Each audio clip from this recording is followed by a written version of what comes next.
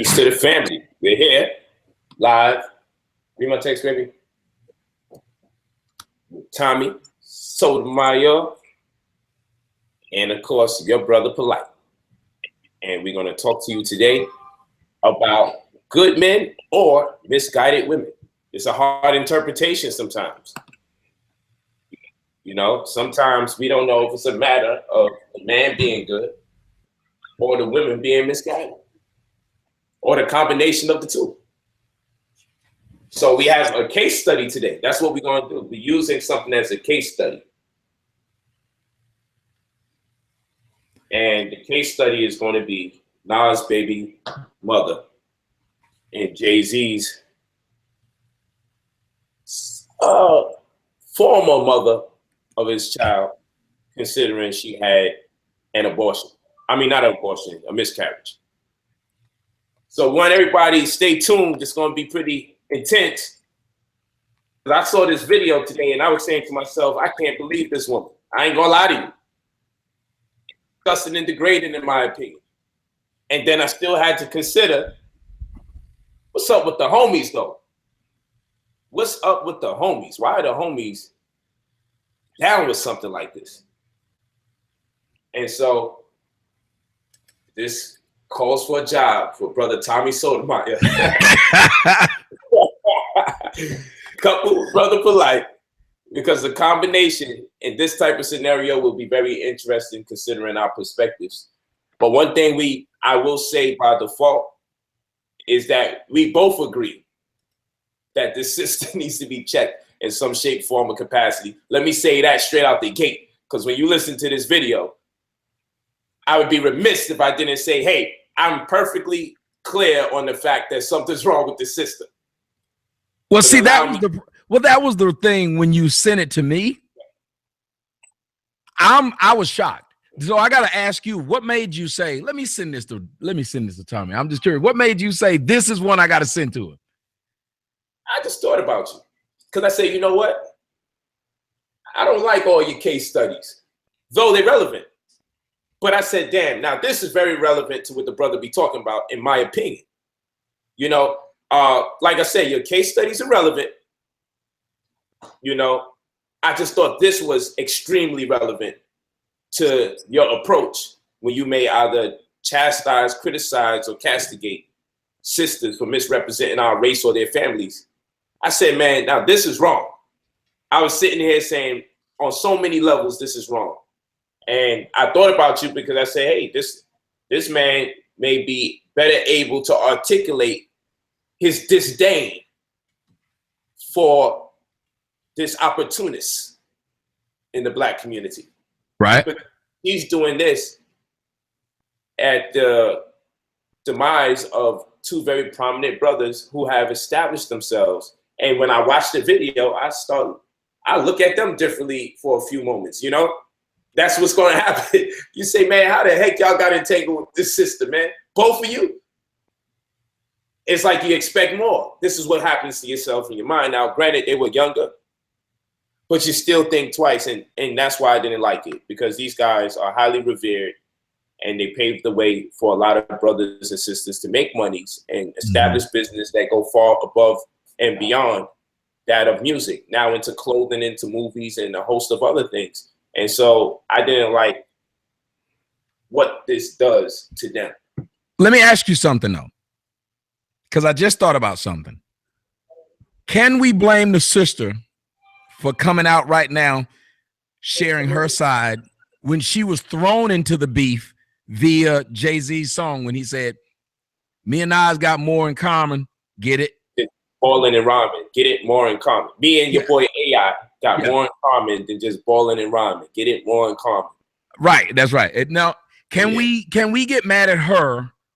Because I just thought about that. I think some of the stuff I wanted to say kind of went down because it like popped in my head right then. Like, wait, she's now saying something, but she was thrown into it by this dude.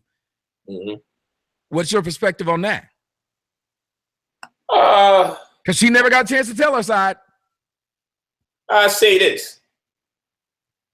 She said she went to Jay-Z. She went to him knowing She went to Jay-Z considering the fact that she was having a problem with Nas. Mm-hmm. That was horrible. Right. Now, we can look at Jay and say, damn, that was a savage move. But, I mean, we dealing with the streets. This is hip-hop. This is the negativity that we have patronized for so many years. So it's actually a legitimized preemptive strike for him to establish a rendezvous extended with her. Whilst at the same time, I still grimace at what it turns into. Because now those two brothers are older and way more successful and way more wiser. And have forgot and have left it in the past. That's right. And her interview contradicts the image that I presently have of them in. Now, of course, I'm not crazy. I still appreciate these brothers. But that interview has me like, what the freak? I have to go back in time and remind myself I'm not dealing with those brothers now. I'm dealing with those brothers then.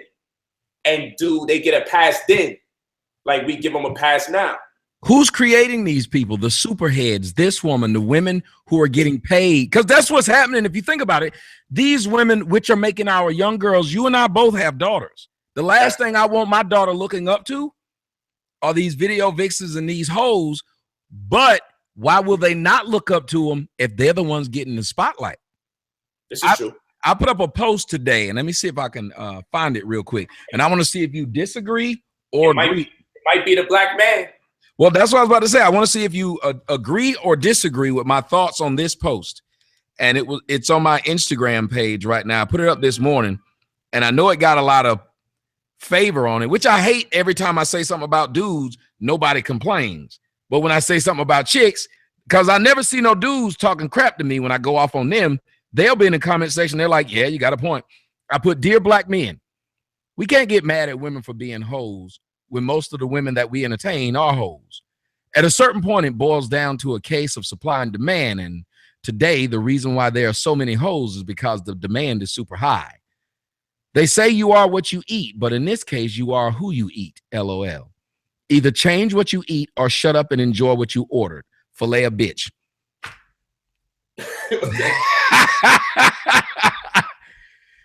So think about it. And a lot of the women were like, yeah, that's right. We're only hoes because. So it's like they were glad when I said that. When I said it's the men's fault that the women are hoes. It was a lot of hoes was like, yeah, I wouldn't be a hoe if you didn't like us. And it was strange, one, to see that there was no backlash for that post. But number two, there is truth in it because we can't keep calling out hoes while laying up with hoes. We can't keep calling out hoes, then hoes get the microphone. We can't keep calling out hoes, but hoes get the interviews. Think about it. That makes sense. That makes sense. And so I put it on the black man. Of course, both parties play a role. So I guess when we have, I don't guess, both parties play a role. So what we're really looking for idealistically is what percentage is playing a larger role than the other one. Because we know both sides play an integral role. And it is not 50-50. One side is playing, contributing way more than the other side. Yep. All the time this is taking place. So now it comes to a matter of opinion. And in this particular case, it is my opinion that the black man, as far as this issue is concerned, part of the driving force for the machine that creates what we call the thought and all these other negative terminologies. Yes. Well, the women in your chat room, the women in your chat room want a question answered, which I'm always shocked when people answer that. But I guess we can answer that question. Throw it to you first. They want to know, what is a hoe? What is a thought? What do these things mean to us? Well, I'll tell you this. From what I know, from my homies and them, a thought means that hoe over there. It's an acronym from what I know. And that could have been made up for all I know. But it means the hoe over there. That's a thought. And it's a gardening tool. But at the same rate, you know, I remember that from House Party. Gardening tool? That's a House Party. Well, a hoe, in my idea, is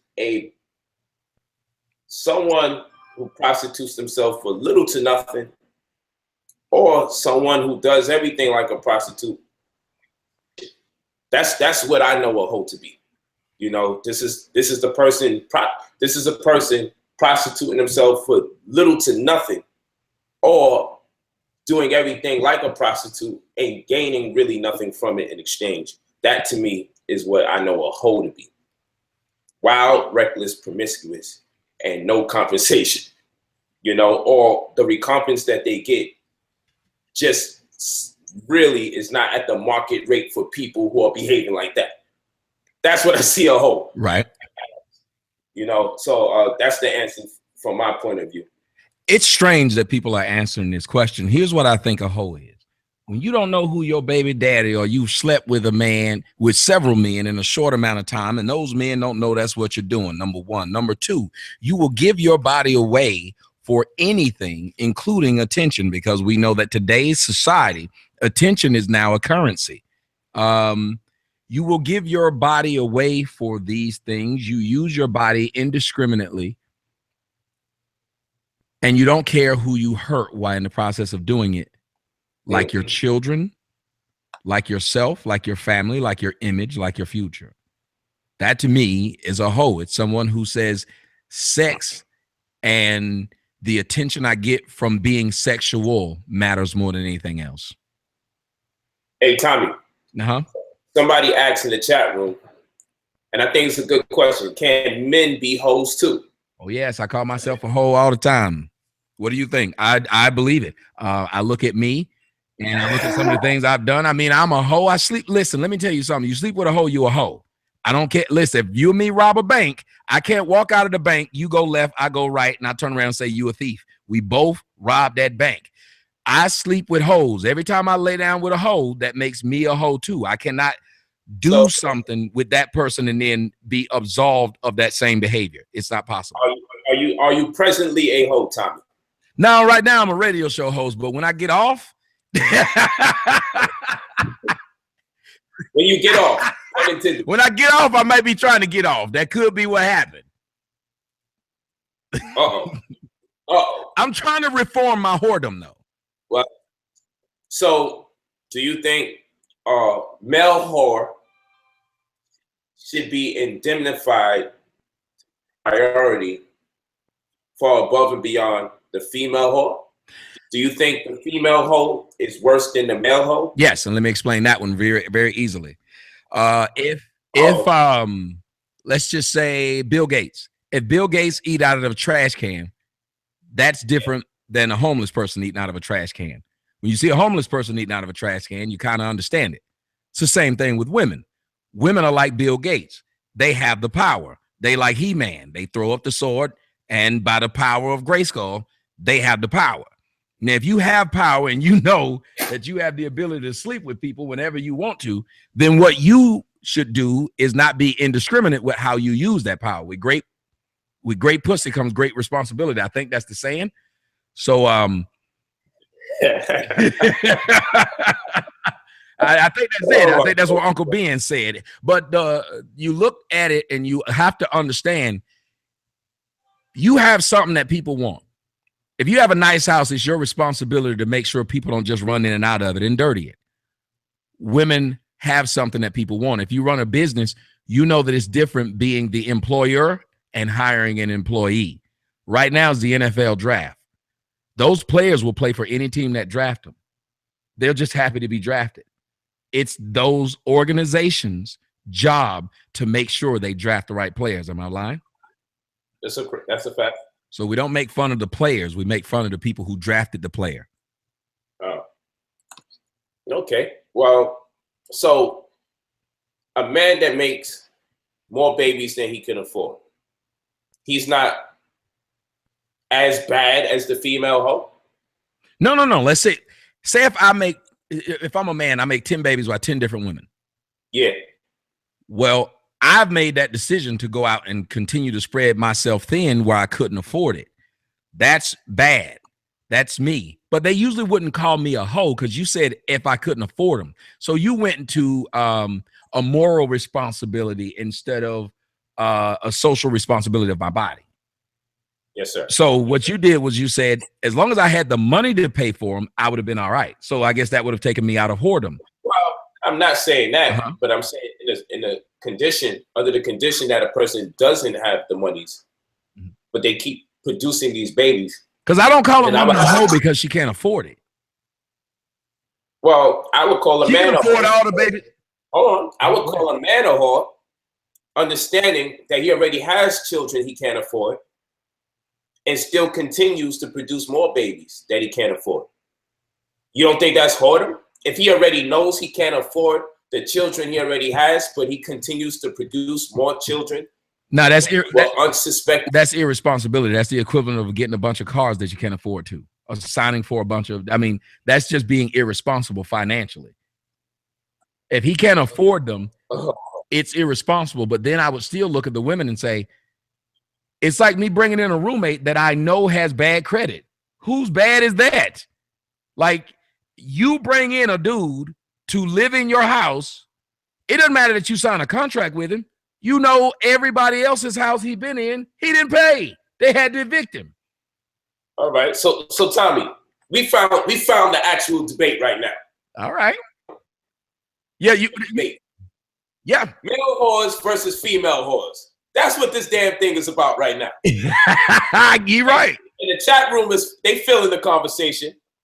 And now we got to really go into the thick of things. Now, what I'm saying is, if a man knows he can't afford the children he already produced, and he then speaks to, listen to the key word, okay, what I mean by that is he has to be kicking some kind of game that contradicts. Yes. He already got some children out there. Right. So he's saying what he got to say. He's doing everything he got to do. And yet again, make another child that would be later. I still look at the woman as irresponsible because remember, this is my house. If I keep letting people come in my house and dirty up my carpet, imagine, let me ask you, with your children or your wives, if you came home and if you came home every day it was some shit stolen and your house was dirty. Every day you came home, you was like, what happened? They just kept letting people in the house. Would you blame the people or them for letting people in the house? Oh, I definitely blame both. It's a matter of percentages, but of course I'm going to blame the person who let the people in the house. And then I'm going to want to track down the people in the house so they don't come back to the house. No, I feel you on that. Yes. But after a while, like my daughter, I would tell her, hey, you can't keep doing that. There's an old saying that says, fool me once. I think you know the rest. So so the biggest issue with that is if women took care of themselves, let me tell you two things, and nobody has ever disputed it when I say it. If women took care of themselves, there'd be less unwed single mothers out there, number one. If they just took care of themselves and they said, you got to marry me before I get knocked up, because they got 33 forms of pregnancy, things to prevent pregnancies. They can have abortions. They have too many ways. It's 2017. Nobody should have a baby on accident. It should be impossible with all of the stopgaps they have. Number one. So hold on, brother. So a man can basically, for you, because you say the word irresponsibility and I say the word hoe, because I believe under the same conditions the woman would be a hoe. So why not have the man be labeled a hoe instead of saying, well, this is a matter of responsibility, when I would believe we both understand what makes the hoe a hoe is her irresponsibility. I disagree with you. So we do not. If a woman who has multiple kids by multiple men would be called hoes, then the majority of black women would be called hoes, and nobody would be arguing with me, because the majority of black women have not only one kid by a nigga that they didn't marry, but multiple kids by multiple. And many of us right now have half brothers. We don't refer to our mothers as whores. As a matter of fact, women with kids by more than one man will refer to a woman with no kids that sleep around as a whore faster than that woman will call her a whore. In the black community, it's backwards. Once you get kids, you somehow reach queen status. Think about it. When's the last time you heard somebody willingly call a woman with more than one kid a hoe just because she had more than one kid by more than one man? Rarely happens. Hold on. I want to understand. You're saying that women who are not likely to be called hoes? No, because if that's true, then nobody would get mad at the stuff that I say, because I typically talk about women with more than one kid. Maybe you don't remember the song by Sporting Thieves? if you have more than one baby father, oh yes, girl, I'm talking to you. Yeah, but he was talking about they were scrubbed, like he was saying the female scrub. Hey, he's talking about pigeons. So what I'm saying is, he didn't call her a hodo. No, what I'm saying is this: there's condemnation upon women who have multiple children. Not in our community. There's too many of them. I don't know where you've been at. Women are being looked upon as whores in the Black community just because they have more than one child, especially by more than one baby daddy. This is what I know. So what you're telling me is new. There's this subtle thing that if a man has multiple children by multiple women, he's almost revered as a king. No, deadbeat. They throw it out there and immediately, you know it. It's niggas with money that they still talk shit about because he got multiple baby daddy. You're not talking about white America and corporate Black folk. We talking about in the hood. There's brothers walk around and everyone know he got multiple children.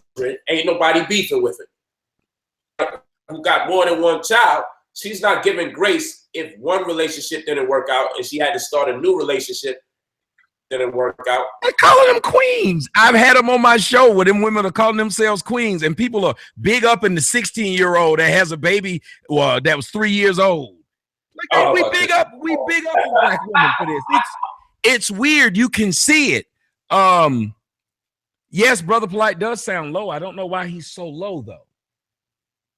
I don't know what I'm missing. He's low and I'm loud, but Brother Polite needs I'm gonna have to get him a microphone so next time we do a show he has a mic. Gotta mic him up.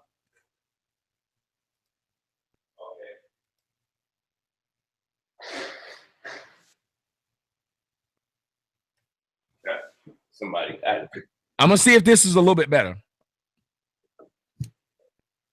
Talk to me. You there? Yeah. Yeah, you hear me? Yeah, I'm trying to see if we get the mic a little bit better. They were saying that I'm louder than you. We got somebody that said Tommy refuses to blame the man because he's a deadbeat himself. I'm not really sure how I did not blame the man. I'm curious. I literally sat there and started off blaming the man for the reason why hoes exist is because we keep messing with hoes. But he right, I'm a deadbeat and I refuse to blame the men. You right, bruh. But the point is, in this, that's why I'm telling you, that's why I hate niggas, because niggas will come in with a preconceived notion and will not change their mind. They will come in saying they hate you. You can say something 100% correct, and all they're gonna do is fuck with you. They don't really give a shit. Now watch this. This person says, Polite is always covering up for these ratchets. Now, at the very beginning of the show, I said, let me say this by default. I admit that this sister that is the subject of this debate is completely wrong. And there's nothing that we can do to overshadow it. I said this at the very beginning. So this speaks or attests to what you were saying, Brother Tommy, that people come in with these irrevocable preconceived notions that no matter what you say that they know damn well they agree with, for today and today only, they will not agree with. You know what I'm saying? They walked in and said, listen, I'm willing to defy all laws of logic that I'm in conformity with, provided the person that I came in here to dislike starts agreeing with things that I agree with. The young woman just said something. I don't know if you saw it. Very good. She said it's important to reach both young men and women to make sure they value themselves. That's the biggest thing we need to do. So it's like right now, Brother Polite and I are calling to task not only the people involved in the story, but the people around the story, because it's us that's keeping this going, if you think about it, because there is a lack of shunning. If you look at where you and I are disagreeing right now, you don't think the men get shunned enough. I don't think the women get shunned enough. So we both have a point. Think about it. We both have a point that there is no shunning going on here, which you'll never fix it. That's right. It's like arguing with your girl or your wife, and both of y'all arguing from a passionate point of view about how fucked up the other person was. And you never listen to that person tell you what you did. And well, no, somebody just wrote, do I believe double standards are valid? Most times they're not valid. There may be some rare occasions, right? But in terms of this conversation, I don't think it's fair. I believe there are double standards about this whore thing. You feel me? It goes to the conversation. If a woman shows too much cleavage, as we say, she's a whore. But at the same rate, men can walk around with their shirts off with the intention to allure the opposite sex. But that's not considered whoring. That's a bad example because no, listen. Hold on. This is what I'm saying is this. It's just an argument that we've all heard before. It's an argument that we've heard before, and it speaks to the double standard, but sometimes double standards might be semi-appropriate, considering the disposition. So yes, like a double standard between adult. There are some occasions where I may say, well, I think a guy with a shirt off versus a woman with a shirt off in the public, I think that speaks to two different things.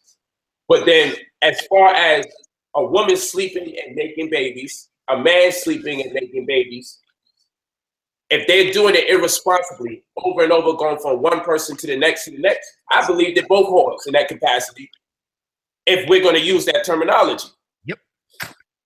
I agree. I said, that's why I told you, you said, do I believe in, I was like, hell, I pointed at myself. Shit, look, I took a STD test back in February. I got like a 71 on it. I almost failed, man. I gotta I can't be walking out the clinic with a D-. Now I was happy to have it. No, if you ain't keep that 1,000, I don't know. Listen, the truth is the truth. I'm not gonna run up here and talk shit. Look, I don't even talk shit about how many men a woman fuck. To me, the only problem I have, first off, to answer your question, Denise, Marvel is the best. I'm just porting DC today, but Marvel is the best. But to me, it's like this. What you do with your body that doesn't cost you or anyone else any problems, go for it. Sex is a completely natural thing. And if you enjoy it and you don't bring yourself or anybody else any problems with it, have at it. My problem with all of that is we are creating people from this sex that have to deal with our irresponsibility. Right. That's what, so like when people try to get me, like I like porn stars. I had one on the show the other day, India Morel. India done seen more dicks than a Richard convention, but she has no kids. So if she has no kids, to me, she can do what the fuck she want. My problem is so many black chicks in porn who have children. How are you doing that? That's real. That's real. Look, if you want to do single woman shit, then be single, have no kids. I'm tired of women who are doing shit, having children, and then still running around like they do not have those kids. As a matter of fact, if they grew up in a household like I grew up in, grandmama got the kids more than the damn mama got the kids. In the South where I was, guess what I called my grandmama? Mama. Guess what I called my mom? By her first name. Because my mom didn't want people to know that she was a mom 3 times over before she became an adult, before she hit 20. So you wanted to still fuck around and get the kids, but you wanted to still act like a young kid. That's the problem. If you're gonna stop being a kid and you want to act like an adult, then be an adult. Look, I like to shake my dick on the internet, and sometimes I get up on Instagram and be like, I'm gonna put a picture of my dick. But you know why I don't? Because I got 2 little girls. That's all done kept me from doing it. And like I would like to do porn, but I got 2 little girls. At a certain point in time, and I didn't have them because I wanted them. I'm telling the truth. If I wasn't a hoe, you know what I wouldn't have? These 2 little girls. Because guess what those 2 little girls have? Separate moms. And guess when I found out that I had the other little girl? Exactly 1 year ago. So I have a 9-year-old that I've only known for 1 year. What would that make me? A fucking hoe. And it ain't because I can't take care of them, because I do take care of them very well. I'm still a hoe, because how is it a bitch just pop up with your baby? You was irresponsible with your dick. Period. Man, you ain't never lie. I'm in awe. Motherfuckers won't call out myself. That's why I don't even understand why people have a problem with me. Anybody ever listen to my show? Most of the dirt I throw is at myself. Anybody ever listen to my show? Most of the dirt I throw is at myself and my own family. So now the question is, Brother Tommy, what do we do to indemnify the hole that exists within you? What are the steps that a man takes? Because one, you introspective. So because you're introspective, you are able to see your own faults and be honest about it, which I commend you for that. So if you had to give it. Yeah. What'd you say? If you had to give advice to the male hoe out there, what would be your advice to the male hoe to turn his life around? What the young lady said earlier. We have to value ourselves. Let me tell you how I grew up. I thought I got lucky if a girl said she sucked my dick. I thought I got lucky if a girl said she'd fuck me. I thought I got lucky. Does that mean I didn't value myself? Many men take pride in the fact that a woman will let them fuck her without a condom. We actually think that makes us, I'm the man. Not having common sense to think, dude, if she let you do it, she let everybody do it. We actually run around saying about women, shit, I fuck her without a condom. We say this openly. Until you value what you bring to the table, then you're going to just be glad that you're at the table. And to the person who keeps saying, what about your son? Why is it that there's no mother, no family of this child? And this is what, again, another reason why I hate niggas. People who don't know me, who are on the internet, knows of this child, but keep asking about what about this child. But the mothers who know I got money refuse to come out and say anything. They refuse to go into the world and say something. But a troll keeps doing it, though. Trolls know everything. But the mothers who could get some money, nah, they don't want their money. The kid don't want to be known, nah. Just trolls know about this. That makes perfect sense. Carmen didn't have a problem come out and telling people her business. Everybody else got their past coming out telling their business. But all of a sudden, I, for 9 years, have been able to keep all these babies' mamas quiet. That's impressive. You got to give me credit. If I can keep all these motherfuckers quiet, but all the trolls know these people, I'm pretty fucking good. Which would let you know either they don't exist or I'm taking care of the motherfuckers without putting them in y'all face. How about that? Have you ever thought of that?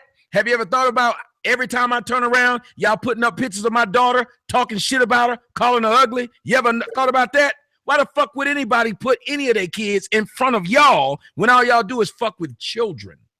Nah, that's really cool. Hey, brother, I just actually had somebody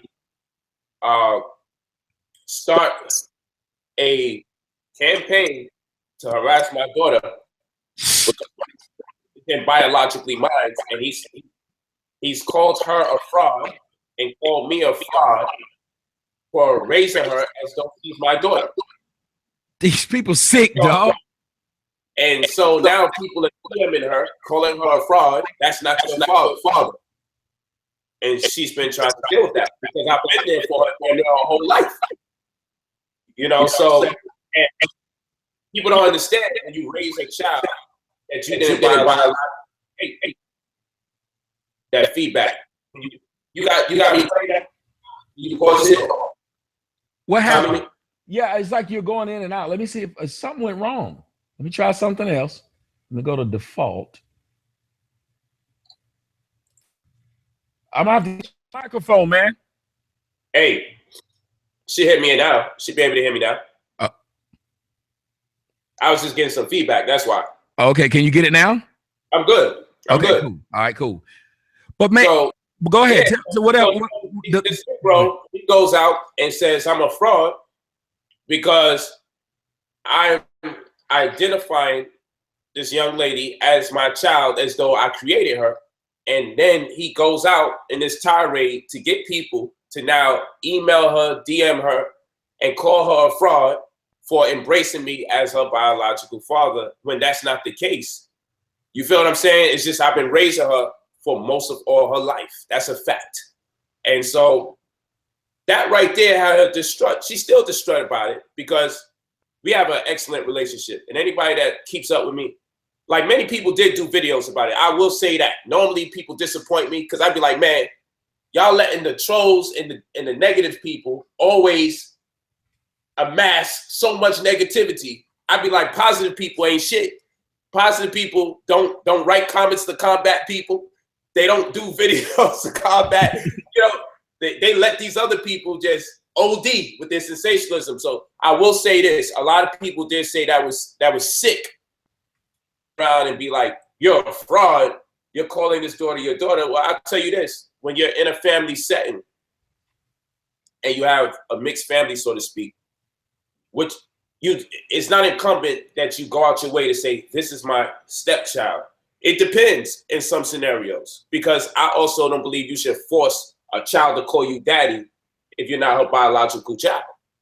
So it's one of those scenarios where people really establish that connection, void or in the absence of the particular father, child, so long as the man doesn't try to make that child a relationship with the biological father whenever that may be available. You see, this is adult conversation for people. And a lot of us are adult age, but adolescent in minds. So I just agree with you when you say how people put people's children out there. You know, and then now, why would we put our children out there when we see the savage behavior that our people, Thank you. I'll be probing through the internet, brother, to try to find other races doing this shit. Yep. I don't see it. I've been trying.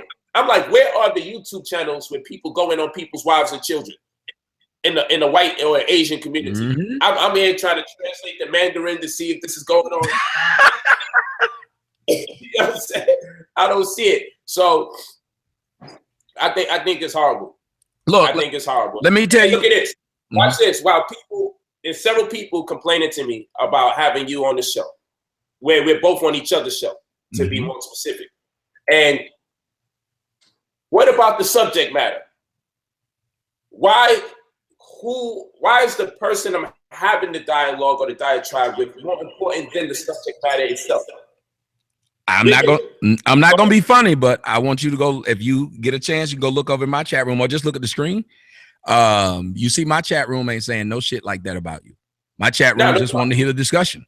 Cause I don't listen, I won't let that shit come around. I don't want that negative energy where people come onto my show just to talk shit about other people. Like, it's stupid. If there's a conversation, talk about the conversation, even if you don't like the parties involved. Or once you see the parties involved you don't like, why the fuck are you there? Like, look, you know why I've never seen gay porn? Because I don't like gay porn. I'm not going to go watch gay porn, be in the comment section complaining about how much I don't like gay porn. That's stupid. But yeah, I know. It says Sotomayor's people do talk shit. Yeah, he's just saying that the influx of people doing it right now. Exactly. You can look at my comments, and the fact that somebody would even say that is they always try to find the minute part of something. You can look at the conversation where they're having over there, and they're just talking about what we're talking about. They're not over there asking about Brother Polite kids. They're not over there asking about his dick size. They're not asking about his bank account, because it has nothing to do with the conversation. Well, I'll tell you this. I also understand it in light of the fact that we come off as diametrically opposed because of our views. Despite our good relationship, our views by perception makes us come off as diametrically opposed. And so because of the sensitivity of the subject matter and the manner in which you have driven your points home and the manner in which I drive my points home, I also understand why there may be some sense of urgency for some of my audience to be like, why? You know, because I get it, but all I got to do is say this. There was this pro-black woman on this pro-black page who saw me comment on there about this black woman who was walking through Atlanta Hartsfield Airport naked.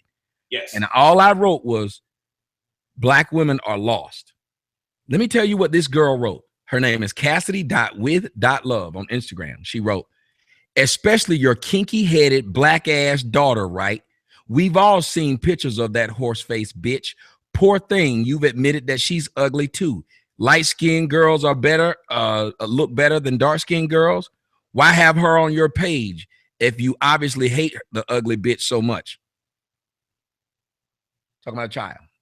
I did a show the other day. My grandmother died. I flew back to Atlanta to go to her funeral. Do you know a black female called me during my show and said, hey, Tommy, do you remember when that bridge collapsed when you went home to Atlanta? Well, what that was, I know what it was. What it was the gates of hell were opening up to welcome your bitch of a grandmother.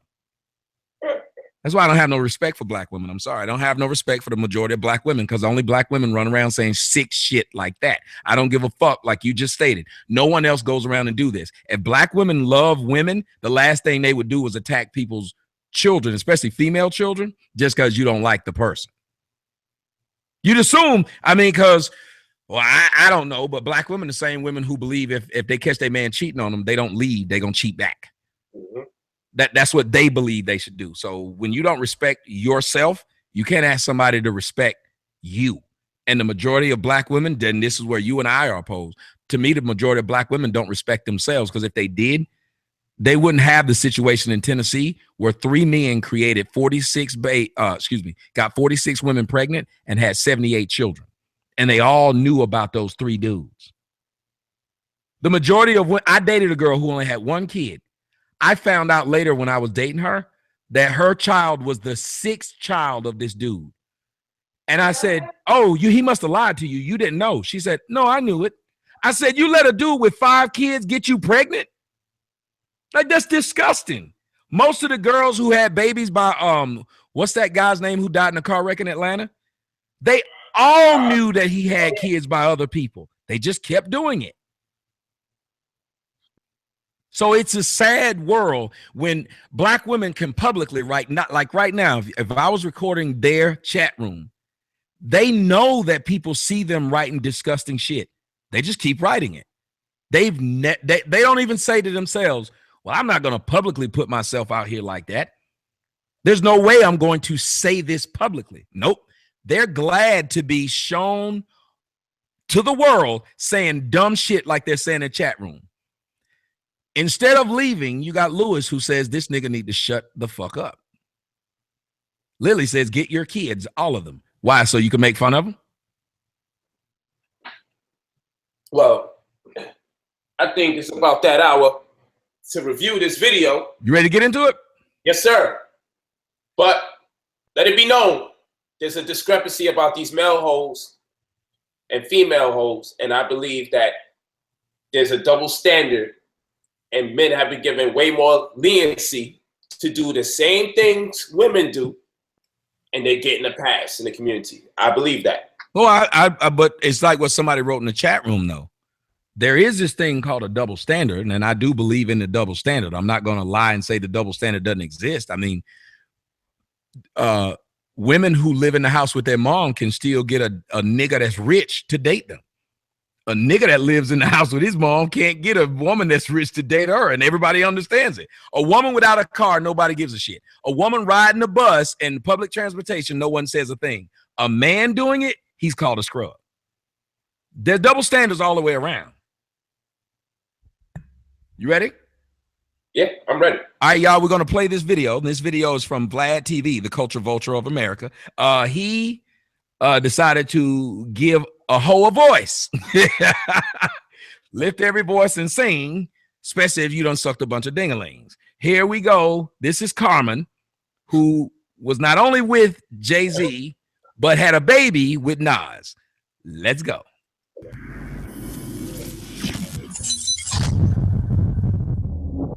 So you're friends with Jay-Z, and then at one point it turns romantic. After a year. After a year. After about a year and some change, you know, as things changed. And this was Jay-Z during which album? I mean, Reasonable Doubt was already out. This was okay. Reasonable. I met Jay-Z right after he dropped Reasonable Doubt. Right. Reasonable Doubt was out like a minute because I remember like, oh, what's this? Who's this? Oh, I like this song. And then I met him through a friend at a party. And the next day, Nas and I got into like some big fight, and he pissed me off. And so I just thought, let me call Jay-Z. Okay. Now, Jay-Z's first single. That's right there. All right. Let's do it. What did you hear that got your attention? An argument with Nas, and she said she was prompted from that point forward to call Jay-Z, his rival. Now, this is the unspoken truth from someone who knows the tales of the hood. Listen, this stuff gets black men killed. Now, the question is, who do you hold at fault? The people being manipulated or the manipulator? The manipulator. This whole knows. Let me tell you something. Look, the men are at war. Now, hold on. Do you categorize? Watch this one. Real quick, Tommy. It's just a question. Are the hoes generally considered smart people or stupid people? You don't want to go down this road with me because then we're gonna be. No, I'm just telling you. You don't want to. If I go down this road, if we go, I want to know: are these okay smart people, as we like to describe? Let's do it. All right, I'll do it. Hoes are stupid. You consider hoes to be people who have more than one kid, a bunch of kids by a bunch of niggas. The majority of black women who have one kid have a second kid by another man. So when I call black women stupid hoes, by the numbers, I'm correct, because it's a majority of them that are like this bitch who out fucking different men, getting babies by different men. So I would call them stupid, which is why I have a problem, because I said the downfall of most black men is that these women don't love you or care about you. None of you. That's why that woman walked in that store and shot when it was babies in there, because she was mad that her boyfriend was with another woman. She went and shot in a store and had no problem doing it around her innocent little children. Just like this whore who knew she already had a baby with Nas. Remember, when she did this, she already had a baby with Nas. So she was putting her man in position to die because she got mad. Mad. Think about it. She didn't say he punched in the face. She didn't say he molested her kid and she didn't have no recourse. She just got mad and put her kid's father in jeopardy of dying all over angry. What did Tupac say? Women get horny and men die. Watch this. Now, since we've established that a hoe, the terminology we're using for the sake of the show, a hoe is definitely stupid. Stupid are the men who get manipulated by the dumb hoes. So we suggest that the men are even dumber than the dumb hoe? I got an answer for that too. All right. All right. I like that figure that went up. Mm-hmm. We're going to hold on for this. No, here it is. The majority of black men, just like those niggas who talk shit about me and fuck with me every 5 minutes, guess what kind of household they came from? Broken family. Hoes. They mama was a hoe. They aunt was a hoe. All they saw was hoes. So if you grow up thinking that imagine if you grow up in a village. Well, that's normal to you. You don't see a problem with it. I grew up broke. I didn't think I was broke until I stopped being broke. Those dudes grew up in households with hoes. Their moms was hoes. All they knew were hoes. So they believe hoes. That's how they get caught up with hoes. No other race does what we do as black men. And you know I'm telling the truth. There's no other race of motherfuckers who run around knocking up hoes. Nobody else does it. White men ain't running around knocking up hoes. We get $20 million and still fuck hoes. Why? Because they look like our mama. And you hear these dumb sons of bitches in the chat room talk about your mama black. They never ask if you had a good mama. Think about it. You've never heard them say if you had a good mama. They just say she black. So they're saying apparently she's good just because she's black. And once you start having that train of thought, you start having problems. That's why I was telling you women get more of a pass than men, because men who have kids they can't take care of get thrown under the bus. Most of these women who have these kids can't take care of them, but we don't say shit to them. We allow them to keep having kids. Nobody fucks with them. We just give them a check. So the intelligent black man falls victim to the purported dumb hoe. But he's not intelligent. Jay-Z them ain't intelligent. Just because you have a skill doesn't make you intelligent. Because you can fix a car, you an intelligent man? You remember, these dudes got rich not because of their anything they did other than they had a skill. That skill does not preclude you from doing dumb shit. Okay. I was very athletic, and I was putting my dick everywhere I could. I was a dummy. Why was I a dummy? Because I still felt like if you listen to most rap songs, it's telling you the only thing that's important in your life is how many bitches you fuck. These rap songs are disgusting. Every song is talking about how I fucked your bitch. Not even that they have their own woman. So what kind of man gets a joy out of fucking another man's bitch? We're thinking like women. Why? Because we were raised by women. See, women were the ones who would go out and try to take somebody's husband. Men would go out and try to get a bitch finer than the one you got. We took pride in if you got a nice car, we have a nicer car. If you have a nice house, we have a nicer house. That's the mentality of a man. But the black man today isn't a man. He's basically a bitch with a penis. So he thinks like a woman. That's why we're always fighting in the club. That's why we throw drinks on each other. That's why we have these silly ass conversations that we're doing online between men. We bicker more than the bitches do. And the bitches sit back and laugh. Think about how many women have started beef between YouTubers, male YouTubers. And then they sit back and laugh and watch you fight. Listen, I love what you said. I believe it's a total contradiction, because if this is a dumb hoe, I believe the hoes happen to be extremely intelligent, because they happen to trick very intelligent people or sophisticated people or people that have a lot to lose.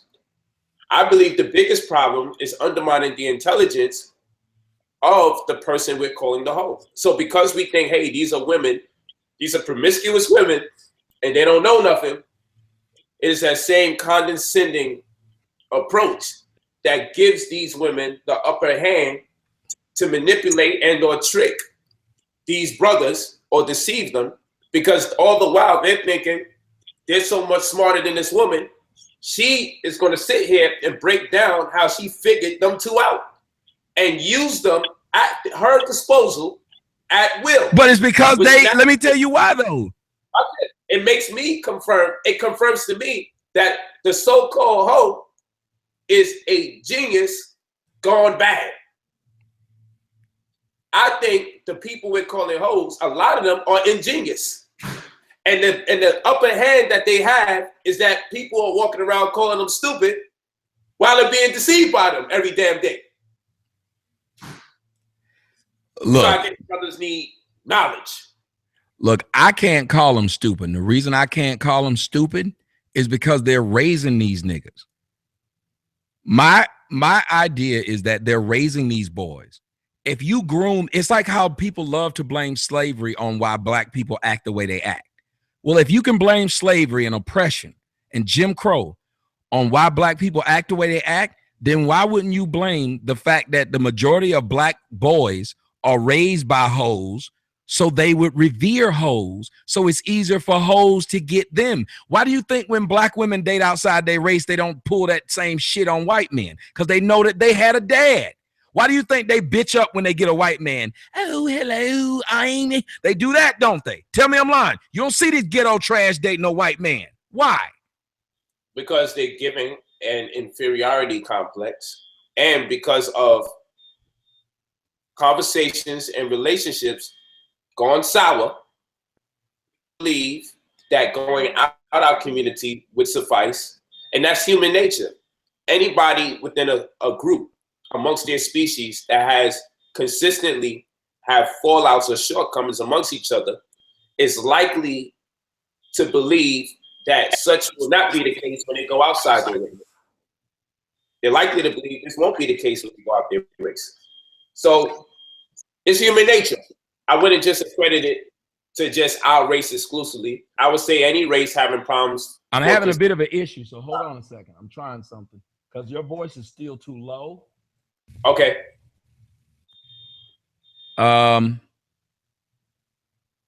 Shit.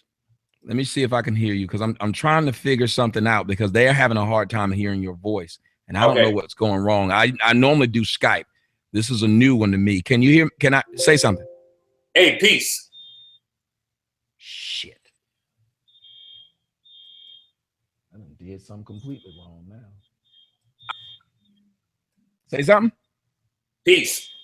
And for those people that's saying, yo, this is a very low vibration for what I normally discuss, most of your community are referring to each other as bitches, niggas, and hoes. While there's a smaller group that's saying kings, queens, and goddesses. Yep. So at some point or the other, we're going to have to discuss bitches and hoes and niggas. Because they're the ones destroying the damn community. The group that identifies themselves as such. Because the people using the word bitch happen to also identify themselves as such as well. The people that's using the word nigga happen to identify themselves as such as well. There's a bunch of proud niggas and bitches walking up and down your community, destroying that shit by the day. Yep. So what most communities do when they see their own community destroy themselves from the inside out is they devise or develop case studies. Repeat the same steps or process again. So that's why today we got a case study. And some men, something that's consistent in our community on so many layers. And we're studying this. So maybe the words may not resonate with you, but it's not so much the words that we're dealing with right now. It's the mentality that we're addressing. It's the fact that we know, well, I'll tell you this from personal experience and my belief. I personally believe a lot of the strife amongst Black men in the community has its inception in contentions that have their inception in women and money to get the women's attention. That's what I believe a lot of Black men have fights and wars for in the community. And I believe this time immemorial. You win a war and one of the prizes is booty, or the women are used for booty.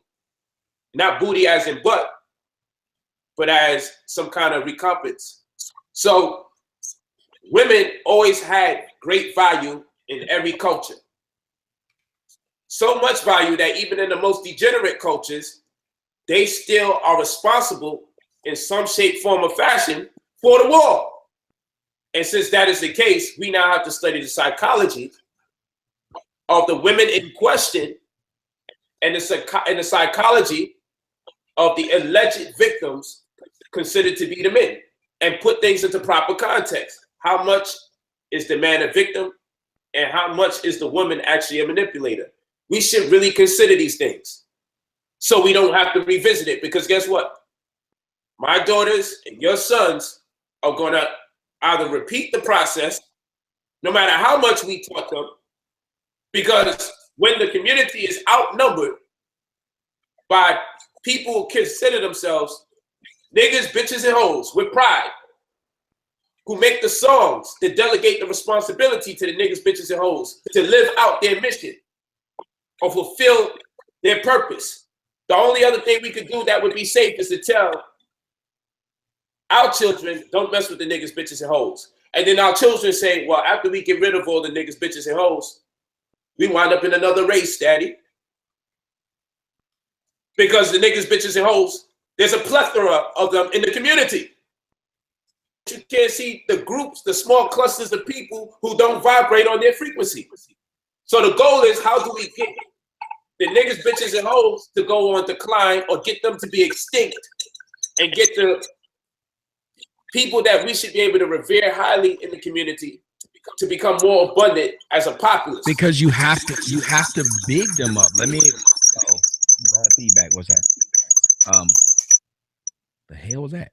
I said something to somebody in the chat room, and I know it's gonna piss them off, but I'll say it again. I'm supposed to be the man that hates black women, right? Yes, sir. Why do I have more black women over in my chat room? Number one, how's that possible? If I hate them. Number two, if I hate them, why are the black women in my chat room over there really pretty? And the ones that are over here, not trying to be funny, are loudmouth, rude, crass, disgusting language whores that we're talking about. Because no real woman, and let me explain why I would say that. Because no real woman would want the world to see them act out like this. You're acting out in a public forum and saying the most ridiculously stupid shit. And she says the reason that the women who follow me, well, they're stupid. You see what the person wrote? They're stupid, they're hoes, they're whatever. But they're classy enough not to go around doing that crap than what you're doing.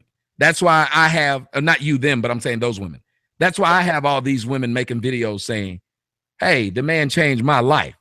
That's why I have all these women making videos saying, hey, I back this dude up. They don't just do that. They show their face. If you were any kind of classy of a woman, if you just hated me that much, you would leave. I'm telling you, no classy woman sits here and over types about they hate someone. It's an hour into the show. After a while, you quit. Only a hoe, slut, bitch, tramp, all of this stuff sits around to cause stress, which is why you have that woman on Vlad TV after writing a book, after going on a tour, continues to tell a story that happened, what, 20 years ago? Why can't she let that go? Because she needs that attention. She needs that attention. And then you got people saying, well, stop using, what does it say? What did this one black woman just wrote? Tommy suck a cock until you go into shock. It's your audience. It's your audience. Yo. Your audience. This is too much. Listen. Done it to say, cause we hate you, a person they've never met. And these are the people who are raising the next generation of children. Right there. Hey, let me give a shout out to Leela Brown, a stand-up woman. Thanks, brother Dennis Byron. I almost forgot to bring that to our attention. Leela Brown, got mad love for you. Keep it going. Now listen, Tommy, what is it to say? What is it that we should say about the black man uses a great deal of vulgarity to castigate the women that he conceives to be attacking him unfairly?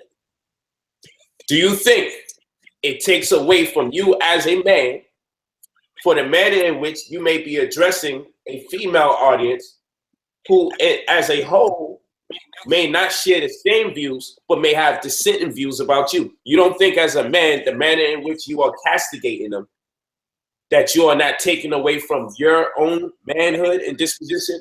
Nah, because let me tell you something. The audience that tells me they want to be treated equally, if you come at me like a man, then I will treat you like one. What's wrong with that? You cannot ask to be treated like a female and a lady, because remember, I wasn't addressing them in any mean fashion before. We were trying to have a regular conversation. They weren't going to let that happen. Well, you said this. A woman, and I'm a paraphrase, but basically a self-respecting woman wouldn't conduct herself a certain way or say certain things. Yes. About a self-respecting black man, such as yourself, when do you feel any shame? Instead of saying, hey, let me take the higher road to show black men how not to make these dysfunctional relationships with the opposite sex persist. Because guess what? You may just be doing this online with these women. But in person, when the man follows your lead, it escalates and it could turn into something way more hostile, or simply just break up the family because the strategy is wrong, because he's using cuss words, he's using aggression and anxiety to combat what he feels is the same. Do you believe that you could set a better example, a less hostile example, to communicate with females so that the males that's watching you, that believe in you in real time, not on the internet, can probably demonstrate something of similar capacity? Well, no, because I'm too small. And number one, and number two, they've been raised in households where their mothers already cussed them out. Most of these kids, by the time they're 12, they learn how to cuss. They learn how to call women bitches and hoes. The first person that a black man learns how to call a woman a bitch and a hoe from is not another man. It's a female that he lived in the house with. So by the time they hear my video, if ever, they have already had years, sometimes decades, of referring back and forth to black women in a hostile manner. I didn't make this up. This ain't new, because if it was new, all that music that we've been listening to since the 80s and 90s, calling women bitches and hoes, would not exist. Do you understand the reason I believe that the word nigga means man and bitch means woman? Is because I grew up in the 80s and 90s where we did use those terms interchangeable that way, right? Just me and my bitch. This was somebody you were with. Jerry Springer existed before me, did it not? All of these things showing dysfunction in our community existed before I ever came in. As a matter of fact, the majority of black women don't respect a black man who walks around and doesn't curse, who will not get back in their face, who has a soft-spoken tone. They run his ass over. This ain't the place to do that. It's like fighting the Taliban, but deciding you want to bring a Bible and you want to talk to them. Well, you just made them more upset when you put that Bible in front of that Muslim. You make a black woman more upset when you don't. This is making these whores day. This is the most attention this bitch gets, every one of them. Do you know why? Because if they had a man at home and a life at home, there's no way you'd stay here for an hour talking about a man you don't know and actually typing that you hate this person you have not and probably never will meet. That's some fucked up shit no matter what language I use. That bitch treats a man in her life like that. She probably got a baby daddy that nobody like. That bitch was made in the fires of Mordor. I ain't the one trying to go around and get the ring to control all these whores. I don't want it. Now watch this. Are you insinuating that no matter what the situation, a woman has to be more passive, aggressive than the man who has the right to be more aggressive? No, what I'm saying is I came into this, and think about it. I came in here talking very respectful, and not only that, putting the blame on the men. One quick thing. The sentiment is you feel offended by them, so therefore you have the right to admonish them the way that you're doing. Oh, well, I always talk past the current thing because I want people to see it. That's the reason I built what I have off of saying, look at what you see. Now look at what's underneath it. See, when somebody's watching this on the replay, I want them to see that everything I say about black women holds true about these people who I don't even know. This is their opportunity to not do this. I look like a liar. Think about it, Brother Polite.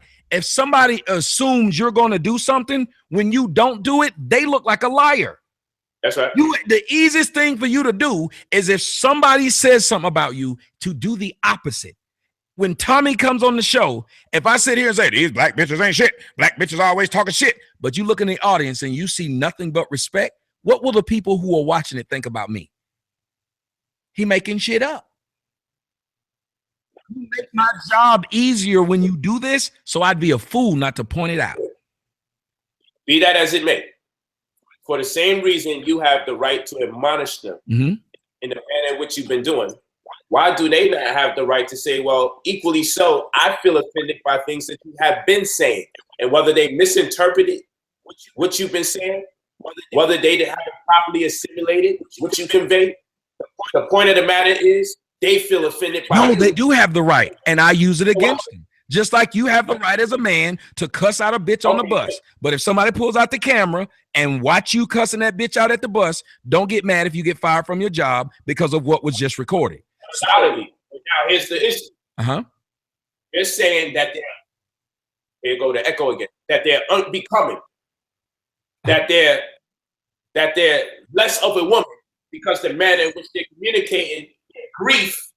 No, they should be able to be mad, but why would you talk about my daughter? You don't think that people, that's what I'm saying. The things that they're saying, I'm not saying they shouldn't have a problem. As a matter of fact, they should be able to voice their problem with me. But suck a dick into your, come on, dog. You think that makes sense? That isn't even saying you have a problem with the person. That's just you being stupid. You're a grown person who says suck a dick till you get sick. That's your reply. And you're acting like they're throwing up things that they're wondering why, or they're saying this is messed up that you're saying. If they were doing that, you'd be 100% right. Because the difference between what they're doing and what I do, even though I'm cussing and yelling and screaming, every video you hear me saying what the problem is, why I'm upset, why this bothers me. All your audience does is say, he's gay. He needs help. Not exactly. No problem with what I'm saying. If I said anything, they could tell me what I said that was wrong. Somebody told them this. He said, somebody in the chat room said to them, y'all are saying a whole bunch of stuff to this man, but y'all have never said one thing that he said was wrong. Nobody said, you said this was a problem. They're not saying it. So how can you address that group of people? Brother Polite, how could you address a group of people who never told you what you did wrong? They just called you names. Oh, I understand that all too well. Figure out is the double standard. Because at some point or the other, if everybody says, I feel offended by what the other party say, therefore I'm licensed to say the most vile, disgusting, degrading thing to them, then we find ourselves in the Ouroboros where it's so perpetual that we can't stop it because everyone is licensed. Okay, I'll prove you wrong. I'll prove you wrong. I won't say anything else negative, vile, or cuss word for the rest of the show. See if they do. See if they do. I don't believe you should do it because they should stop. I believe you should do that because it's just the right thing to do. Yeah, but if they're not going, if that group of people are going to continue to act that way, then my job is to make sure that they just show that they're doing it. It would be like if white people claim, if black people stop doing one thing, they'd stop doing something to them. If that was the claim, the only reason we're doing this as white people is because you're doing this. In order to show the world that they're full of crap, then you'd stop doing what they claimed you were doing to show them that no matter what you do, they're still going to be racist against you.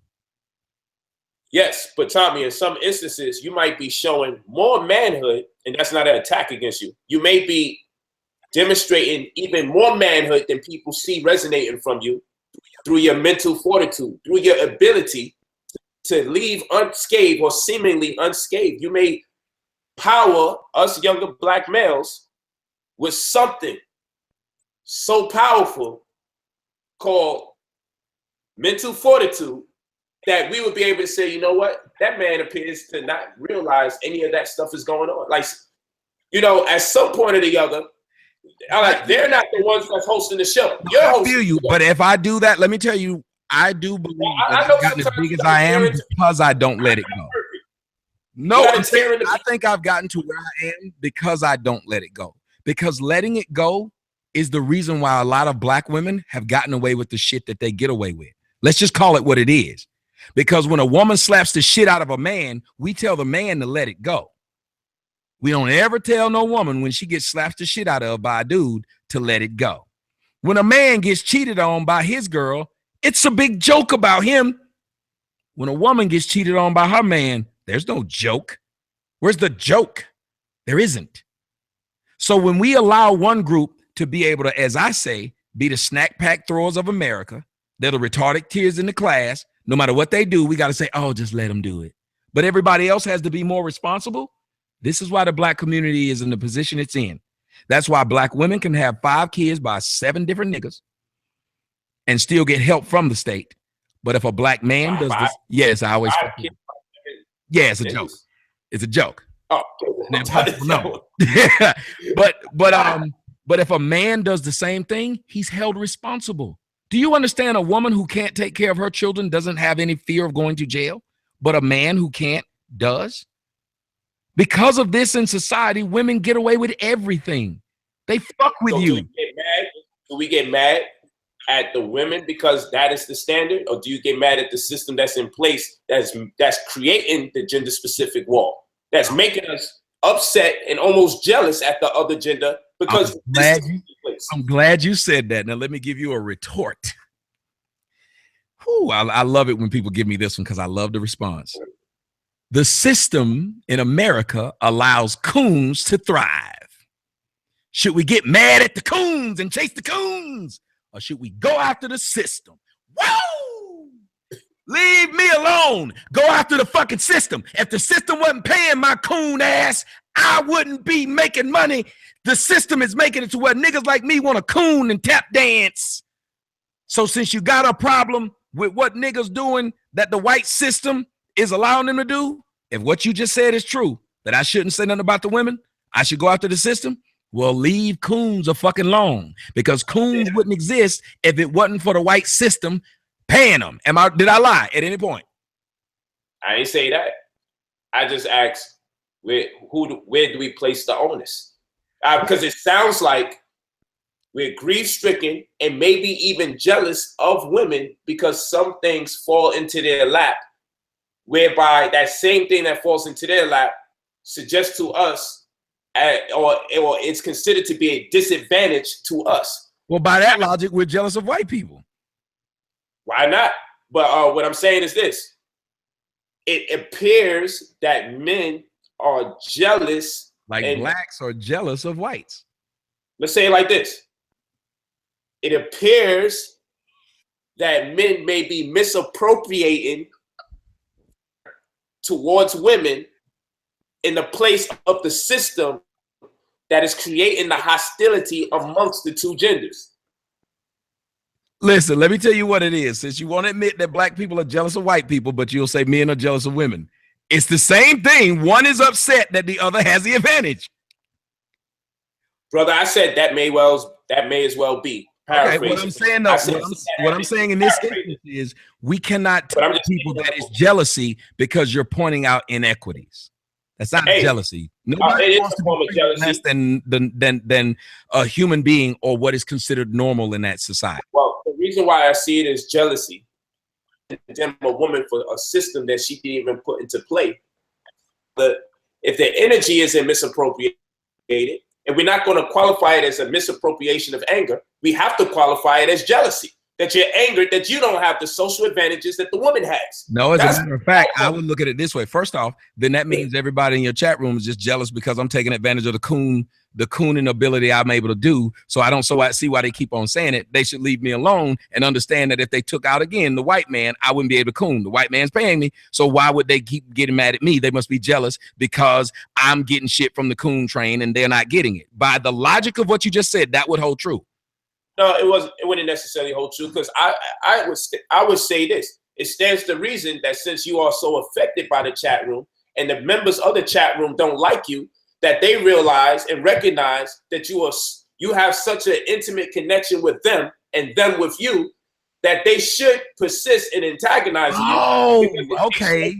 So you're saying you have an audience full of people that like to antagonize the guests instead of. I didn't say that. You said it stands to reason that they would do it since they know it bothers them. By that, I'll say this again, brother. I'll say this again. It stands to reason that if I know somebody I don't like is frustrated when I do something, and it makes my day to see them frustrated, it makes my day to see them alarmed. It stands to reason that me and the host of other people that don't like you will continue to antagonize you since you keep falling for it. No, but here's the problem. They're not seeing. Wait a minute. This brings us back to the hoe actually being smarter, while everyone thinks the hoe is the stupid one. She's the smartest one in the room. No, I'm glad you're saying that. Hold on, but she may not be that smart when it comes to arithmetic. She's just smart in a whole different way. Okay, so by that logic, can you not say that I'm proving that I'm smart because I make conversation shows and continue to make videos and make money and be able to send both my children to private schools, live, travel, and everything, because I take what they do for fucking free and make money off of it. Come on, dog, you got to give me credit. Stop it. If you won't give me credit for that, I'm hurt, because that makes no sense that I took lemons and made lemonade. They're giving me this, and I'm using it to be able to feed me, my family, and my situation. If you can't say, because you're giving the whole credit, then that's not fair if you won't give me the same credit, because they're not getting paid doing this. I am. Hey, I didn't suggest what I was giving the whole credit for in terms of that. I said the credit that I give to the so-called hoe is that people think she's stupid. And that's one of the greatest advantages an intelligent person can have over the people who think I'm too emotional at what they say. So they keep doing it, and I use it. Hold on, brother. Mm-hmm. The person that thinks they're smarter and the person that knows they're smarter, that allows the person that thinks they're smarter to stay in that position, they've been outsmarted. And that doesn't require any of which you just said, other than the mere fact that the name of the game is to get the other party to believe that they are smarter than the other. That's all. That's a form of intelligence. It's also the art of war.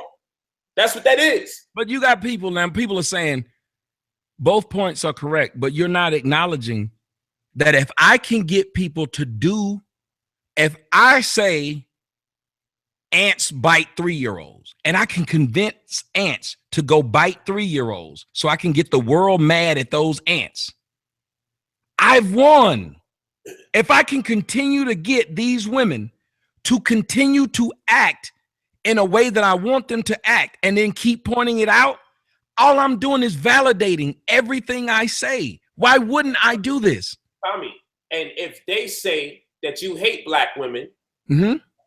and they continue to antagonize you, and you continue to say the inflammatory things that you continue saying, then you're at a stalemate. Nope. Both doing the same shit. Because they're doing it for no, we're not. Because they're doing it for free. I'm enriching myself, so I could just be putting on a front. So now, look, when I go lay down, let me tell you something. Hold on, you gotta let me say this. Go ahead. Go ahead. Show, everybody see me with videos doing what? Fucking black chicks. Walking around with black chicks. So you got to be a dumbass to keep following me saying you hate black women, knowing that when I get off air, I'm getting to travel around, get my dick sucked, fucking black chicks. It's stupid to keep doing that. That means that shows you that you watch WWE, you see John Cena fighting The Rock, you arguing with him, and then you see John Cena and The Rock at the club drinking. You got to be an idiot to still be arguing over John Cena and The Rock when you just saw him at the club. You got to be an idiot when you keep seeing me at my house with black women at my house. You got to be stupid to keep saying he can't get no pussy. He don't like black women. And you keep seeing, let me tell you something. I was in San Diego, and the crowd can tell you, I'm just out there. It was a chick waiting on me at the bar. Guess what she was? Black. Guess who she was? Fine. Guess what? She walked with me to the hotel. Why is this? You got to be a fool to sit there and keep saying, Tommy hate black women. He hate black women. But you keep seeing me with him. You're falling victim to the game. If the game is, I get paid to make you mad, didn't I win? It speaks to something else that might be going on that I would like you to clear up. Go ahead. Because when you say something like that, it now sounds like your endeavor is to monetize the worst image of black women. Is that the question? Yeah, well, I said clear up. I would like you to clear it up, because when you say what you say, well, I'm getting paid for it. Yep. If you are moving the chess piece in such a way that you anticipate black women to misrepresent themselves, and you say, well, I'm winning because I'm getting paid, then is your job to exploit the black women in the community? I think it's a fair question, so I'm asking you to answer. I'm not asserting it. No, listen, the exploitation would come from they put shit out there. I talk shit about the shit they put out there. That's like saying that CNN's job is to exploit politics. No, it isn't. Politics is out there. They're reporting it. If black women weren't doing this shit, I would be exploiting black women if I was asking them to do something, paying them under the table. You know, like how Vlad has nothing to do with niggas, but keep having niggas on his shit and he got rich. That's an exploitation. Me, I'm not paying them bitches to do shit. I don't pay one black bitch to act a fool. I don't give them a dime to act. Nobody has ever been able to find out that a show I put on was fake. I don't pay them bitches shit. Them bitches do their dumb shit for free, just like your audience. They do that dumb shit for free. So you can't blame me that you're so dumb you would do something for free and I would put it to the rest of the world and say, look at this. You're doing it. You can stop me. And let me tell you something. This is how open I am, Brother Polite. Yes. They can stop me from making a dime if they cut back 2/3 of the shit that they put out themselves. Just like men cheating. Do you know that women could cut down on 90% of men cheating if women liked each other? Because most women will willingly fuck a married man to fuck up his relationship. But if women liked each other enough to where they weren't backstabbing, we couldn't cheat. Because they would tell. Every time I tried to step out on my girlfriend, some other girl would say, that nigga dating so-and-so. They wouldn't let it happen. But because they do, men like me can get away with it. Same thing. I told these people earlier, you want to make it to where I can't talk about the chat room? Don't say dumb shit. Is that not 100% true? I now have to address you and the video without talking about them if they didn't do it. So now you got to ask yourself the question. If you tell somebody, do not put your hand on that stove because it's going to burn your hand, and they do it anyway, why are you wrong for monetizing it? Because you can get a viral video out of this dumbass who refuses to listen to you when you told them up front the problem. I'm telling your audience the problem. They're still doing it. Don't get mad at me when I cut this out, put it up there and say, look at what they did. It's not like I lied to them. I told them. If you stop acting stupid, I now have to address your real question. If you keep acting stupid, I never have to address your question. I can always say, look at how you asked it. Look at how you're acting. And you might have actually asked a good question, but I can say you were vulgar. I can say you were rude. Stop giving people an out. Stop giving people a way out of having to answer what you put in front of them. I don't know, Tommy. We just have to let sleeping dogs lie on this one. I believe that you should respond less evasively. And I think to a group of people who were raised to respond the way we respond. We grew up on joning and roasting and playing the dozens. You can't ask me to talk nicely to that group. They ignore everyone who talks nicely, and you know it. There's not even a black woman on YouTube who makes positive videos about black women. But then they get mad that black men don't make positive videos about them. That doesn't make any sense. You said there's not a black woman making positive. Tell me the large black woman. This black woman has got like 1 million subs, and or black man, and all they do is go around and saying, and the black woman is beautiful. And they say number positive. They don't cuss. They just talk like this and very soft and sweet. Tell me the rapper who doesn't cuss. Did you hear Kendrick Lamar? You got a problem with me how I talk. Kendrick Lamar got the #1 song out here. What does it say? Bitch, sit down, be humble. Look here, hold up, bitch. Come on, dog. That whole song is vulgar as fuck. I love that song, but I can't let anyone hear it. But the argument #1 song out right now. The argument here isn't simply the vulgarity. The argument here is the ability to persuade an audience, the ability to communicate your thoughts and ideas in a less demeaning way, or to not reduce yourself to the lowly status quo. The very people that you suggest to us are degenerates. But apparently I have done it. And I go back to what we're looking at right now. We can do a side-by-side comparison. I don't have it, and I should have done it. Of the two chats, Right now, I have 1,245 people watching. You have 600 and something. So I doubled the number. None of the people over in my chat room are cussing. They're not cussing. They're literally, you've been watching it. Like, it's rare cuss words you see. It's rare cuss words you see. Your whole group can't even stop doing something that someone's pointing at them and telling them they're doing it. So apparently I am creating a better environment. Because think about how many married creating a better environment. Meaning, if you said that cussing is a form of degeneracy and all of this stuff. I didn't say that. I said if you. I don't know. What are you saying? Whatever the degeneracy. I'm not that either. So go ahead. I'll listen. Well, I thought you said if I wanted to change the degeneracy of the people, then I would act different. I thought that's what you said. Yeah, that's not bad. And so what I'm saying is, if you look at the people who follow me, the people who, it's just like Jesus. Yeah, you want to see not about a leader by who follows them.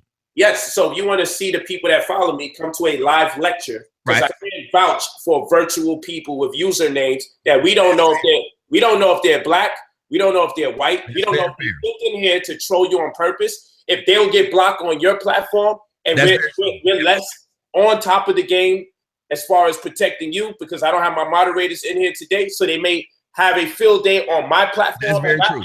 As I just found somebody saying they should kill me. And I said, oh shit, it looked like he said this 4 or 5 times. Let me get him out of here. So, now, wait a minute. I should suck a dick till I die. That can float on through. But you can't kill me. I would have moved it. Look, fuck polite dies. See that? There we go. Yeah, what that bitch said. You start laughing when that girl said I should suck a dick till I get sick. Because I thought it was funny as fuck, man. And so do you. I thought it was funny when he said you should die. That shit was hilarious. That nigga he need to go on the road with that. That's funny.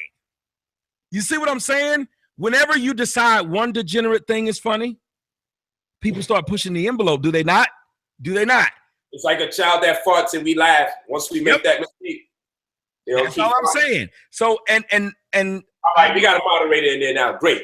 No, what all I'm saying is, and I don't really care because I'm using what they're doing, but it's just no, I don't condone that behavior, especially when they cross the lines and deal with our children. When they use that type of language. Yeah, but you were right. We don't even know them white people. It could be some white people that came in here literally to just say, let's change the conversation.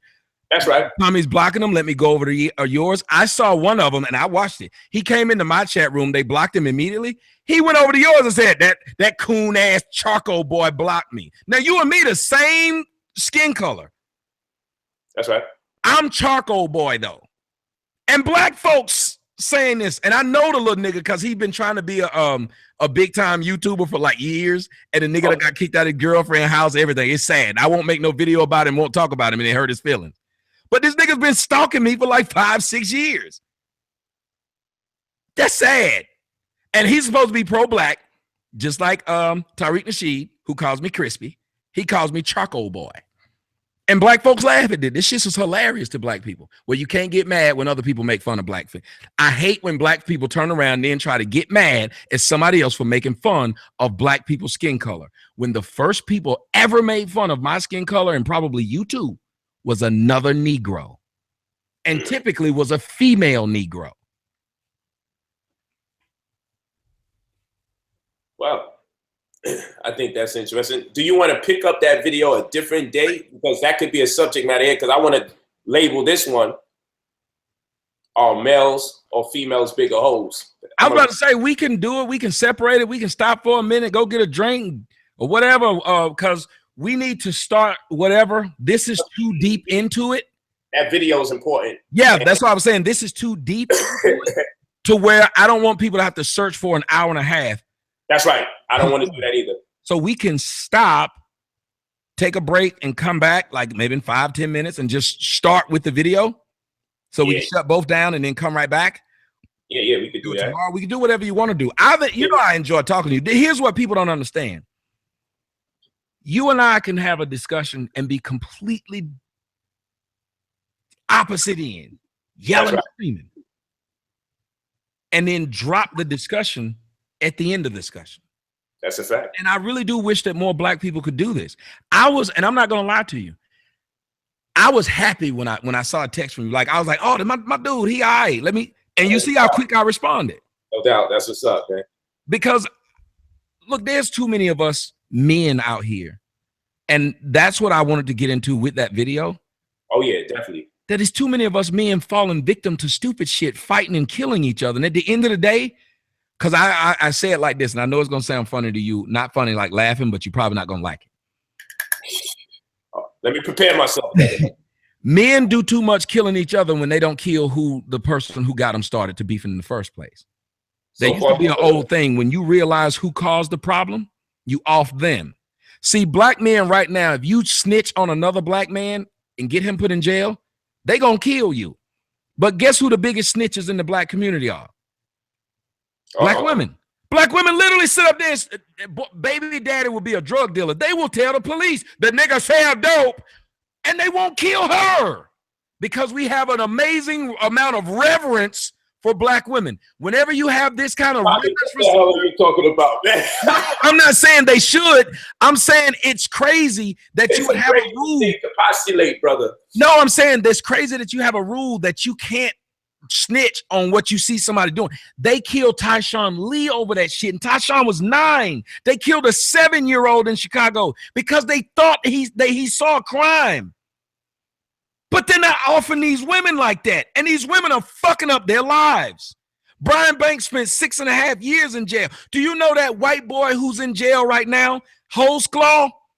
They've come to find out that most of them black women lied. That shit is sad. They did an investigative report. Them bitches lied on this Down syndrome looking cop. He too stupid to even know better. They lied on this dude, and he gonna spend the rest of his life in jail because them chicks lied. They showed the behind the scene interviews of them black chicks. They were like, one of them said, they said, who raped you? They said it was a black man about 5'7". It was a black cop about 5'7". They made her change her story and told her he wasn't actually black. He's a white man. So then she came back and changed her story. And one of her stories got him convicted. Wow. It's scary. I'm gonna show you the video because I'm gonna do it with my audience tomorrow. It's fucking sick.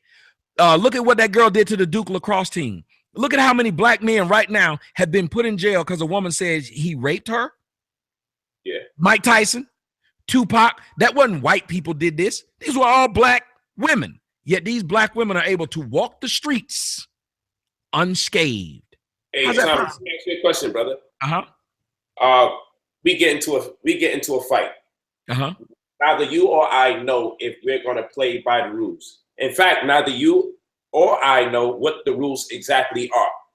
One thing we do know is there's a fight, and we got to think fast. Hold on, let me stop you right quick. There's a person in your chat room named Janice for the last 30 minutes has been calling for my death. Where's she at? Janice. My moderator, please pay attention. What's going on? That Janice person has been calling for my death for 30 minutes. Her name. Let me know when you see it. The second you see the name again. Janice Lewis. Last thing she said is Tommy need to be dealt with. Before that, Tommy need to be killed. She just kept saying it. Yeah, well, we ain't dealing with that. Once you see it again, let me know. But my moderator, please look for the Janice who? Janice Lewis. Okay. All right. So there's a fight. Okay. They said they got her already. Good deal. So neither you or I know how far we're going to take this physical fight. And so we do recognize if I turned around and said, well, glass bottles are officially in. And you turn around and say, well, bats are now officially in. You know what I'm saying? It's still legal to some extent because we don't know what the hell's going on. It's a fight. And as this shit escalates, it's fight or flight. I know we agree on this. It's hard to tell someone you didn't fight fair in a physical fight. It's very hard. So black men and black women are at war with each other. How they've come to this point is another conversation in and of itself. Yes. However, they are at war with each other. And I like how you use the snitching thing as an analogy. Because I see the realness in what you're talking about, though I'm like, well, when the woman snitch, we still see the problem is the word woman takes certain precedence in a lot of people's minds. So that's why the double standard is there. Like, well, yeah, she snitched. Yeah, it's wrong. But we got to figure out how to deal with her because we're not going to deal with her like we deal with dudes in most instances. So, but here's the case. That creates a problem because like we said about the kids, Once people know they can't be hurt. Remember what we used to do? I don't know if you was in the game. Remember when they realized if you got underage kids carrying the dope, even if they catch them, or if you have underage kids being the shooter, even if they catch them, they'll get out when they're 21. Yeah. So you started hiring young shooters instead of people who go, and the young shooters didn't mind because all you had to do was tell them, look, even if they catch you, you're going to get out in a few years. No doubt. No doubt. If we keep telling women that you can hit a man and he ain't supposed to hit you back, remember when we started with that, it's gotten worse progressively, has it not? Now women feel like they can walk up on you and knock the shit out of you and you ain't going to do shit. So here's the sidebar. Let me say what I was going to go into, but I have another question that's just as equally important as what I'm about to postulate now. Mm-hmm. Well, it's my contention that when it's a fight, nobody, unless this is a sports event, this is a professional fight, nobody really knows what the rules are. And that's part of the problem. Because culture divides the rules. But if we have people at loss for culture, we don't know where it's going to go and how far it's going to go and how soon it will. And that being the case, what is it to say about a woman who's definitely been lied to, cheated on, or even left to fend for the child of the male that has definitely violated her, maybe even abused her? This is just me speaking hypothetically. Mm-hmm. And now there is a point of contention that we should suggest to be a war amongst her and that black man that has been abusing her mentally and physically. So now she then says, well, hey, he's selling the drugs down the block. She's wrong for that. Is she supposed to get in a fist fight with this dude she can't beat up? She's wrong when they say he's selling the dope down the block. They weren't saying it when he was fucking them selling that dope. But that's what I'm saying. The woman is fucking. Hold on, because we in the hood now. So slow down, Tommy. Let's do it like this. We're gonna build this story of this hypothetical woman. She's gonna become a lot of women that's probably watching this on the streets. Sound like you about to make her a saint, but go ahead. So this is what we gotta do. This woman who's been abused,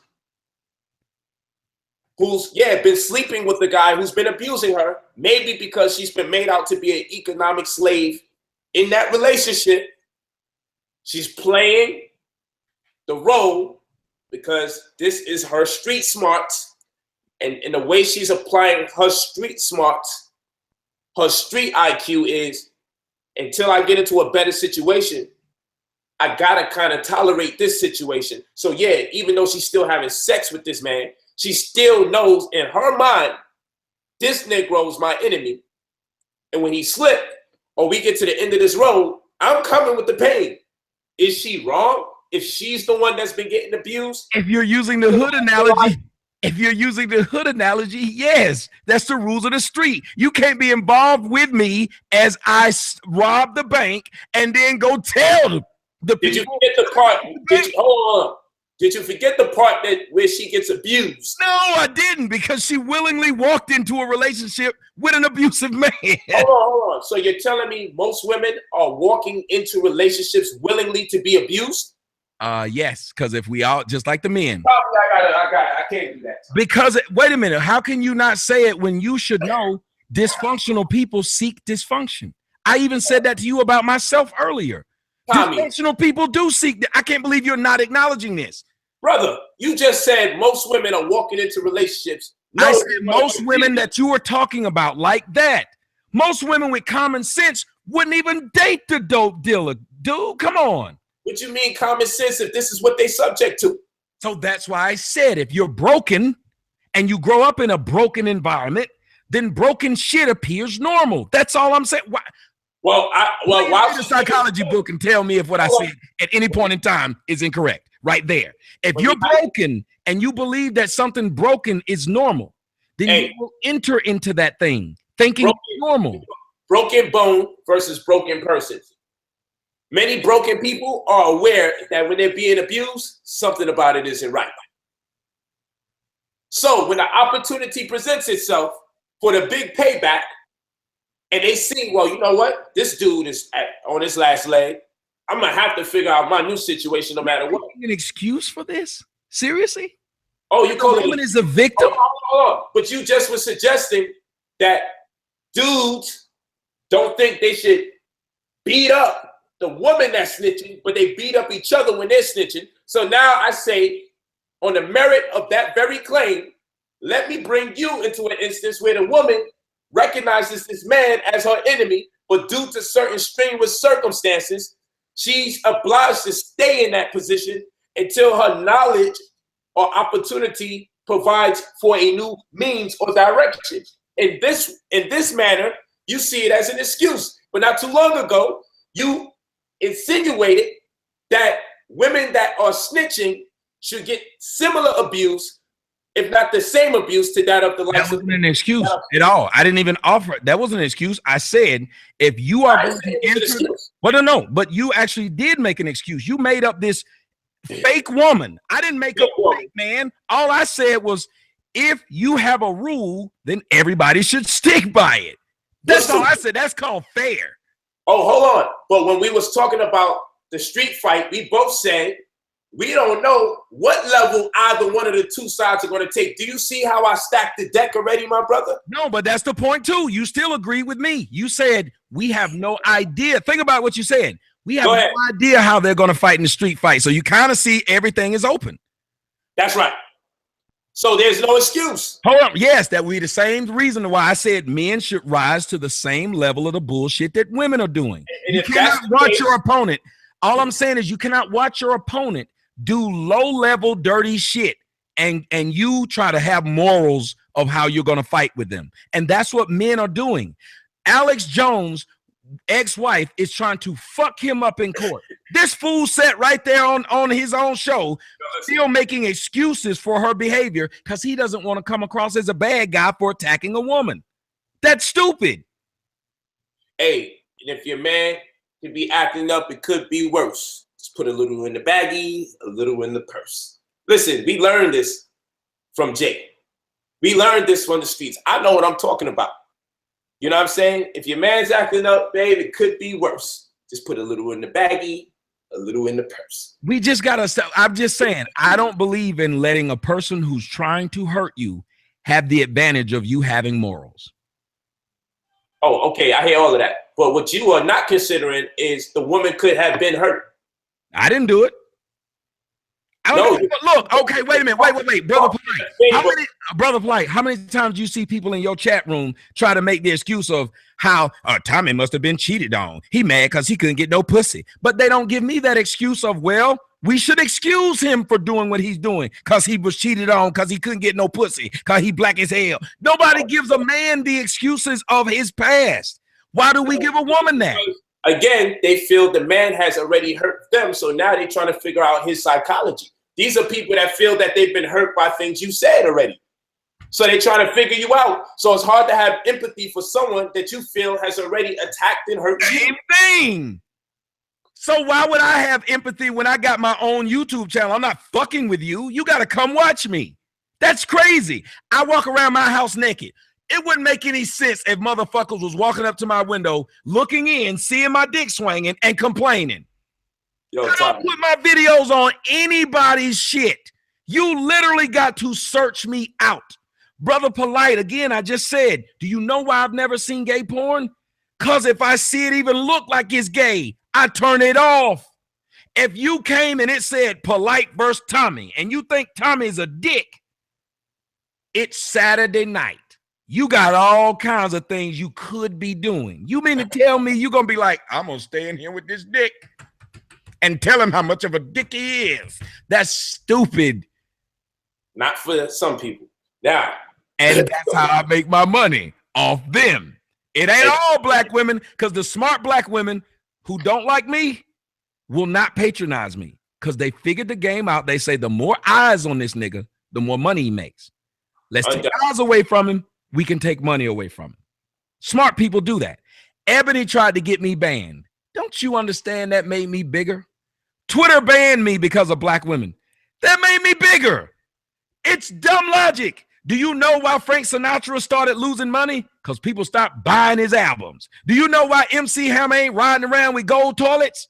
Because we don't buy his music. It's common sense. If you don't like me, why the fuck would you watch? I make money by your eyes. Stop watching me. I go broke. Then I got to go get a real job, as y'all call it, because I wouldn't be able to make any money doing what I'm doing. And I'm telling people this, brother. That's like telling somebody there's $1 million in the backyard. If you go out the back door, take 10 steps to the left, 3 steps to the right, start digging. And motherfuckers are still broke and not digging. Everybody knows what I just said is true. Kalia said, instead of what I said was true, cut him off. Miss Z says, Tommy scams.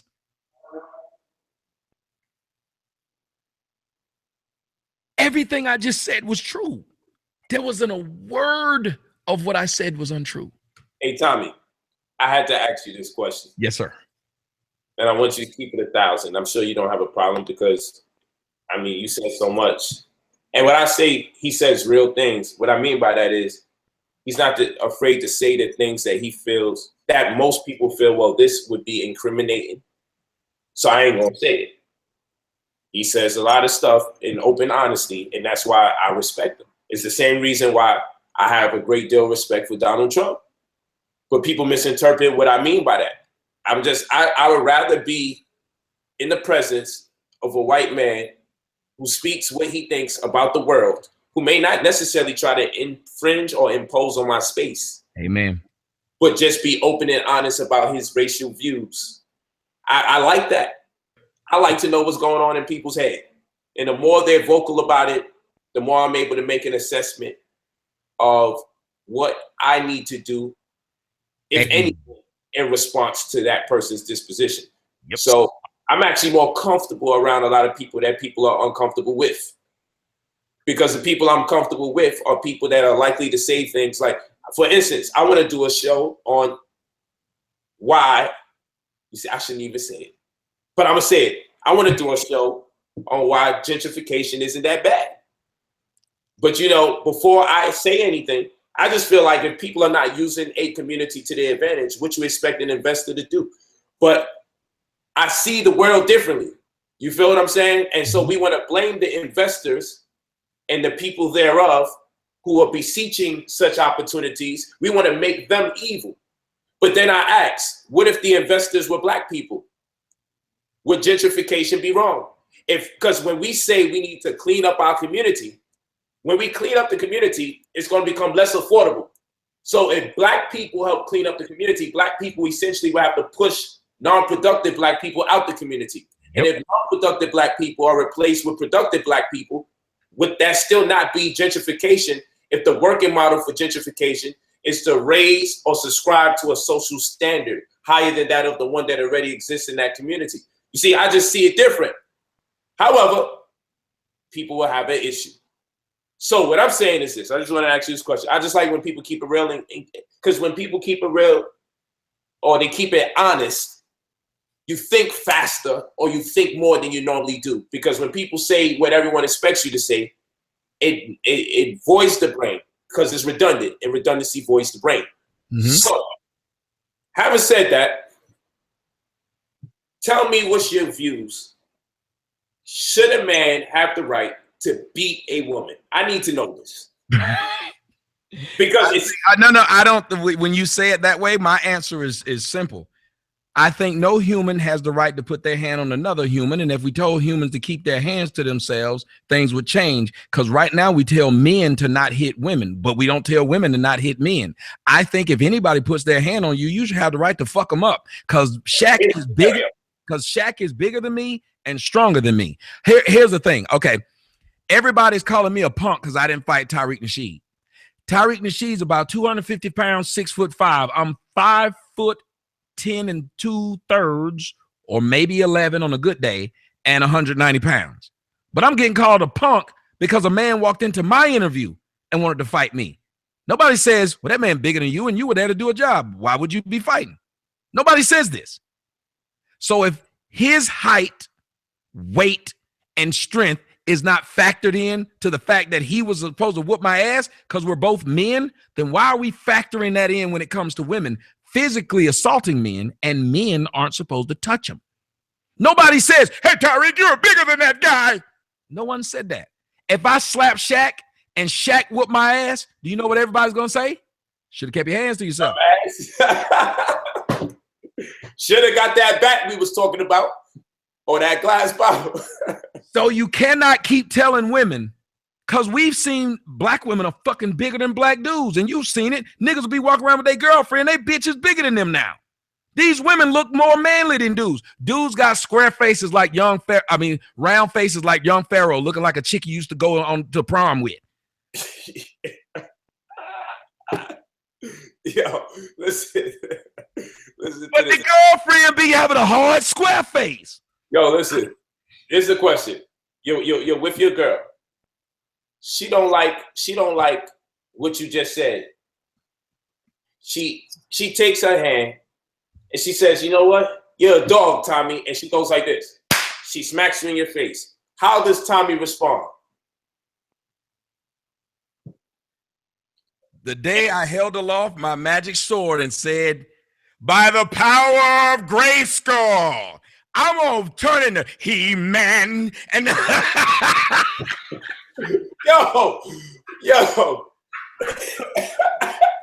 come on, man. Talk to me, Tommy. What the hell kind of response is that? I have the power, He-Man. I'm gonna give it a business. Damn, Tommy. Yes.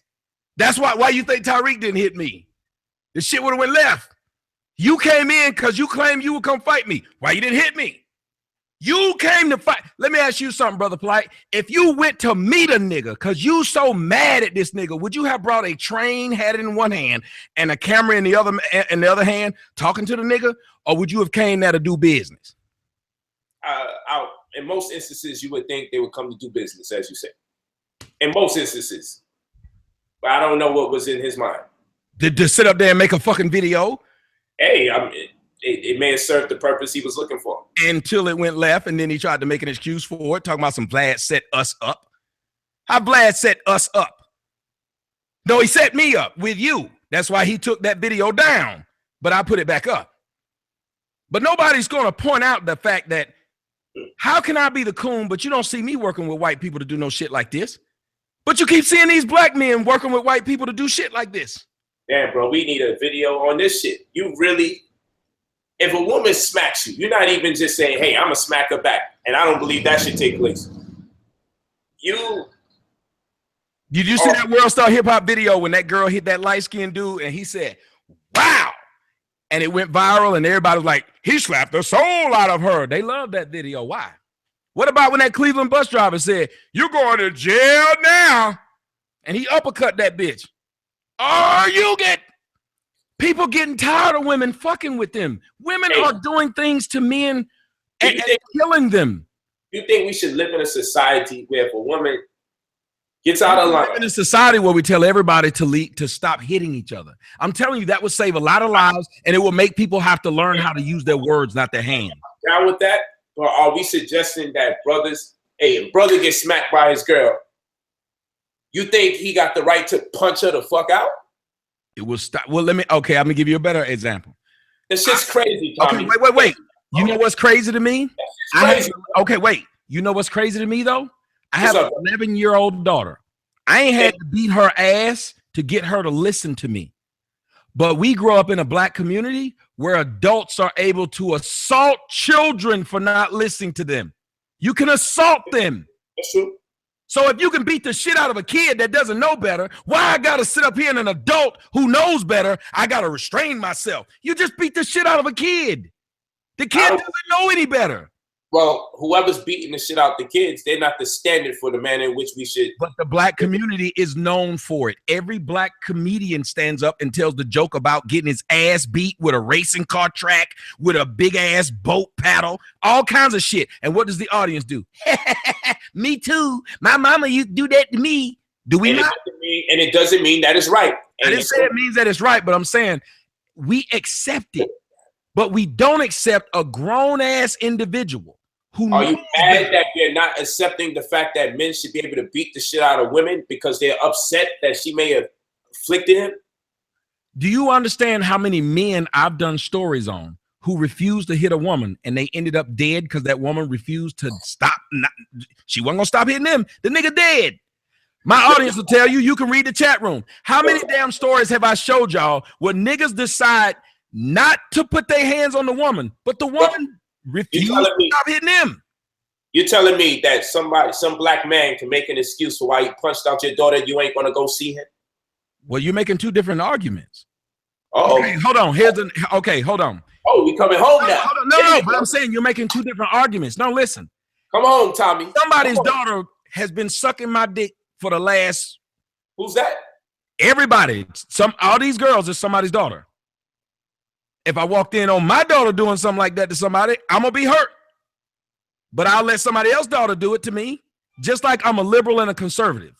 I'm a conservative when it comes to the girls I'm messing with, but Brother Polite, I'm pretty much a liberal when it comes to if you allow me to mess with the ones you messing with. I'm a conservative when it comes to spending money on myself, but if you willingly spend $5,000 on me, then have at it, brother.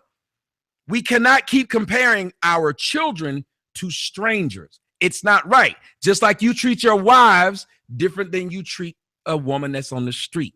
You do. Your wives ask you if they want some shoes or hat or whatever. You get it to them, but you don't treat the chick that run up on you and ask you for that stuff and give her the same thing. Okay, I'm watching your show. I'm a huge fan. I'm a huge male fan. And I go like this. All right. Tommy just said, if my girl get out of line and she put her hands on me, I could give her the business. I could knock her the fuck out.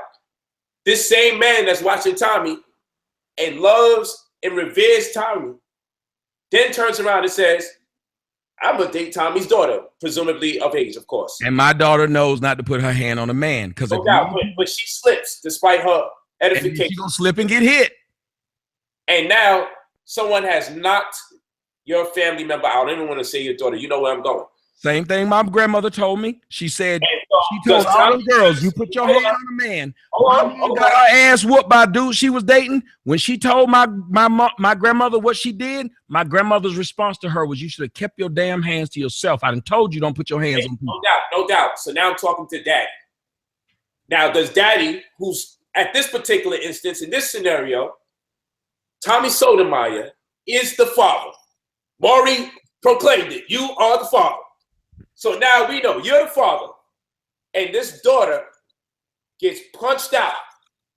Does Tommy give a damn if his daughter was out of line and smacked this young brother after his daughter has to come home with 3 black eyes? Two for hair and her third eye is black. Do you not understand what you're saying? It's the equivalent of when the murderer is on trial. The murderer who's on trial, his mom still says forgive him and don't give him life and don't give him the death penalty. But the other side is saying give him the death penalty. If you change the people around, the woman would be saying give him the chair. Say it again. Exact argument. You're asking me what would I do, but I'm personally invested. You missed a pivotal point. And let me give you the pivotal point. I am a young man that loves your doctrine. Other people are going out there teaching your doctrine. We love your narrative. We soak in your narrative.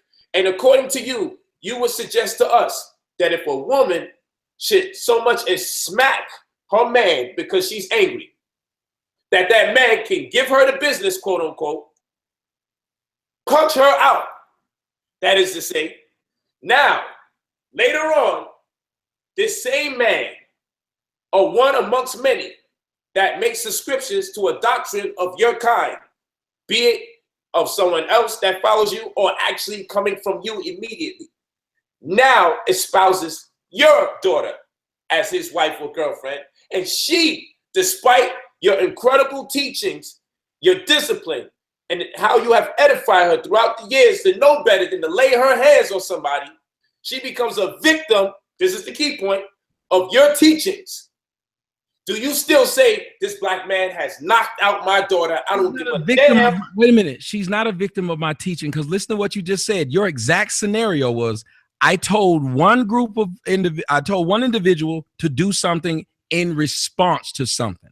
I told another person who I live with every day. That's right. To not do something. That's right. One of them motherfuckers, one listened to me 100%. The guy that punched out your daughter. Yes. The other one who was raised with me every day didn't.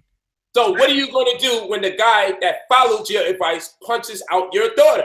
Who didn't follow my advice? What do you do after that? I'm going to tell my daughter, you had no right to put your hands on that man. That man didn't hit you because you didn't cook dinner. I'm sorry. Look, I'm sorry, bro. He smacked him. He punched her out, knocked her the fuck out. Two-pieced her. He got smacked. What am I supposed to go? Well, no, I'm not going to jail because I'm not going to go kill this man or beat this man up because he responded to my daughter's violence. I'm not. So what do you do with that man? Huh? Are you going to tell them reconcile and solve the problem? No, I'm going to tell her don't be in a relationship with him because you can't keep your hands off him and he can't keep your hands off you. Y'all don't need to be together. But what the fuck would you ask me to do? Go kill him? Beat him up? He didn't do nothing to me, and he only responded the way she daughter's ass for a smack. He did do something to you. You said he gave her one. He punched her after she slapped him. He knocked her. He gave her the business, like you said. Right. Knocked her the fuck out. Yes. She shouldn't have touched him. I don't care what you tell me. Your daughter with the understanding that this man knows damn well for his size, his weight. And she should have known that too. If I go outside, wait a minute, hold on. There are rattlesnakes. Wait a minute. There are rattlesnakes and diamondbacks in my backyard. I don't have any venom in my teeth. If I go out there and wrestle that motherfucker and it bite me, you know what the medics gonna say when they catch me out there dying? Why the fuck were you wrestling this snake? They're not gonna admonish the snake. Yo.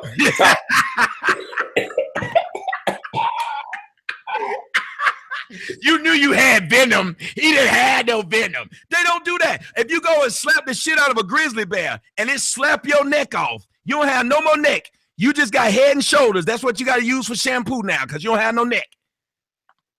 They ain't going to admonish the bear. Brother Tommy. What is this really about, brother? I'm telling you, I'm trying to teach people to keep their hands to that. Why do y'all not believe in a nonviolent society? Why is that so hard? Keep your hands to yourself. Tommy, you need to be talked to right now, my brother. We got to talk. Y'all start. You know what? If we start selling that to human beings, son, you wild. Seriously, why won't we sell that though, brother Polite? Why won't we tell people keep their hands to themselves? No, I'm down with as children. But when a man two-piece my daughter, and yeah, she laid his hands on him. I ain't hearing none of that shit. I'm not hearing none of that. Nobody has ever got mad at Popeyes for me going through the drive-thru and ordering a two-piece and they give it to me. So apparently if my daughter got a two-piece, she ordered it to win.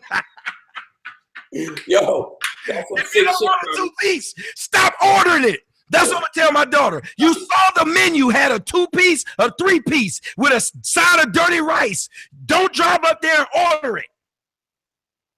Yo, listen to me.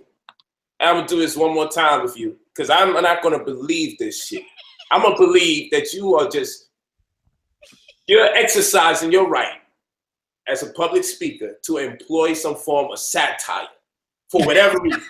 And it's just going too far left. You're not going to. Brother Polite said, I'm giving you some leeway, but yeah. Oh, brother, come on, brother. Is this guy coming over for Thanksgiving after they reconcile? I told you, no. Look, no. I'm not letting him. Look, why do you keep trying to tell me I'm forcing them back together? No. Nah. Y'all stop dealing with each other. Look. You should be forcing his neck away from his body.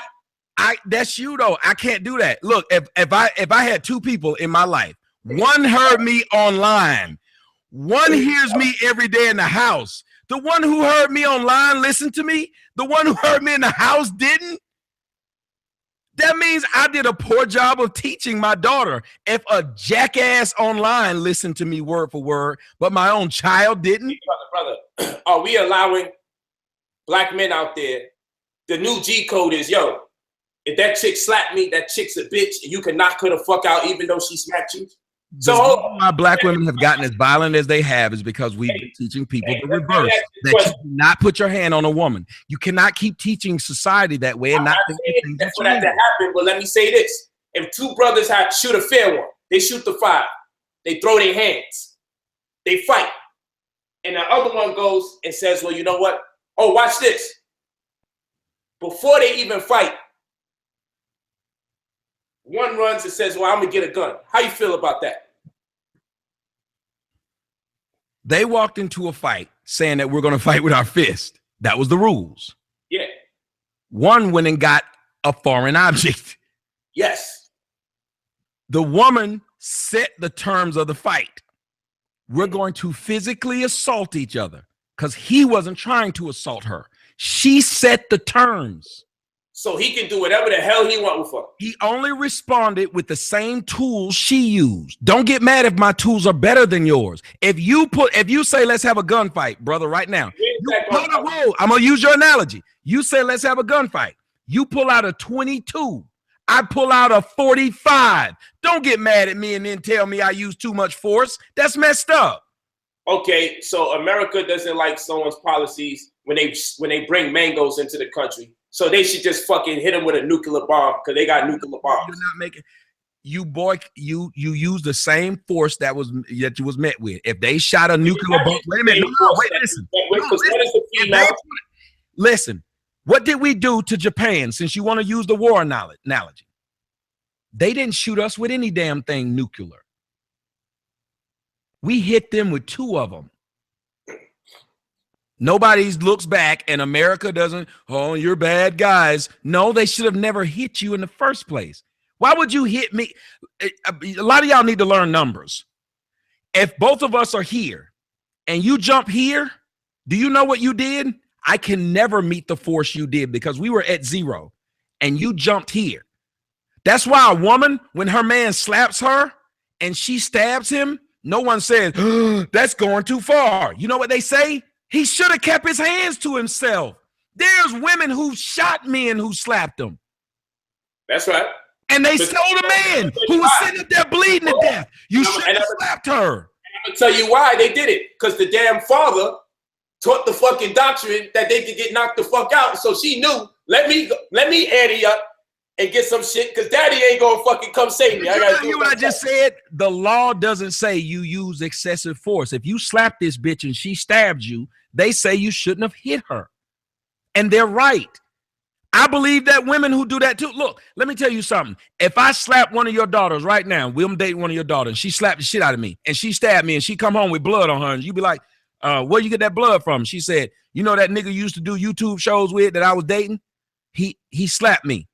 So I stabbed him. You're going to be like, good girl. Don't sit up there and take no ass whooping from no dude. What we going to teach the young black male? A big part of being a man is humility. It's not aggression. It's knowing how not to have to respond violently every time you're confronted with that. Every time, but I also pointed out to you a lot of black men who did not respond violently at all. And they're has nothing to do with the scenario. No. I'm saying you said every time. What I'm telling you is there are black men who didn't respond violently at all and they're dead. I'm not going to die because I think somebody else is going to stop after one slap. That's dumb. That's dumb thinking to think she's only going to hit me once. If she was dumb enough to hit you once knowing you're bigger and stronger, what do you think? She's not dumb enough to do more. Everyone is walk away and not deal with her no more. I saw a man walk away from a woman and she stabbed him when he did. Come on, Tommy, you're going to extremes, bro. You just went to extremes when you were talking about your every one of your scenarios was an extreme. You said mangoes, nuclear weapons. That's an extreme. I asked you if the man what can do. You know what you said? I said, yo, the woman, you gave me the extreme. I said the woman smacks you. And you said Hercules. No, I said He-Man. He-Man, pardon me. You said I go Hercules if they punch me. And you started going in. And then you didn't say what I do. I just said I have the power, and you start laughing. You didn't know what I would do. Hold on. You said your words. I'm gonna give her the business. You don't know what business it could be. It could be a small business It loan. ain't no fucking food franchise, nigga. It could be a small business loan. It could be a mom and pop store. You don't know what business. Back the shit out of me. Let me open up a 99-cent store for her. Come on, Tommy. Let's be for real. I'm gonna make sure you never hit me or any other man again. That's my thought. You shouldn't be hitting people. Just like if I slap the shit out of a woman, I heard my grandmother say it to my daughter, to my mother and my aunts. If a man hit you, you make sure he never hit you or another woman again. She said that. And I agree. Look, I don't think no man should put his hands on a woman. You put your hands on a woman, she got the right to fuck you up. You shouldn't be able to hit nobody. Stop hitting people. I wish that we would teach. This is why black people are so violent, because they're being raised by the group of people who are able to be violent and nothing happens to them. Men know. Have you ever noticed when we have our children, we teach them with logic and common sense. We tell our sons, look, stop fucking with people because they may respond in a way that you may not like. Don't go up and talk shit. Do you understand? You're telling me I shouldn't hit a woman back physically. Yes. That hit me physically. Yes. But we're actually allowed to beat other men's asses that say something we don't like. Yes. They don't touch us. And I don't agree with that. If they say something you don't like, but we're talking about this. If it's a woman, why can't you say, if she's ensuing you violently, why can't you hold her down? Hold her in some constraint. I've seen men do that too, and they went to jail because the woman told the police when they got there that he assaulted them because he was holding her. So what is he going to tell the police when he gives her the business? No, but that's what I'm saying. It's kind of like when you have a woman. It's like, let me tell you something. Sometimes you got to do. In my house, there are over 30 cameras in my house. And you know why I have so many cameras? Because I know if I take a woman's word for she's going to fuck me and not call rape, I don't believe it. All it takes is one. It's the same thing. We got to start teaching people how to get to a position to where they're not in. Because there are people out to get them. It's like if you have sons, aren't you going to tell them how to survive being stopped by the police? Yeah, brother. Yeah. My job is to tell my daughter how to survive being with a violent man. Yo. Son, how to survive being with a violent woman. And bro, people wow. who watch. You wildin', son. What if I said that was ridiculous? Seriously, what if I said that was ridiculous? I want you to hear. All right, let me show you. Past the jokes. What if I said that was out of line by continuing to say, I wish we would tell each other to not put our hands on each other? And let me answer. Mm-hmm. So, and just let me walk you through what's ridiculous. Mm-hmm. I say, hey, brother Tommy, this woman smacks you in your face. Mm-hmm. What do? You would go through the He-Man mantra. I'm making a joke. No doubt. You power up, and after you power up, you then say, look, I'm going to give her the business. Now, business is a misnomer. We don't know what that is. Fine. It's not a misnomer. It's just in the ethers. You don't know exactly what it is. No doubt. But we all can presume the business is more than a slap back. However, we move forward. And I then go on to say, hey, someone two-piece your daughter, knocks her out because he got smacked. He's also a proud advocate or subscriber of yours. You said, well, you know, I taught my daughter don't touch him. One person listened, the other person didn't. The person that listened is the one who knocked your daughter out. So now we get to that point. Here's where the ridiculousness comes in. So then I say, brother, how come we don't afford ourselves the opportunity to tell the brothers, hold the woman down in constraint if she's ensuing you violently? Because we're asking the man. Watch this, it's coming. Here's the ridiculousness. I say, how come you can't hold it down in constraint if she's ensuing you violently? You say, a man has done that before, and you bring in the police and the story she tells the police. I understand what you're saying. And you say you can't trust that. However, you're the same one saying we can give them the business. The man that listens to your doctrine can two-piece the girl because he's listening, she's not listening. A man got the right to hit this woman, but constraint is the shit we don't trust because we got to talk to the police. How you going to explain all the other things to the police? How you going to explain the other things to the police? Look, I'm weird when it comes to, you can call it weird. You can call it weird, my train of thought, but like if I ever go to jail for raping a woman I didn't rape, you know what the first thing I'm gonna do when I get out of jail? I'm afraid to ask. But then don't. I'm just telling you, if I'm gonna go to jail for an act, I'm going to do the act. You're not gonna send me to jail. That's why I was afraid to ask. I'm telling you, you're not gonna fuck with my life like this. We keep allowing women carte blanche to fuck with people. Stop. It's not cool to be able to fuck with people. Brother Tommy. So if you go to jail for rape, you are now licensed when you come out of jail to rape? I'm not licensed. I'm gonna go to jail for doing what I was sent to jail for that I didn't do. You're not gonna do that to me. That's fucking rape. Fuck that. I went to jail for 10 years because you lied, and I'm supposed to come out and just let you live? No, that ain't happening. I don't give a shit what y'all say. And the code of the streets is completely different, and we accept it. If you go, you telling me I should go. Hold on. Listen to what you just said. Hold on. You're telling me I should go. Stop. You're telling me I should go fuck up a dude that just punched my daughter. But a bitch that got me put in jail for 10 years should get a pass? No. The rape? Yes. She put me in jail on a lie, and you're telling me to give her a pass. But the dude who punched my daughter because she punched him should be dealt with? That makes no sense. That makes no sense. It makes no sense that a man who knocks out value males' lives is what you're telling me.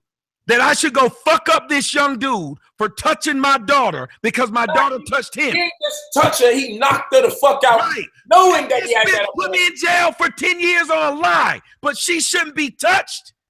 Listen to what you're saying. You're saying rape, bro. I said I didn't rape her, but she lied and said I did. Hey, when I had a problem with a female that was fucking with me, brother, you know what I did? I got my sister. This is why get you a homegirl to deal with sis. Brothers don't be in the ring with no female. Come on, son. Like, that's crazy. We can't be in no ring with the sisters. That's less than manhood. That's wild, brother. Listen, come on, man. We can't do that. Listen, you can keep saying that. And as long as you hold that, I'm agreeing. And then how might you have it in you to go rape somebody because an injustice been done wrong by you? By that person. I hear you, brother. That person. I didn't say I would just go do something to a random person. You do something to people who do something to you. I'm not going to do something to people that do something to me all the time. But you're asking me to do something to my daughter's boyfriend. Do you hear what you're saying? Fuck this dude up because he hit my daughter. But don't fuck this bitch up because she fucked my life up. Because she's a woman. Female, bro. Like, that's crazy. I'm sorry. I'm not giving women a pass. I will not. Let me say this. There's different types of killers, right? I'm going to keep it a buck with you. You know why I like guns? I ain't got to be part of the whole fucking process where your ass is bleeding and all that the flesh is showing. To put a knife into somebody and twist it takes a certain mentality. A shooter don't necessarily have to go through all of that unless he's coming at you point blank range where the blood goes on your face. There's different types of things going on. Somebody who has it in them to rip your fingernails off one at a time, that's a different type of killer. When I watch these people called butchers cut these animals by the neck and stab them up, I'd be like, oh shit, that's enough to make a nigga go vegan, because if I gotta kill my own food, I would have been never ate meat. So watch this. There's different types of killers. Now, I got it in me. I got it in me. But I don't got it in me to saw someone's neck off because I'm so angry with them. That shit is some other shit. So what I'm saying to you, brother, is for me to say, you know what? I'm so mad this got done to me. I'm going to rape this woman. I understand you're angry. No, but she did it to me. That shit takes a certain type of degenerate behavior. That takes a certain type of sick where a wrong has been perpetrated against me, and now I'm going to reduce myself to a rapist. You mean like how people back up? What is that guy, that black guy that the black authority uses? I can't walk with you on that. No, okay. What's the name of that black guy that the Black Authority uses as his picture? Y'all know who that guy is, the revolutionist, the black revolutionary. I'm gonna wait for my people to say it because y'all know the Black Authority uses this picture of a guy who literally went out and raped white people, but we okay with it because he was making up for the white man raping black women. We okay with it for some reason. What about the man who they did the video about? What's his name? The last movie that came out, Nat Turner. Do you know that's what Nat Turner did? But were we still up here cheering Nat Turner? Why is this? Real quick, the asshole that just got blocked. This nigga said he wouldn't eat if he had to get his own food. House nigga. Let me explain something to you because it's fucking stupid. I said, in fact, if the average person had to kill the chicken or kill the cow, rip the skin, clean it, and cook it, they would probably just be vegetarian or vegan. And that's a fact. If the average one of us had to kill our own food, we would just pick a different food option. I didn't say I'm not going to eat at all. I said I wouldn't eat that. I think a lot of people, I think the fair analogy would be if they were raised in the society now and you made it to where they had to do it themselves. Many people couldn't, but I admonish you and the rest of them to watch this movie called Alive. Because, I've seen it. It's dope. Because when the human spirit's job is to survive. No doubt. We'll do whatever the fuck we got to do to survive. So a lot of shit that we say we wouldn't do, we would. Like, I look at myself now, like, I couldn't eat in a house with roaches in it. But guess what I used to do when I was a kid? Eat in a house with roaches in it. Oh, yeah, no doubt. So I look at it, but I look at this situation, and somebody said Eldridge Cleaver. That's his name. But guess what I used to do when I was a kid? Who is that? Roaches in it. Oh, yeah, no doubt. So I look at it. What happened, Brother Polite? Somebody, it's some more people done jumped in here. What the fuck? Oh, my bad. Oh, that's my publicist, man. I'm sorry. You gave out the link.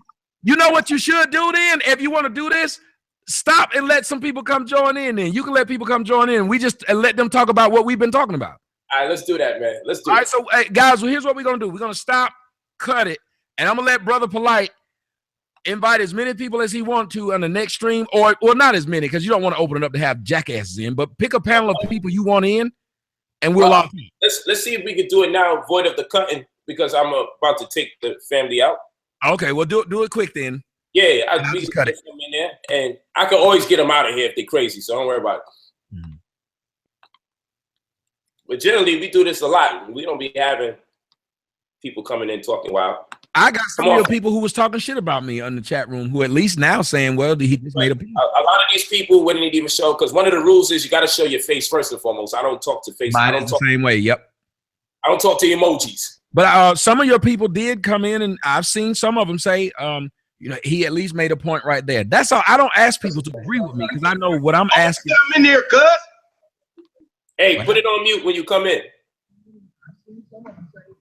I don't know what that almost got you to boot. Just coming in like that. All the people in my chat room who want to join the panel, come over to Brother Polite's page. I think I can steal the link. No, I can't. I don't see the link. That's the link because that's how you got in here. Oh, I can use that same link. You're right. Yeah, so I'll save the rest of the links for you to give out. If any of you guys want to come join the panel, there it is. I think that should be it. Please put it on. You gotta have a camera and don't come in here talking shit. Put it on mute when you come in. Please put it on. Come in, mute yourself. Put it on mute. I hate doing it this way because you're gonna get a lot of trolls. I do this a lot. I don't get it. So let's see what happens. And if we do, we just get them out of here. Yeah. And I just want you to know that some people know how to do this thing where they can shut your whole show down. Yep. If they get that link, they shut your shit down. It just go off. That's why I don't do it. Damn, man. Yeah, niggas are shady. I've never had it done to me, but when I saw it done to other people, I was like, nah, I don't want that to happen to me. That look ugly. Hey, yo, Brother Dennis, let's get you on first, man. Let's hear what you guys say, my brother. Let's get you here. The funny thing is I'm enjoying the stream. I just have an issue with the last part Tommy said about seeking revenge on his accuser. And I'll tell you why. I have a problem with that. There are variables there in a situation like that. Mm-hmm. Prosecutor could have possibly been egging the situation on, and your accuser might have wanted to retract. It's a lot of variables there. And the biggest problem is you just don't go out raping people. Just don't do that. Okay, can you not say, wait a minute, can you not say you don't go out accusing people of rape too? Like, why do you say, well, you don't rape people, but you ruin somebody's life? Do you understand what happens to men who get falsely accused and arrested? What's the first thing happen to rape victims and molesters when they go to jail? What's the first thing that usually happens? They get raped in jail. Yeah, but you know something? I do believe that at some point, the person will be exonerated. At some point. It might not happen at the initial trial. It might require the Innocence Project. It might require a recanting by the accuser. But to get, you saying if you go in and you have to do the whole distance and you got to come out, you want to go rape somebody. Yo, I don't know. I don't think that's. I might not rape them. I might kill them, but I'm not going. They're not going to live the rest of their damn life. I'm going to do something to you. I don't care what y'all say. You're not going to put me in jail because you lied, and I'm supposed to eat it. You don't believe that Tariq Nasheed's supposed to kill me over some fucking videos, and nobody has a problem with it. This is bullshit. No, we talking about rape all day, and y'all don't have a problem with it. Black men are killing each other over rap songs, and y'all have no problem with it. But a woman put a nigga in jail. Oh, but she's still a woman. What? Y'all don't hear what you're saying? This is scary. Well, I think you're giving women carte blanche to fuck over men. That's why they're doing it, brother.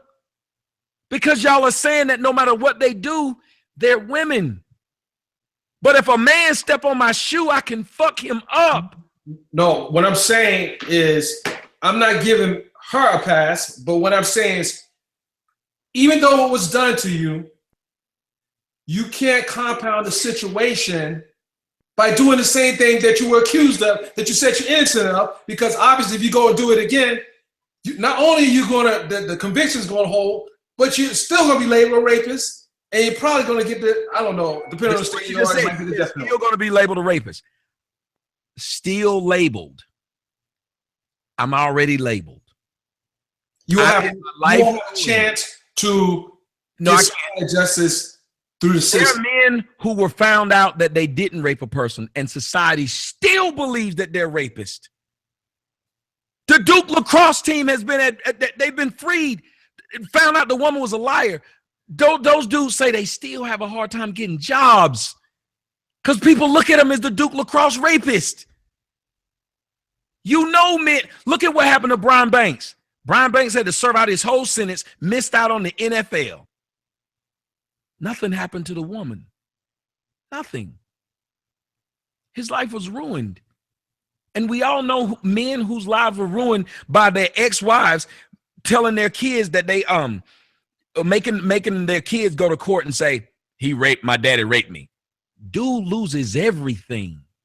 But because it's a woman, do you understand this is why society has women playing games like this Carmen is?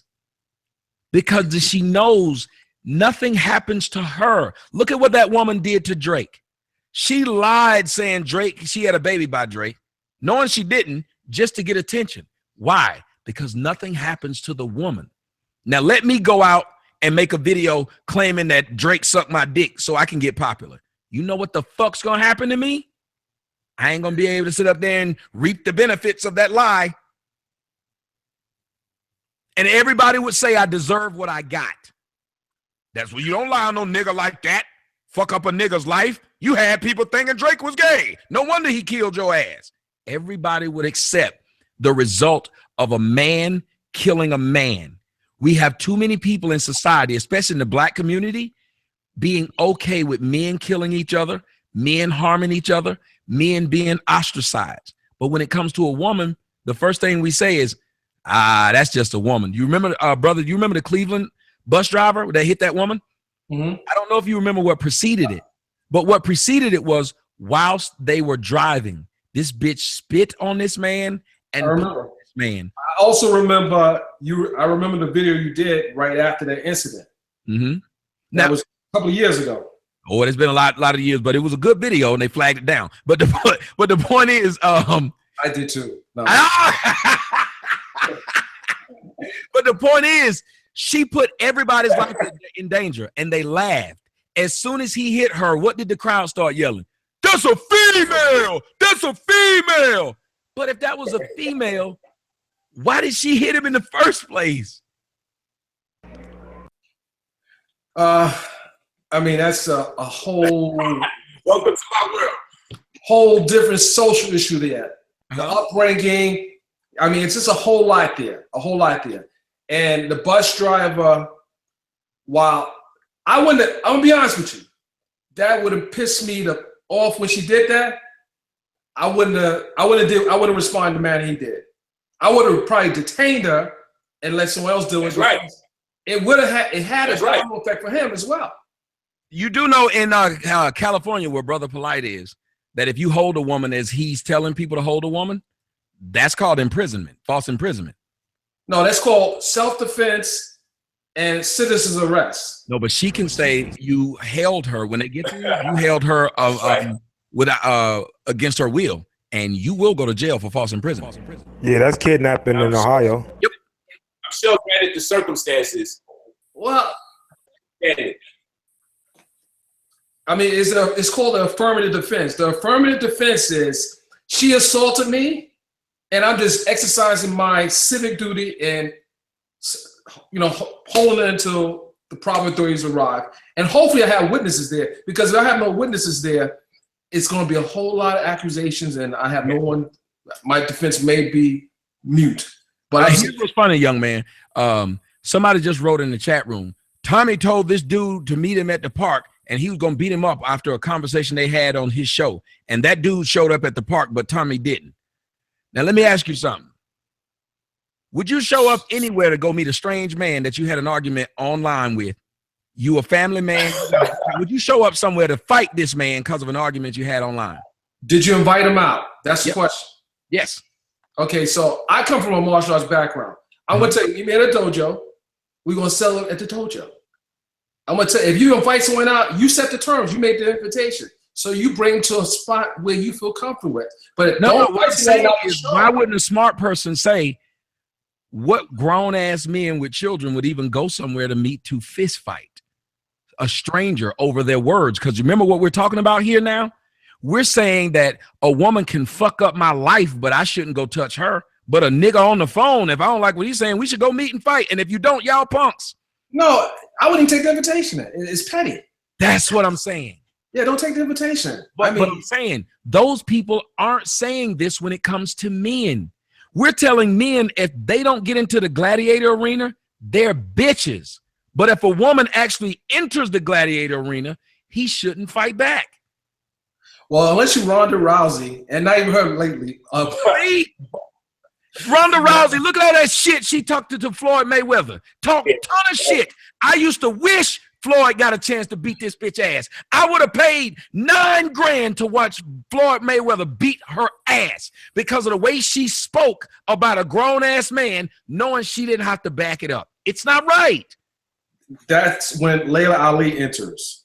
I wouldn't want Floyd fighting. Layla could have took care of it. I wanted Floyd to do it, so no other woman would come up talking shit like that. You shouldn't be allowed to do that.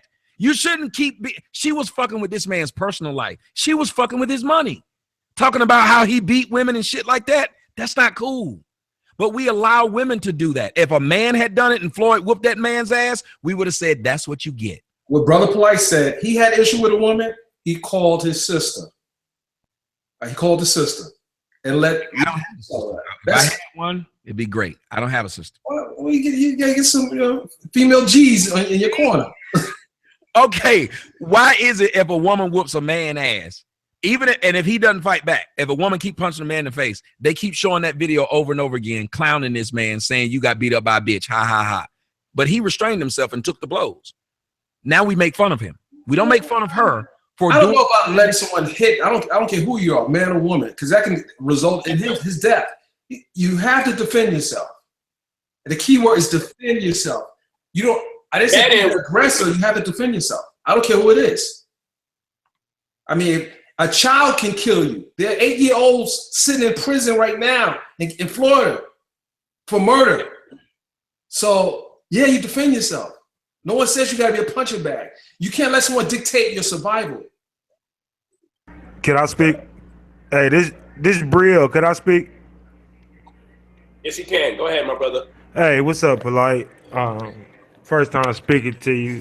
I watch your show too, but I'm Soto Nation. Hey, brother Polite and the other brother, I believe your name Dennis. Could I ask you a question? Hold on, brother. Where are you at? Which one of these? Okay. Why you not showing your face? All right, man? Hold on. I'm in Cleveland, Ohio. I ain't no troll. I just cut my camera on. Oh, okay. Now we got you. I don't like telling people behind me. What's up, my brother? Go ahead. Ask your question, my brother. All right. I just want to ask, what would y'all do? This is a situation that I was put in back when I was in the streets. I was about 23, 24 years old at the time. Somehow, some way, my dumb ass listening to this chick let her take my last $300 and I was hustling, and she came back with a 50 block. Me and her got into an argument over that. I say, hey, yo, you fucked up my money. She told me that I do not appreciate her. She spat in my face the first time. I wiped it off. As I'm wiping off the spit, she spat in my face again. At that point, I proceeded to whooping her ass, and I dragged that bitch like Harambe did out the back door 6 houses down. My question to you is, what would you do in that situation? You heard my reaction. What would be yours? He pulled out the sword of Grayskull. Oh, my God. Well, again, Thank you for taking my word. I want to respond to most. Remember the first time. Listen, I just want you to just keep in mind the first time that she spit, I wiped it off. The first time she did it, as I'm wiping it off, she spat in my face again. Keep that in mind. It happened twice. Okay, but the force has to equal the force. You You dragged her. She spit on you, and you dragged her, and you. I don't think you're gonna look too good in the courtroom. man.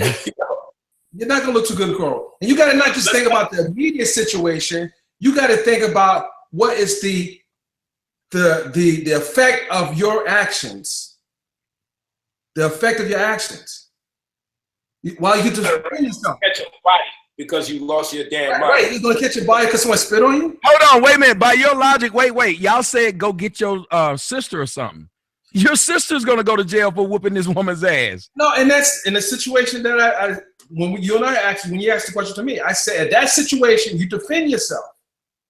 But you don't, someone comes and punch you, you don't pull a gun out and shoot them, which happens a lot. But women do it to us. But if a woman does it to a man, if I slap the shit out of a woman, I said it earlier, and she shoots me or stabs me, they're gonna say it was self-defense. Why Brother did you Polite, get the leeway to do this? let me hear what Brother Polite got to say. Okay, cool. I'm interested in what kind of business open up for this sister that did the spitting. I don't know if this is going to be 99 cents or to find out what kind of business he's going to give this girl. But Hey, all I gotta say is man. a horrible man sometimes. Listen, Iggy, what's up? What's going on, God? what's up, Hey. Hey, so can I finish telling y'all? Let me tell you. I think we got enough. That's all I answer. No, I want to give y'all the conclusion of what happened. There's more? Yeah, I'm about to give y'all the. I got an idea what happened, but go ahead. Hey, Tommy, the chick I'm speaking about, the chick I told you I caught sucking dick or whatever. Remember I told you that?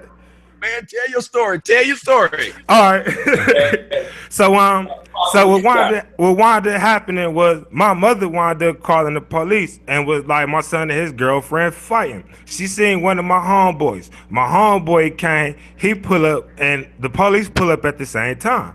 So the police asked what happened, and I told the police, I kept it 100 with them. I said, yo, she spit on me the first time, I wiped it off, and she spit the second time, and I proceeded in that ass. I told the police that shit. And the police, it was 2 men officers, one white, one black, and they put her ass in the car, and she kept cussing. She got to telling the police how my boy sell big time dope, and if they go in his car, she was snitching. She got to snitching. She got to telling the police how my mama was a crackhead and we run a crack house and all type of stuff. At the end of the day, the police took her ass away. They ain't get into me because they could tell by her mannerism that what I was saying was probably true. With the crack and everything? Or the spitting? I said, where's the word at? No, the spitting part, man. I ain't been in the streets in 5 years, man. Almost about 6. I'll be 31, man, in August. Shoot that. Suggestion, bro. Let me give you my suggestion. If a woman spits, no, I want you to tell me what you're gonna do, because you never got to that part. Tell me what reaction would you get to somebody spitting on you. I know you, brother Polite, you a public figure, and I'm just a little old Cleveland dude that some people consider a thug, and I'm a chef. I'm a wannabe chef. Go ahead, man. For painting the imagery, brother. Thank you for setting the stage and trying to catch me out there. I love it. Let me explain something to you. It makes sure I can see Tommy while I give this description of what I'm doing. But I'm still trying to see what franchise he's going to open up. Maybe a $10 spot. The women love $10. I would open up a few IKEAs on somebody that spit on me. I'd open up a few of them.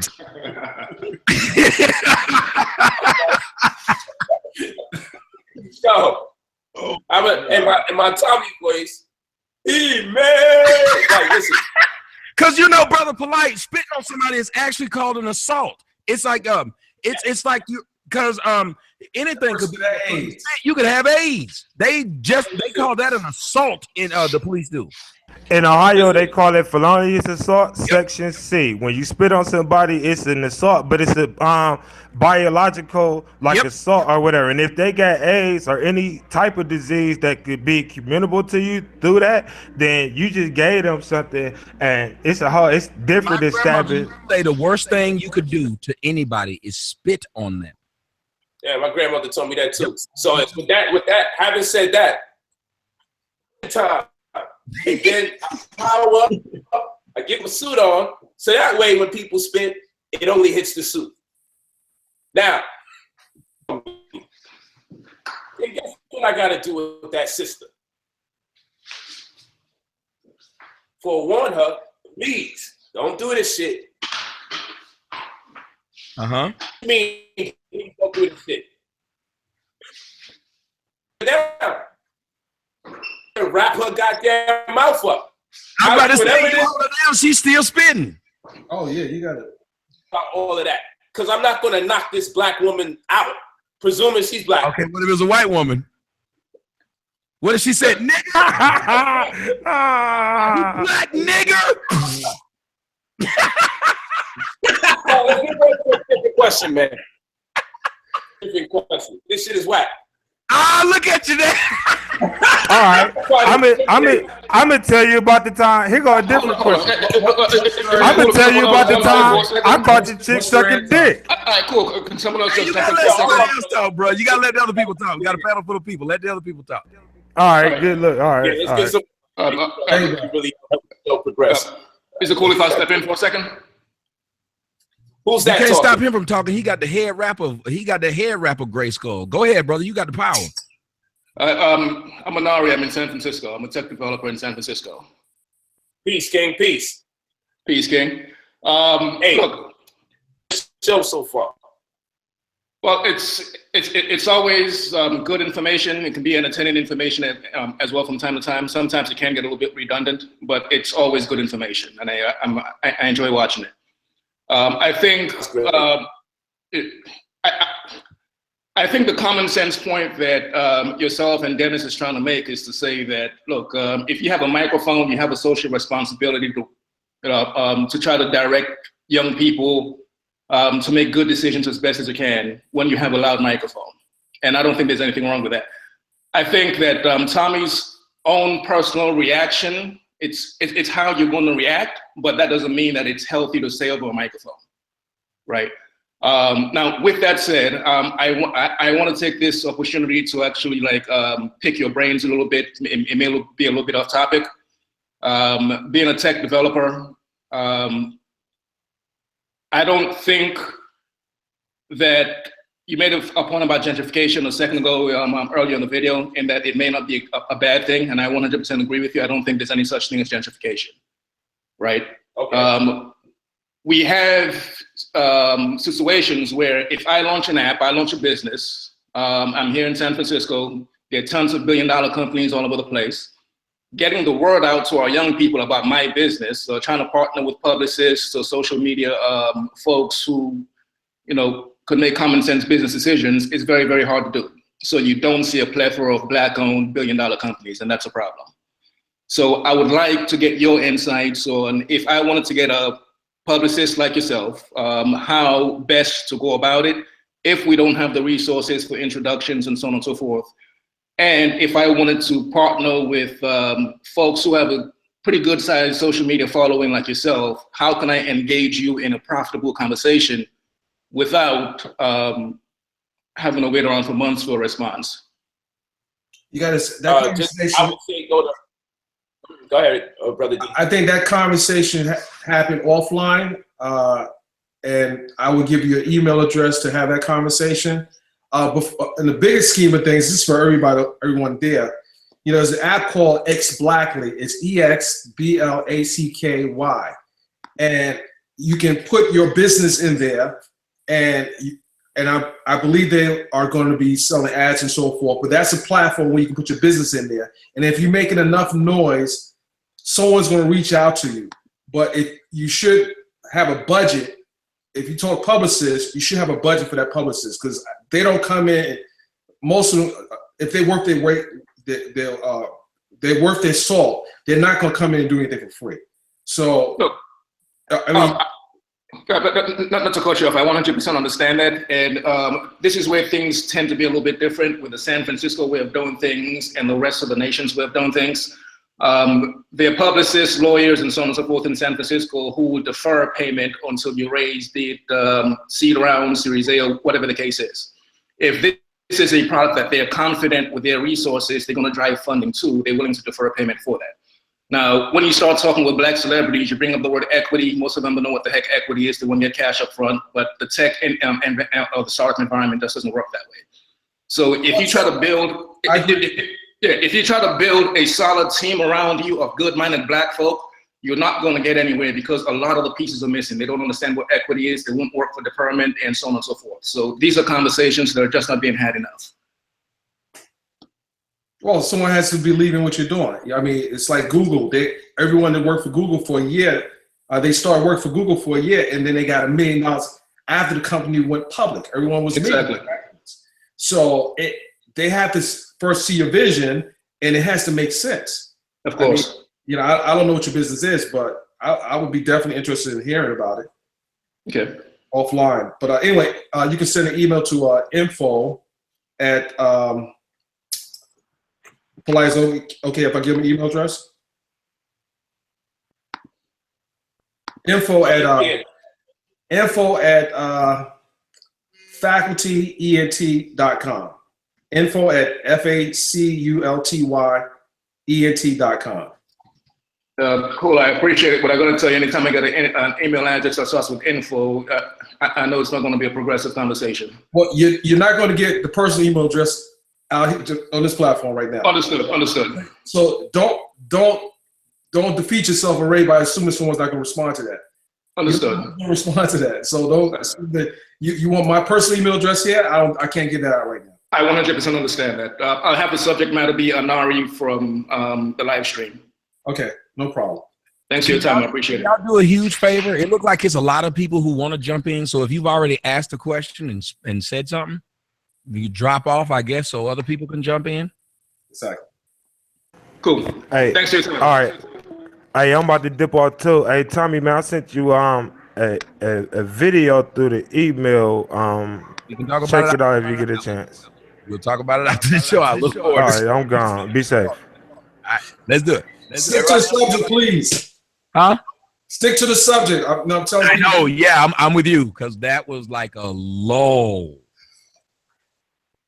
I'm about to dip off too. Hey, Tommy, man, I sent you a video. I don't know who Lilo is, but Lilo is listening to the show back. Oh, it's out. I see it. Lila Brown. Oh, we can hear the show back through her mic. Lila, what's going on with your mic? Who's that? Lila Brown. Sister, what's going on? Okay, she muted And I her just want mic. you to know that, Brother Polite, you got a clown on your panel that's been desperately trying to talk to me for years, telling the world he don't bring up my. There you go, get him on off. Get him out of here. Get him out of here. That clown has been stalking me like I fucked him and didn't call him the next day. Like, this is the weirdest shit I've ever seen. Grown ass man still on the internet trying to be a celebrity after 5 years. Who is it? What's his name? I'm not gonna say this nigga's name. I'm not gonna give him no shine. Oh, he fell off. You'll see him when he come back on. As soon as he come back on, I'll show him to you again. Oh, he's a straight up bum. Oh, Lila, how you doing, It's Lila? not good. I'm not connection. You can hear you, Lila. Phone off. I'm looking through your phone off the internet. Lila, go ahead, Lila. Young lady, we Oh, can you hear on you. the internet? Okay. Does she know she's on? I'll have it off. Lila, you're on, Lila. Hey, Lila. Put your camera back on, Lila. And she's gone. She has left the building. So look, let's get let's get this brother Craig real quick. There we go. What's I'm up? in here, baby. Peace, peace, family. Yeah. Peace, peace. Peace, family. It's about to go down. I ain't gonna do that. I ain't even gonna do that. I just had to get that one out. Polite, I've been dying off that one for the last couple of days. Hey, have you been on any highways recently? Have you seen Yeah, one right outside. Hey, look, man, I got one right outside the building. You see the UFO right there? It's really bad. It's right up there. You see it? It's flying and shit. Oh, man, it's crazy. But nah, seriously, I got a serious I like question. this guy. Where you from, Craig? What's your name? Where you from? Hey, man, it's K Webb. I'm from Baltimore, originally from Jersey, man. You know what I'm saying? I'm watching the show. Listen, so Tony, I got a serious question. So you said that you was kind of you Tony. No, that's not my name. Tommy, my bad. Okay, go ahead.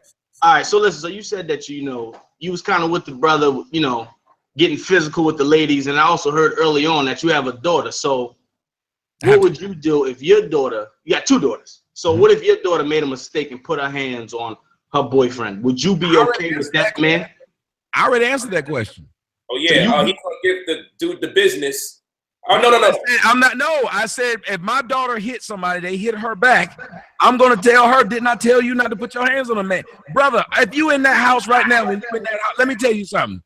That looked like the living room / den that you in. There ain't much room up in there. So if my daughter in there just punch you in the motherfucking face, no, I'm saying. Man, you hating, man? That's crazy. What I'm saying is, hey, god damn. Oh man, you trying to? Oh, he threw. No, I'm not trying to be funny. It just looked like you got the Cordell Store special over there. You know, / at the living room / den / Yeah. Nice little spot. going. But the point is, I just wanted to see Icky and how he looked from that shit. I got to give me a green screen like Icky, man. I don't got that money. no, what I'm saying is, if she hit you and y'all in that room, how bad do you think it is when she won't let you out and she just giving you the two-piece, but you got to take it? I don't think that's cool, and I taught my daughter better than that. I don't think any man can physically just be held in one spot. I think as a man, you should just walk away or remove yourself from the situation and just be the better person. I'm not saying that you got to stand there and take a beating. Actually, you shouldn't. You just get as far away from the situation as possible. You know, a lot of black women will not let you walk out. I tried that with a woman. That woman went to the door, I'll tell you, I saw my homeboy. Maybe you need to eat Wait. No. lift Listen, weights. I saw my homeboy get stabbed because he tried to walk out of the party from his girlfriend. He slapped him in the face. He turned around and in front of all of us, this bitch stabbed him between his shoulder blades. Well, that's definitely an unfortunate situation. I'm sorry to hear that, but for the vast majority of us, I think when we get in these domestic situations, I think we can walk away as men. Did you see that video of that dude who was at the place where that woman kept hitting him while he was in the store? He tried to walk off. She just kept hitting him saying, hit me, hit me. He finally knocked her out. After he knocked her out, do you know when she regained consciousness? She went after him again. Well, that's a special case. You're talking special about person. Not special. But these are like rare cases. We're talking about. No, black women are like the Terminator. Right. They don't stop. You know, black women do not stop at even one. Brother Tommy, hold on. Craig, I'm definitely walking with you. Let's get the sister Lila on. We're gonna spread it out. All right, I got you. But I had already answered that question. I wouldn't go after you if you hit my daughter. I wouldn't. Peace, family. Absolutely. Peace. Say, Peace, family. And with that being said, let the black woman. Yo, okay, Lila. With that being said, what do you have to bring to the table? He's bringing up a lot of scenarios. He's bringing up a lot of scenarios that we see on social media, played out, extreme cases. But for the average family that has maybe an abusive father, or the mother is being abused by the father, the husband. I mean, on average, we're talking about abuse here, and we're talking about the family, the black family. Now, if you're talking about scenarios, two people that don't even know each other, or these little ratchet couples you're talking about, that's a totally different scenario. And I think when most people think about domestic violence, in my case, we're thinking about black families. And so I see you guys here laughing, and it's funny, and these extreme cases, and these are just abusive relationships and friendships. But for the most part, I would love to see us take this seriously in addressing domestic violence in the home, where there's children involved and they see these things. It's years and years of abuse. I think that's the most common case. But what it seems like you guys are joking about is like extreme situations. You see this young girl on a bus with this bus driver. I mean, of course, that endangered all the passengers. So I get it, but we're talking about viral videos as opposed to what happens in everyday life and what a lot of families are going through. So if we could be a little bit more realistic. I want to tell you this. Firstly, I had a sister text me, "You walk away from me, I'm gonna beat you more." Hey, polite. I had to switch it up. Tommy was hating a little bit. I had to, start out a little bit more. You know what I mean? You know what I'm saying? So, that's what I'm talking about. I didn't know that. From the bookshelf. That nigga went to the library. Yeah, I ran to the library around the street. Hey, so understood. What we do over here on this platform in particular, this is something that I always say, and this is my philosophy when it comes to teaching. I noticed that a lot of the revolutionaries, a lot of the people that teach in the community or contend to be revolutionaries or Pan-Africanists or pro-Black, have a tendency to always sound angry. Like, it almost feels like they don't like teaching the people. They don't like uplifting the people. It's frustrating to not tap into that part of the human spirit. Do I definitely disagree with Tommy Sotomayor? I think everyone realized I absolutely disagreed. In fact, I was flabbergasted at his responses. If I speak with the conviction, or is more conventional for people to use when speaking about sensitive matters like this, him and I would be at so much odds, we wouldn't even have no more platforms. You wouldn't even have made it to this point. And what you're saying about women, I'd love to be able to respond to it too as well. They're only repeating No doubt. behavior that they saw growing up or in their neighborhoods, or how to address the situation. But I thought you said it's rare. What? No, Which one? Which one is rare? She was saying earlier that the things that we're talking about are rare. Scenarios, but I think on a serious note, there is domestic violence, there is a problem. And what you're talking about, I see these same videos. A lot of times they're just repeating behavior that they see in their neighborhoods. But I told Brother Polite that earlier. In their home. I told Brother Polite that earlier, though. I said these people are repeating what they've been taught. And that's why, I mean, can you agree with me when I was being very serious? Because what women have to understand is we discuss things completely different as men. And that's how sometimes women will ruin the synergy that men have because I'm ruining it. No, I'm trying to explain. Like, I'm trying to explain it. Men will laugh about one of their homeboys. Like, one of our homeboys could have fucked one of our exes. Like, look at what Jay-Z and Nas were able to do. Laugh and do business. Men have the ability to do something that a lot of women can't. That's why a lot of women say they have a better time being friends with men than each other. Because we just, after a while, it's old and we laugh it off. I got a best friend of mine. I whooped his ass in college. We laugh about that every day when we talk. Most women cannot laugh about shit like that. I know men who try to kill each other who are friends now. Men, for some reason, have the ability. When we were talking honestly, I told him, and I will see if you agree. I said, why don't we teach each other at a young age that no one hit each other? Because that would be the best start to me.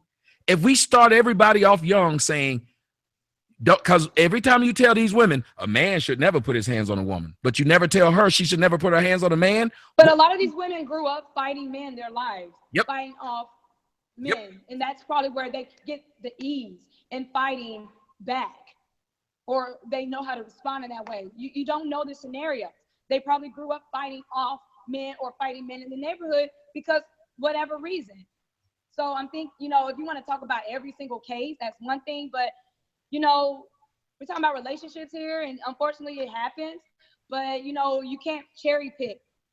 You're cherry pick. I'm just curious here. Extreme cases. Leela, just out of curiosity, are you one of the sisters that grew up fighting off men in the neighborhood? Oh, I used to fight boys in my neighborhood because boys were fighting me. And I grew up seeing my mom being abused, and she taught me if a man ever puts his hands on you, leave. And because the behavior will be repeated. And I got in an abusive relationship in college. And it started off me playing with him, joking around, and then he snapped. And I was in an abusive relationship for years. So, and then that type of abuse, what we talked about earlier, it leads to rape. So you got physical abuse leading to mental abuse, to sexual abuse, and it goes on and on and on. So I'm not out in the streets fighting anybody. I can say growing up in the neighborhood, probably fighting little white kids and Mexican kids. Because you moving your head like you might fight somebody now. The way your head keep bobbing. You are bobbing and weaving, and I ain't seen no punch come. You been. That's why I asked. Exactly. She done. She slipped and everything. I'm like, you see, we have to laugh. Look how she keep looking around like that nigga coming back for the third round. No, I'm not. I have a very spacious home, and I'm just like, you got me scared. I'm looking behind me like, where's this? Yo, Tommy, you fucked up. Because I have people in my home and we're talking about this with y'all. I have other people in my home, and I'm just like, because clearly y'all don't understand what I'm talking about. Well, I'm in Mexico, so whatever. No, listen, wait a minute. My sister Oprah is here. I'm talking to her as well. No, listen, I'm walking with you on this one. No, I'm walking with you. It's just, and I agree with what you're saying 100%, sis. It's just, I feel like there is some truth to what Tommy's saying. Just that what Tommy's saying is absolutely crazy at the same time. So I agree that there has to be some sort of punishment or some sort of deterrent to stop women from abusing men. Thank you. One of my best friends, Ishmael, he was stabbed in the chest and killed by his baby's mom. Thank you. So, but no. But I'm not saying we two-piecing bitches and knocking them the fuck out though. Let me tell you what y'all did. Y'all six-pieced your friend and put him in the ground. But can we talk about how many? But can we talk about how many cases in which women do call the cops in serious cases, and the cops end up again The black woman is the most disrespected woman in America. Oh, Lord. They don't go to jail. They don't get arrested. The cops are like, really? Did he really do this? I've seen a lot of scenarios in which the cops did not take the woman's side. Lord. So, I mean, it's give and take. It's on both sides. True, but I'm saying this: the solution cannot be that it's okay for men to then over aggress women. That can't be the solution. We can't. But wait a minute. What did I say though? I said y'all keep skipping the beginning of the story. It's like, yes, because you know why, Tommy? It's very unlikely people are gonna stop laying their hands on each other, but it's a great should be start. very likely that they expect retaliation. It's a great start to tell everyone, keep your hands to yourself. But when those instances occur where people touch each other, rules of engagement, and cannot go ham on a black woman. But I can go ham on another black man and no one has a problem with it. It's not that no one has a problem with it. We have a problem with the manner in which a person responds. If I'm disciplining a child, I know that I'm dealing with a child. If I'm dealing with a sister and I'm confronted with physical adversity, with a sister the way I know when I was dealing with a child. That's what it is. Do you hear what the woman said? The woman let you know she done gave niggas the business. She let you know it straight up. Did not say that. Yes, you did. You said I grew up with Mexicans and white people. You literally said it. I said when I was a child, there's two scenarios. When I was a child, there were little Mexican kids and white kids. I had to fight back. They were racist. Like I said, I was playing around with my boyfriend. Okay, so if they were racist, hold on a second. They were racist. What did they do to you? They called you a nigger and stuff, right? Yeah. And you felt the need to physically assault them because you didn't like what they said. No. Yes, you did, because I did it. They Stop it. White people don't go up slapping us. They just say shit we don't like and we beat them up. Let's not come and tell a story. They don't fuck with us. They just say shit we don't like. White people don't just go up whooping niggas' ass like that. They don't. It was these were boys. These were white boys harassing me. Yes, harassing you by saying things to you. Chasing us, threatening us, yes. And somehow you were able to whoop a boy's ass. Did I say I'm that? asking, what happened? Well, there's a lot of different scenarios. Now you told us not to laugh, but you keep smiling every time I ask you direct questions. No, we got into a lot of fights. We got into a lot of fights with other boys. We talking about the childhood and growing up in the neighborhood. We got into a lot of fights. Did you win some of those fights? It up eventually. Did you win some of those fights? Did I win? Oh no. Whenever people got to repeat the question. That's a yes or no question. You know if you won or not. No, I don't think so. You never want to fight, huh? So your whole life, you like the girl from Color Purple. Your whole life you had to fight. You told Harpo to be me. Your whole life you had to fight. Crazy. Listen, I just want to reiterate to you, sister, that the reason why we have real intense discussion and forum for people to understand that no matter how much you have a strong conviction about something, that person that you are in a diatribe with, we don't have to this kind of reckless behavior that we see with people when they disagree in our community. So what we'll do, we won't laugh at a woman being beat. We'll laugh if we believe on either side that the person is saying something that's a stretch. And that's how filter. Well, there was a Make scenario light at of a very intense situation. Watch this. Young black girl. Watch this though. Making light of intense situations. And this is something I always ask the sisters to do.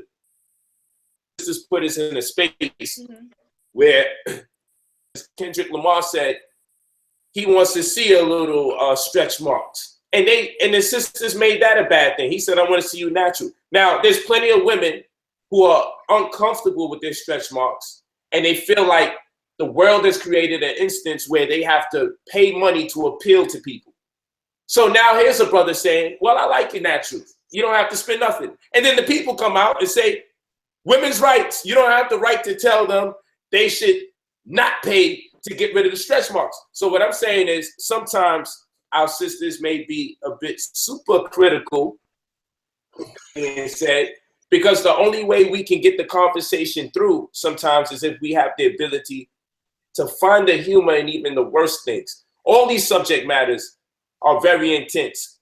On either side of the fence that we look at it, whether it's the man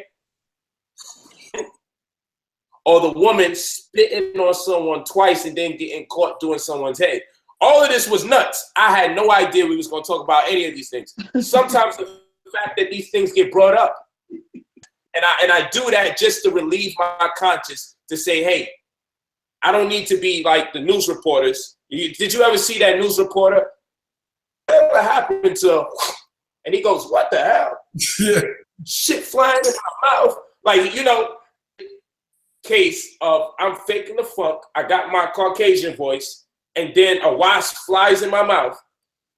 And everyone realizes live on the air, oh shit, he don't talk like that. Opposite. Brother Polite, how about this? People know I date black women. Somebody, you gotta mute yourself when you come in. Yes. I'll mute him. I got it. Go ahead. People know I date black women. My only issue is I don't like weave. Do you understand that I was called a coon and don't like black women because I refuse to date black women who wear this weave? Matter of fact, last night I said on the show, I refuse it. Like, this shit is ridiculous. I think that shit's disgusting. Your hair smell like corn chips. Huh? You're so full of subject matter. Every time you talk about something, like, yo, there goes another show. No, I'm just saying, like, I'm going to the Kendrick Lamar thing that you said. I put up pictures of all of the women who are natural and who I feel. They don't say, well, the nigga is posting up pictures of black women and saying they're beautiful, looking like this. They say exactly what you just said. We could do what we want to with our hair. So how is it you gonna say? But I made a video just to piss black women off to see how they react. I put up, I said, black women do look better with weed than their natural hair. They went off on me for saying that. How does that make sense? I believe you. It happens. Hey, we're gonna get rid of you the next time you unmute your mic. We ain't all right, let's see. Are we missing somebody? Oh, let's get this person in here. Hey, what's up, sis? Let's get you in. Unmute your mic, sister. Kabira? She like, you gotta call my name. You ain't gonna just look at me. Hello. How you doing, sister? This is my first. What's your name? I'm trying to Cabera. And where you from? I'm from South Carolina, but I live in Dallas, Texas. Okay, good to know. So what's on your mind, sister? We want to get you involved. We need the wombs involved with this conversation. Okay. Well, regarding the domestic violence situation, it definitely is both ways, and I've seen it go both ways so many times. And like you said, Brother Polite, keep your hands to yourself. Just keep it simple. Keep your hands to yourself. Said that. Brother Polite said that's not something that you can. Yeah, Tom, you a hater like a motherfucker. You can't be taking credit for shit I said. Brother Polite said, "Fuck that. That's not realistic. We need to let women who need I did say that, brother. Train themselves." I did say that. I just said after we say that and we move from first base, there are going to be those instances, unfortunately, more than less, where we do put our hands on each other. And then what do we do from there? Do we tell all the homies, knock these sisters out? Because after all, but the thing is, the main reason, watch this. My man said the reason why black men love hoes so much is because they've been raised by hoes. This is what the early part of the conversation, because we were asking, can men be whores when women are whores in the same capacity? And we found out, based on our understanding, that the things that men do, they may not necessarily be whores, but if women do the same thing, they are whores. And we went through can men and women be whores when doing the same thing? That was, you got to watch that at the beginning. That was a good conversation. Man whore. Yeah, I missed that. Yeah, that's good. I came in a little late, but I understand the differences, the stereotypes Hey, where sister, they. I want you to pick it up right where I said everyone should leave their hands. Oh, Yeah, everyone should keep their hands. That shit. But at the same time, it can't escalate, but negative energy just carries on. So if somebody reacts to you in a negative way, you're going to react negative, then everybody's going to keep it negative. But at some point, somebody has to be the one to take control of the situation. Yep. If nobody ever takes control of the situation, it will just continue to be negative. Mm-hmm. Do you think a man? So do you think a man has the right to knock a woman out and smacks him? I didn't hear you. Man has the right to knock a woman out that smacks him. Hold on, we're gonna get rid of this guy because I told him he tried to put it on mute. He tried to put it on mute right after, but I caught your ass. Anyway, so do you think a man has the right if she smacked him? And we don't want to minimize the smack. Like a smack is just a smack. No, a smack is a bad thing. We understand that. She shouldn't have done it. Or men have the right to say, well, you know what? I'm going to turn up and I'm going to knock this woman out. Even if it's one hit for one hit. She smacked me once, I'm going to punch her once. But damn it, I'm going to knock her out. Do you think that's right? What do you think about that? No, I don't agree with that. Because be honest with us too. This is the $1 million. Have you hit men? I'm gonna give you my complete perspective on it. First of all, I agree with what you said. You have to mentally know what you're dealing with in every situation. That's so right. if you're a man, you know you're dealing with a woman. She slapped you. Obviously, you're physically, and you can handle that, and you already know that. So why not? Tommy don't like that shit. Sometimes you gotta let your emotions go, and you gotta let your emotions go and think for a moment. So I think at that point, that's when he should take control of the situation.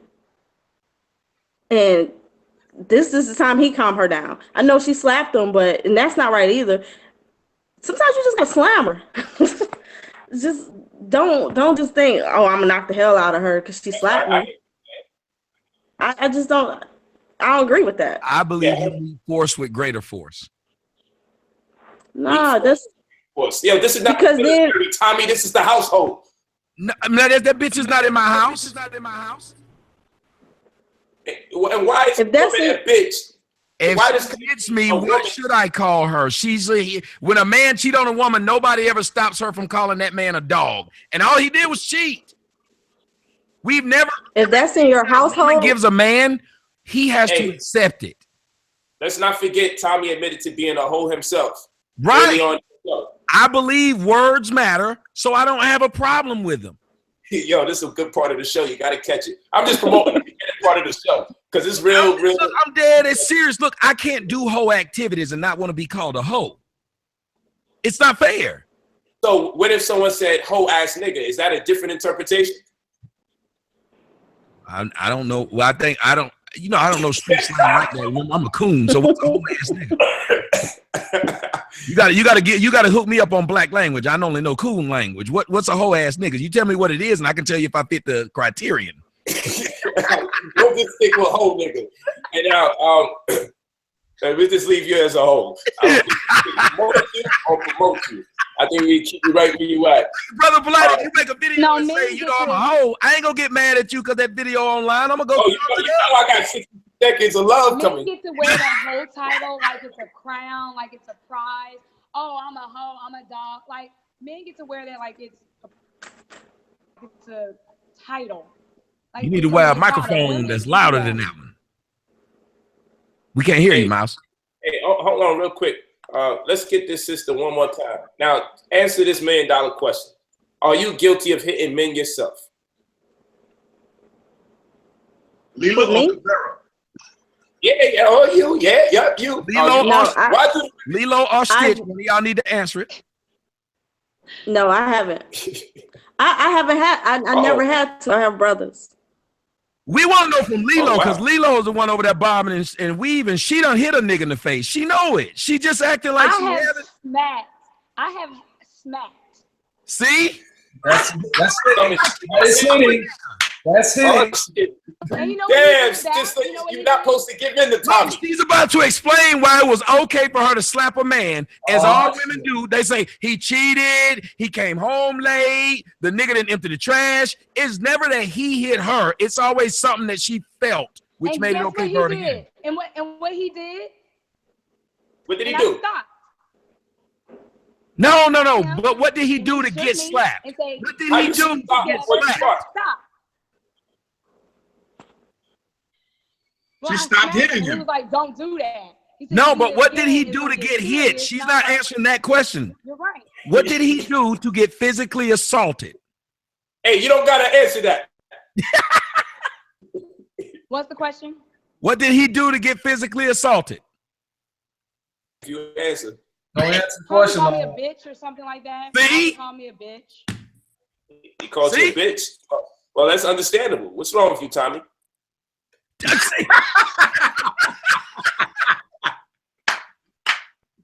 And that's why when he pulled out the sword of Grayskull, he man. I have a sword too. I have Tai Chi. She has a sword now. You can pull a sword. See, this girl is violent as hell. Hold on. What did you say?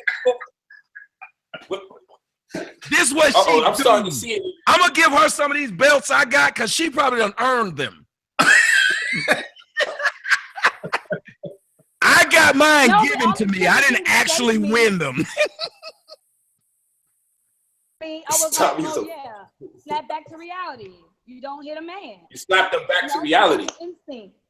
You don't slap me because I called you a bitch when women call men more than you call me a bitch more than women call men call women bitches. Say that again, sister. If Tommy, hold on, sister. Sister. It's coming out. I see it in your eyes. Listen, if Tommy was right in front of you, and Tommy turned around and said, "Bitch, you better stay in your place. Stay in your place." What would you do? Do that again? Bitch, stay in my place? Yeah. See, that's what we gotta have a conversation. No, do that motion you did earlier. No, you showed us what you would do. Do the motion you did earlier. Come on, baby, do the fucking motion. You said that you would slap me in the face now. Come on, baby.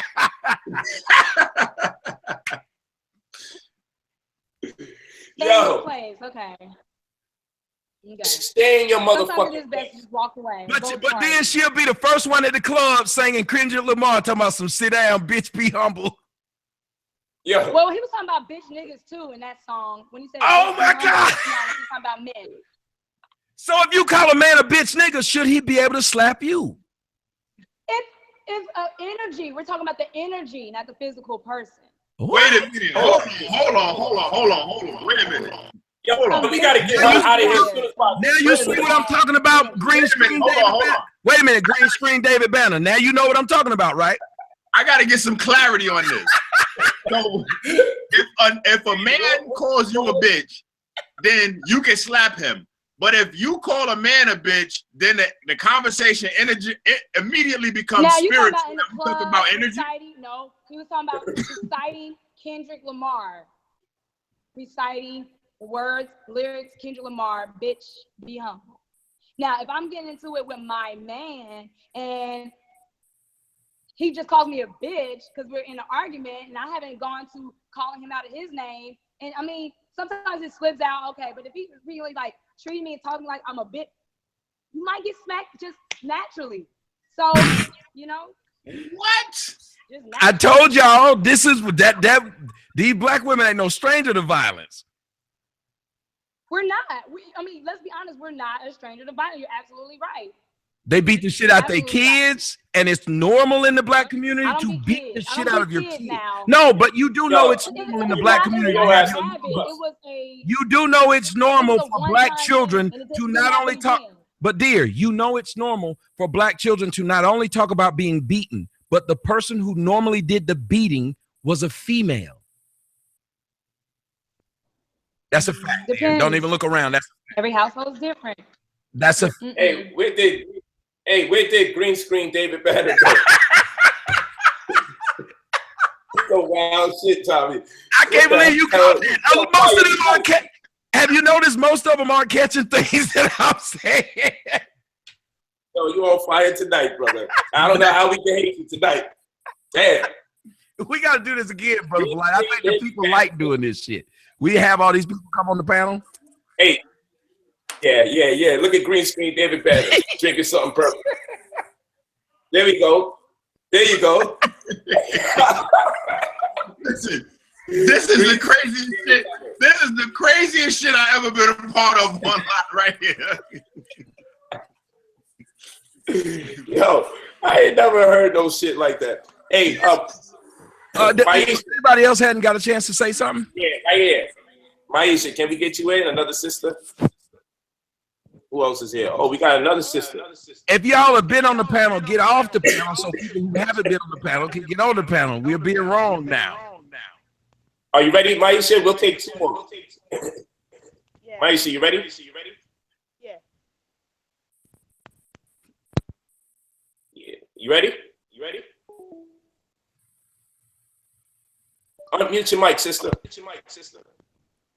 Let me address this person who said, "Why is no one correcting?" This is pretty simple. You gotta get another person out there and repeat myself. I got it.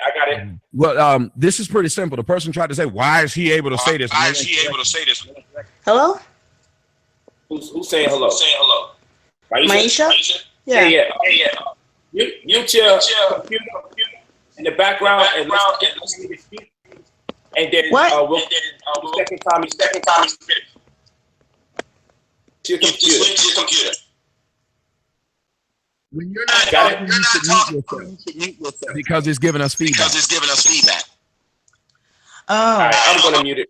Yeah, it's just whenever she wants to speak, tell her to unmute herself, and as soon as she's done, mute herself back because the app she's using is going to keep doing that. But somebody said, "Why is nobody correcting me?" It's hard to correct me when 70+% of Black children are born out of wedlock. So the main person in that house who will be giving out the discipline will be the female. The numbers dictate that what I said is right. If you don't want to listen to the fact, deal with the number. How about that? Just like the numbers would dictate, there are a greater number of white people in jail because it's a greater number of white people. Makes sense. So also, when we disagree, we're vocal about it. But again, we don't have to attack the Black man. We can see the humor in our disagreements, but we're very much serious about what we're doing. Come on, man. I know there ain't no damn Tariq Nasheed in here. Let me get you. But anyway, Maisha, make sure that when you speak, you unmute it. When you stop speaking, you put it on mute. That should work out for you. We're waiting for you again, Maisha. While we wait for you, I'll call on the sister right here. What's your name? Where you from? Unmute your mic. There you go. Hello? Maisha. Hold on, Maisha, because you're taking a little while. So let me just deal with the sister right here. I'm coming right now. Okay, sister, you're on. You unmuted it? Yeah. Unmute. Can you hear me? Now we can hear you. What's your name? Where you from? Hey, I'm Asa. I'm from Baltimore, but I'm currently at Penn State.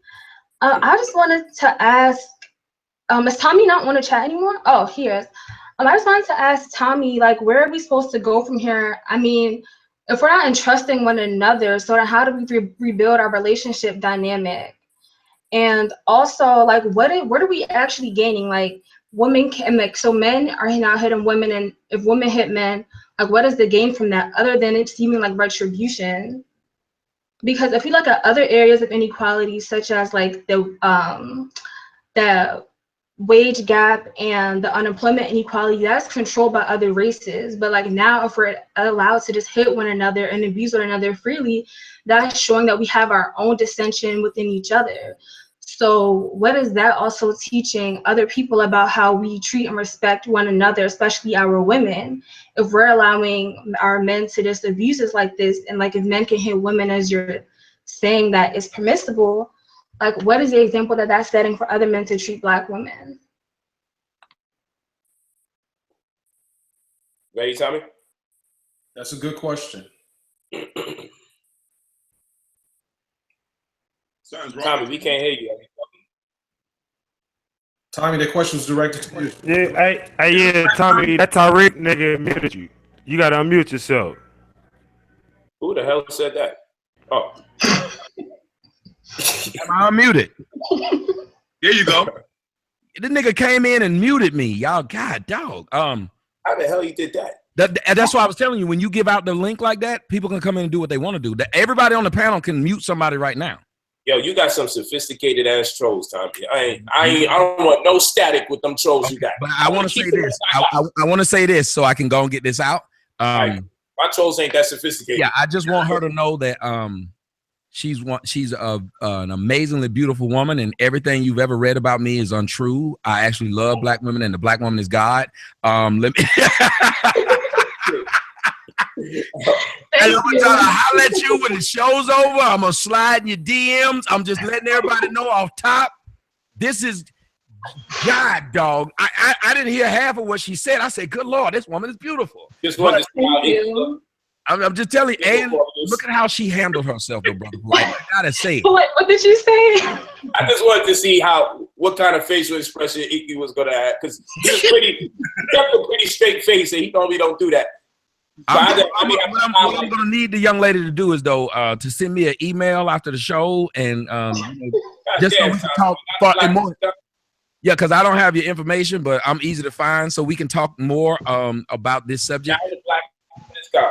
Yes, that Black woman is God, but now I don't know about them other bitches, but mainstream David Banner. Put it into this. Yo, where you get that name from? That's some crazy shit. Now let me get real. Look, what she's saying is true to an extent. No, what she's saying is true to an extent, because here's what we have to deal with. We have to deal with colorism in our community too. So I said it earlier. How can we ask people on the outside to treat us any better when we're treating ourselves that way when it comes to our own skin color? Same thing. I've seen Black women tell other Black women, I mean, you look good with your natural hair, but I don't think I can do it. You mean you don't think you can walk out the way God presented you? Like, it's ridiculous. So when you talk about this violence, yes, it becomes a messed up thing in the Black community if we're hitting each other. But it's a messed up thing if the man is retaliating to being hit, because you can only push an animal, which we still are, even though we're humans. You can only push people into a corner for so long before they come out fighting. And that's what we need to deal with. If women are hitting men, we do need to address that. Tell men, all right, don't hit them back. Now let's talk to the women and say, why are you physically assaulting these men? And 9 times out of 10, if you set them down, honestly, they will tell you, I'm physically assaulting these men because I believe they're not supposed to hit me back. So I have the upper hand. So we got to deal with that mentality and get women to stop doing this. You can't just hit people and not expect them to hit you back. If more people expected something to happen, less people would do it. It's just like, well, we know we'll get a speeding ticket for driving over the speed limit, but less people do it because they know you'll get arrested at least. Now, people will still do it like Brother Polite said. Some people are going to say, fuck that speed limit, I'm going through it. Some women are going to say, fuck that, I know a nigga going to hit me back, I'm doing it anyway. But you got to start somewhere. That's why we have laws. Think about our laws currently right now. Hey now. But think about our laws. Our laws say murder will usually get you put in jail, but it hasn't stopped people from murdering. But don't we believe that if there were no laws, how many people would just go around just killing each other like it was nothing?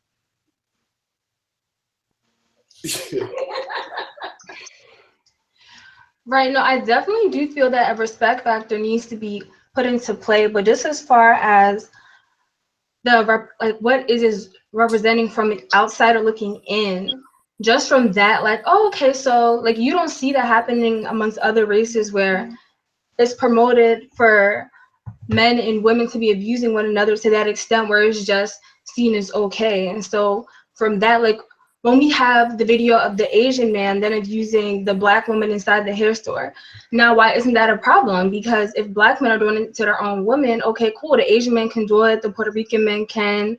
So it just further perpetuates. Well, no, because there's a white man in Venice Beach. That white woman kept yelling at him. I put the video up and people got mad at me because I put that video up. And when he knocked that white bitch out, I stood up and said, and I'm proud to be an American, cause that woman kept fucking with it. The point is, stop putting your hands on people. You shouldn't be allowed to just touch people. People aren't disrespecting Black women because the Black man is disrespecting them. If you look at how people talk to Black women, because Black women talk to each other that way. Nobody calls a Black woman bitch more than another Black woman. Nobody calls a Black woman a hoe more than another Black woman. Nobody shows her ass more than Black women on Instagram showing their own asses. It's not like a bunch of Black men are forcing these Black women to act crazy as they are doing for social media fame. The woman who said, there's a fire in there. Ain't nobody got time for that. Nobody forced her to do that. Nobody forces Leslie Jones to make all of these damn jokes she makes about herself. Black women are clowning themselves. Other people are getting paid off of them doing it because apparently they're not smart enough to at least get paid off of making themselves look stupid. I told a woman that when she came on my show. She had several videos in which I used them and put them up and made money off of them. She was putting them up on Facebook for fucking free. I explained it to her. I said, you're making a fool out of yourself for free. She started crying, talking about how she's sorry. She won't do it again. Now, this is a 24-year-old girl with 2 kids and 1 on the way while she was making them dumbass videos. Do you know what she did the next day after she went off my show? She made a video of her mom on the phone with her brother while her brother was calling from jail asking for $50,000 bail money. She was trying to make fun of her brother, talking about some, this nigga ain't worth a fuck. She's 6 months pregnant. This bitch got up on Facebook Live and all she had was 3 people watching her. That's how unpopular she is. But she gets up every day and does Facebook Live. She started smoking a blunt while being 6 months pregnant. I took that video, put it up, and made a video saying this woman came on my show talking about how she's changed and she sees the error of her ways.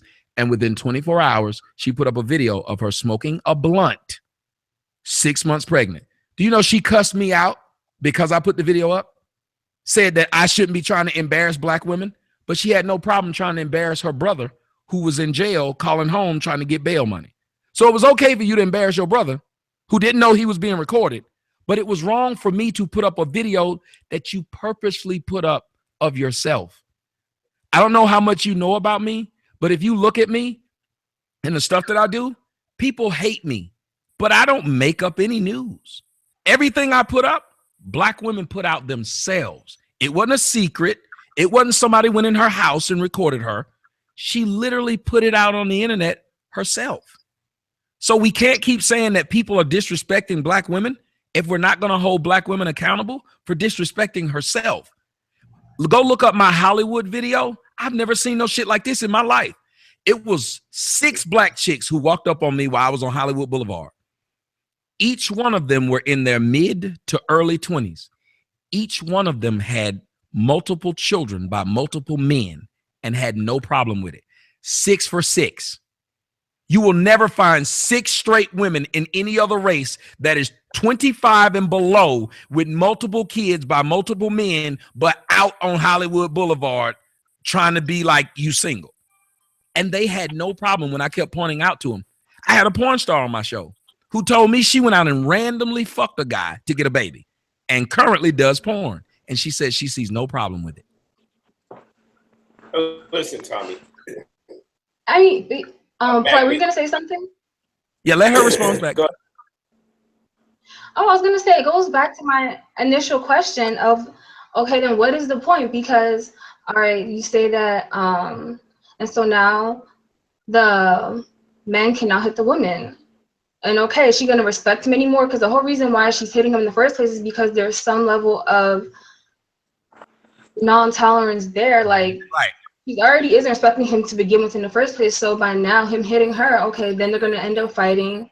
that will probably lead to police coming possible incarcerations for both of them for assault and battery. And so now what happens there? Yeah, but if he doesn't hit her back, let's just go that with most men, they won't hit the woman back. The women get emboldened to not only hit him, but if he leaves, to hit the next man. Why do you think most black women do not respect physically their black men? They believe they can put their hands on their man because they watch their mama put their hands on their sons, who your son's 6'4", but you still beating this boy up. It's one of the most emasculating things to watch these black mothers beat the shit out of their kids. Do you remember that Baltimore? I think you're up in Baltimore, right? Mm-hmm. Remember how white people on the right and the left came out and praised that black woman for beating that black man? Yeah. Didn't stop for a second and think, wait a minute, Republicans and Democrats don't get along.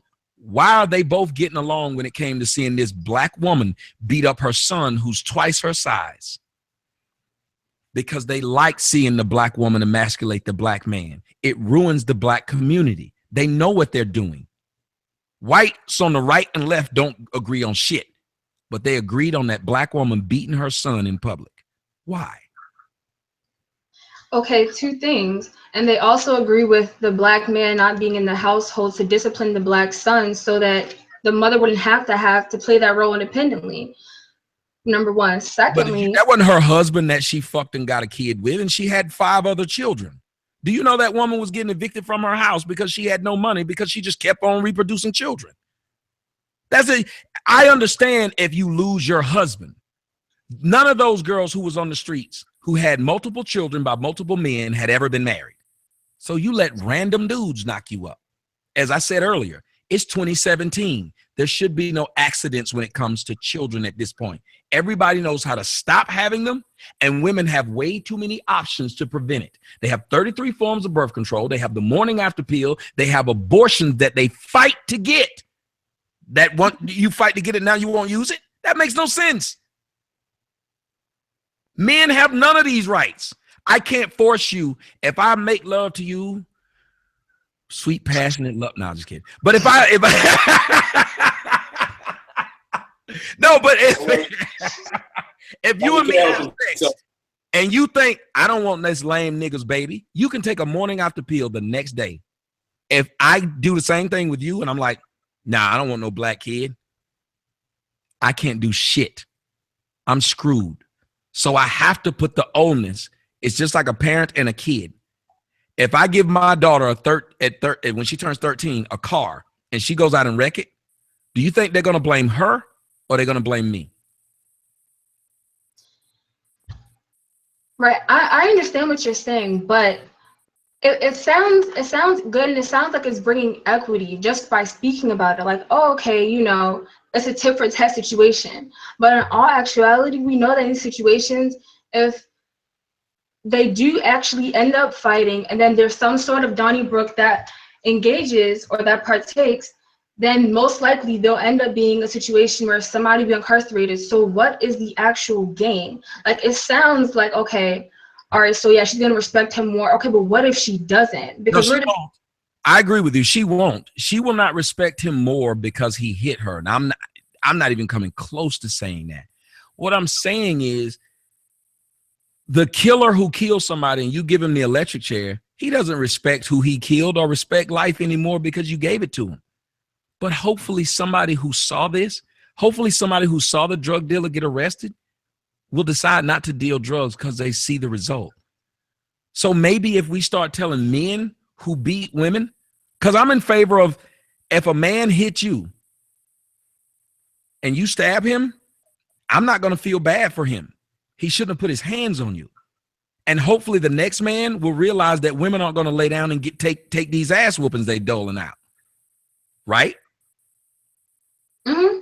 Same thing. If women keep hitting men and they know men aren't going to hit them back, they have no reason to stop hitting men.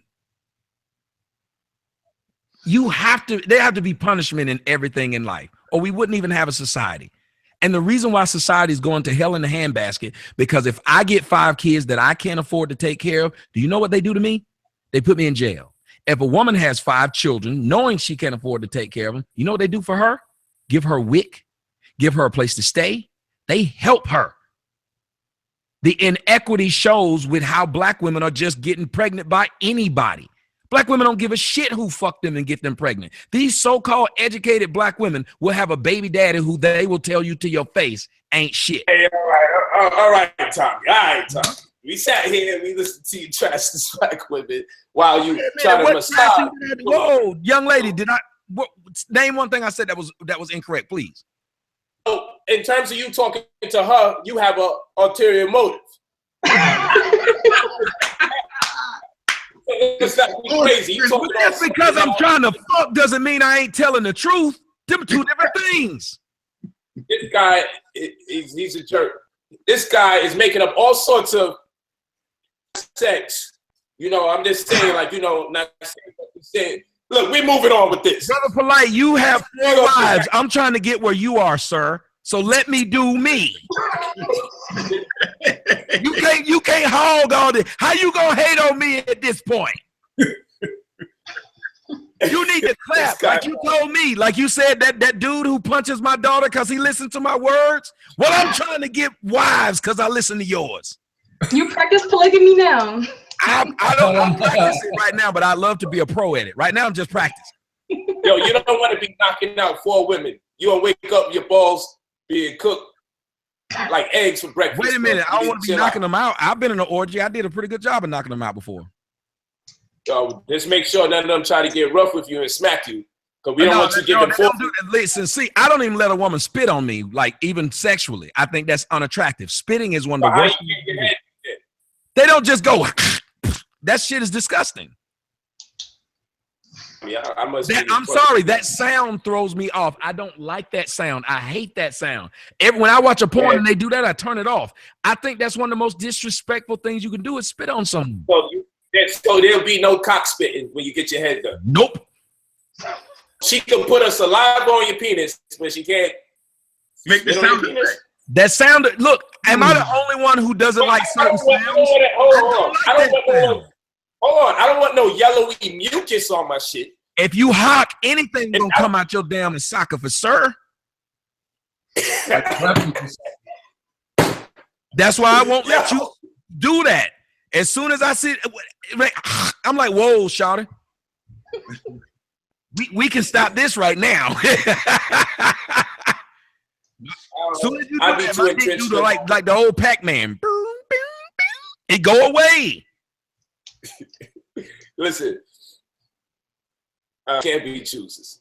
I was gonna move forward from that conversation. I ain't begging for no head. I get it. That is nothing. Hey, look, you ought to know me. Come on, bro. The one thing I have a shortage of is closed mouths don't get fed.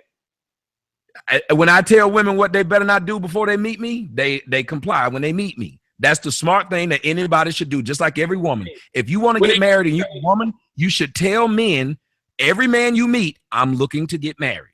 If you want children, you should tell every man, I'm looking to have children. Why not be honest up front? What you tell the women? Just don't smack me because I'll give you the business. And by the way, if you do my head, don't spit on my dick. Most women, listen, you know why I don't have to have these conversations when I'm at home? Because most women who fuck me have already watched my show, so they know what I like and what I don't. Fair enough. Fair enough.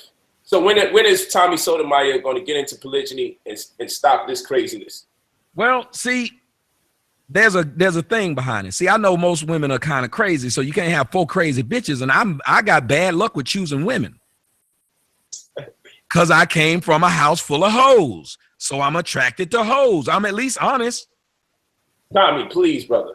Hold on. This is a job for green screen David Banner. We just want to see how he looks. No. This conversation is taking a nasty turn. And I don't know how to. Yo, we just had to get a word from our sponsor, Green Screen David Banner. Okay. But at the end of the day, what she's saying holds the truth. At the end of the day, that's why I started. We can't do that. Huh? You just said. Yes, I can. I'm trying to be young Pharaoh. What? Okay. With that being said, May I interrupt? May I interrupt one time? Okay. Well, you can enter in the second Tommy just goes over him being raised in a house full of hoes. Yeah, I'm saying, look, they were hoes. It was 13 of us in a 3-bedroom house. Hold on, I can explain it. There was 13 of us in a 3-bedroom house. It was all women and children, not a man in sight. And each one of the women had. There were my mom and her sisters. Come on, Tommy. Why do black people believe you can't? Okay, so I could tell the truth and say my dad was a deadbeat, and nobody's ever stopped me from saying that. Nobody's ever had a fucking problem when you go off on your daddy. But if you say the facts, you just proved my point of what I was telling you at the beginning of the show.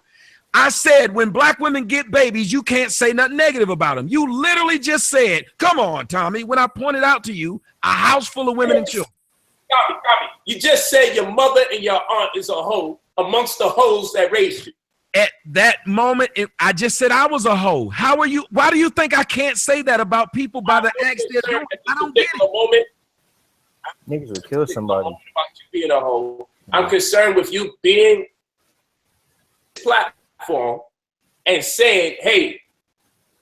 At the time, that's what they were. Sir, people change. Just like you can say, you used to deal dope. Do you not say this? My mom gets in front of her church and explains what she used to do. Why would she now be absolved from what she used to do because she no longer does it?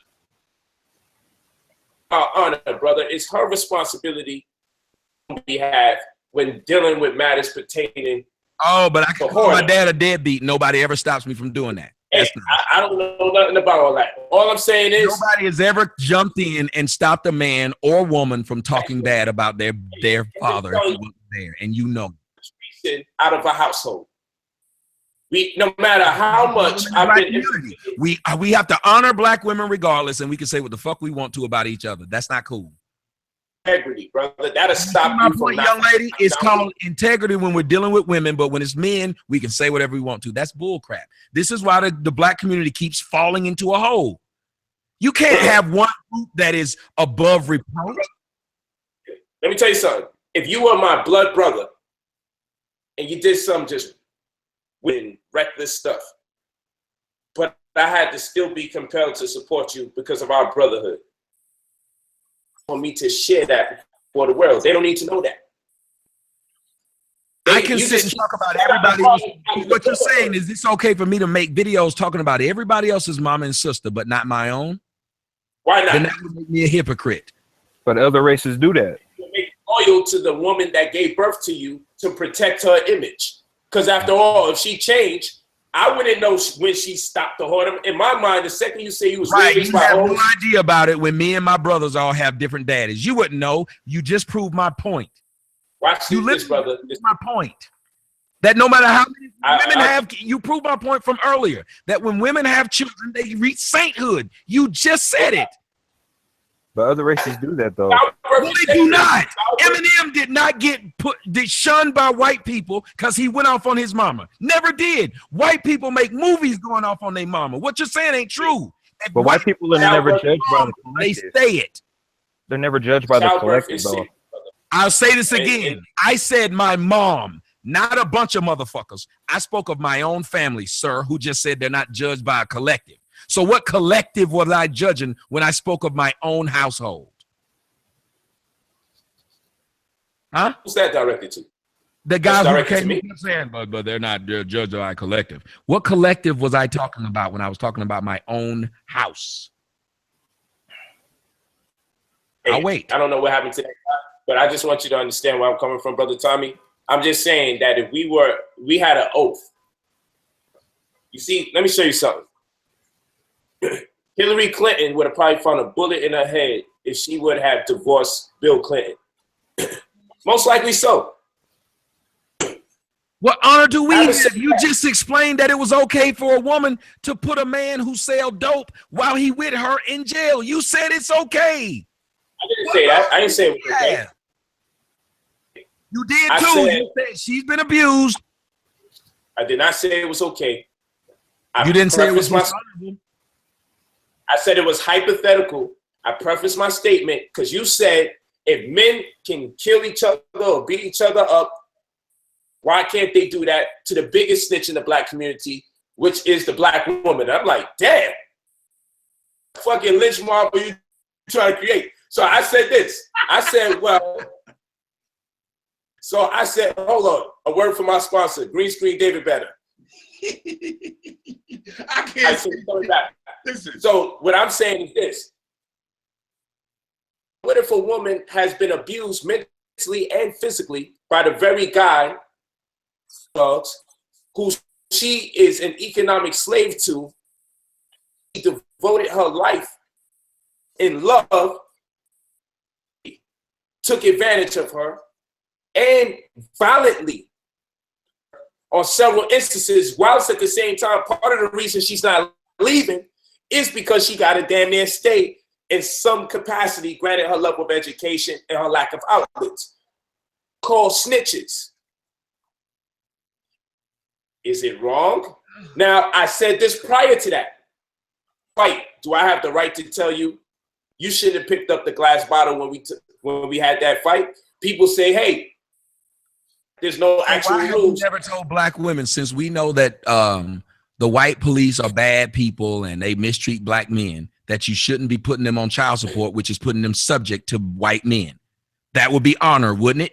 You solved this problem at home because you didn't go to the white man and you didn't marry that black man in front of the white court. You laid down with him by yourself. So y'all need to fix this by yourself. That would be this honor you're talking about, right? Why is it okay for these black men to be dishonored publicly by black women? Ain't nobody telling them that they shouldn't be able to do it. I don't think I appreciate in high support of the brothers, but when you say things like the black woman. No, what we were what you stopped me talking about was speaking about my own mom, not the black woman, not in general. Oh, no, about my walk with me. No doubt, walk with me. Let me tell you something. I cannot tell people about something if I'm not willing to talk about my own house. You can say whatever you want, bruh, but I'm not going to sit up here and try to act like my mom and my aunts were great because they're mine, but then talk shit about yours. I'm not doing it. You can do it. And you can call me dishonorable for telling the truth, but I'm not going to be the person. So when I don't do it, you know what people are going to do who hate me? Go into my background anyway and do it, because that's what they do. So I'm going to go up here and act like my mom's the greatest shit, talk about somebody else with kids out of wedlock, and what they going to throw in my face? I would be a fool to let them do it, Brother Polite. And you're encouraging people to lie because it's your mama or your family. Brother Tommy, this is what I'm saying. Just watch this. Tell me how it's coming off. Listen to me carefully.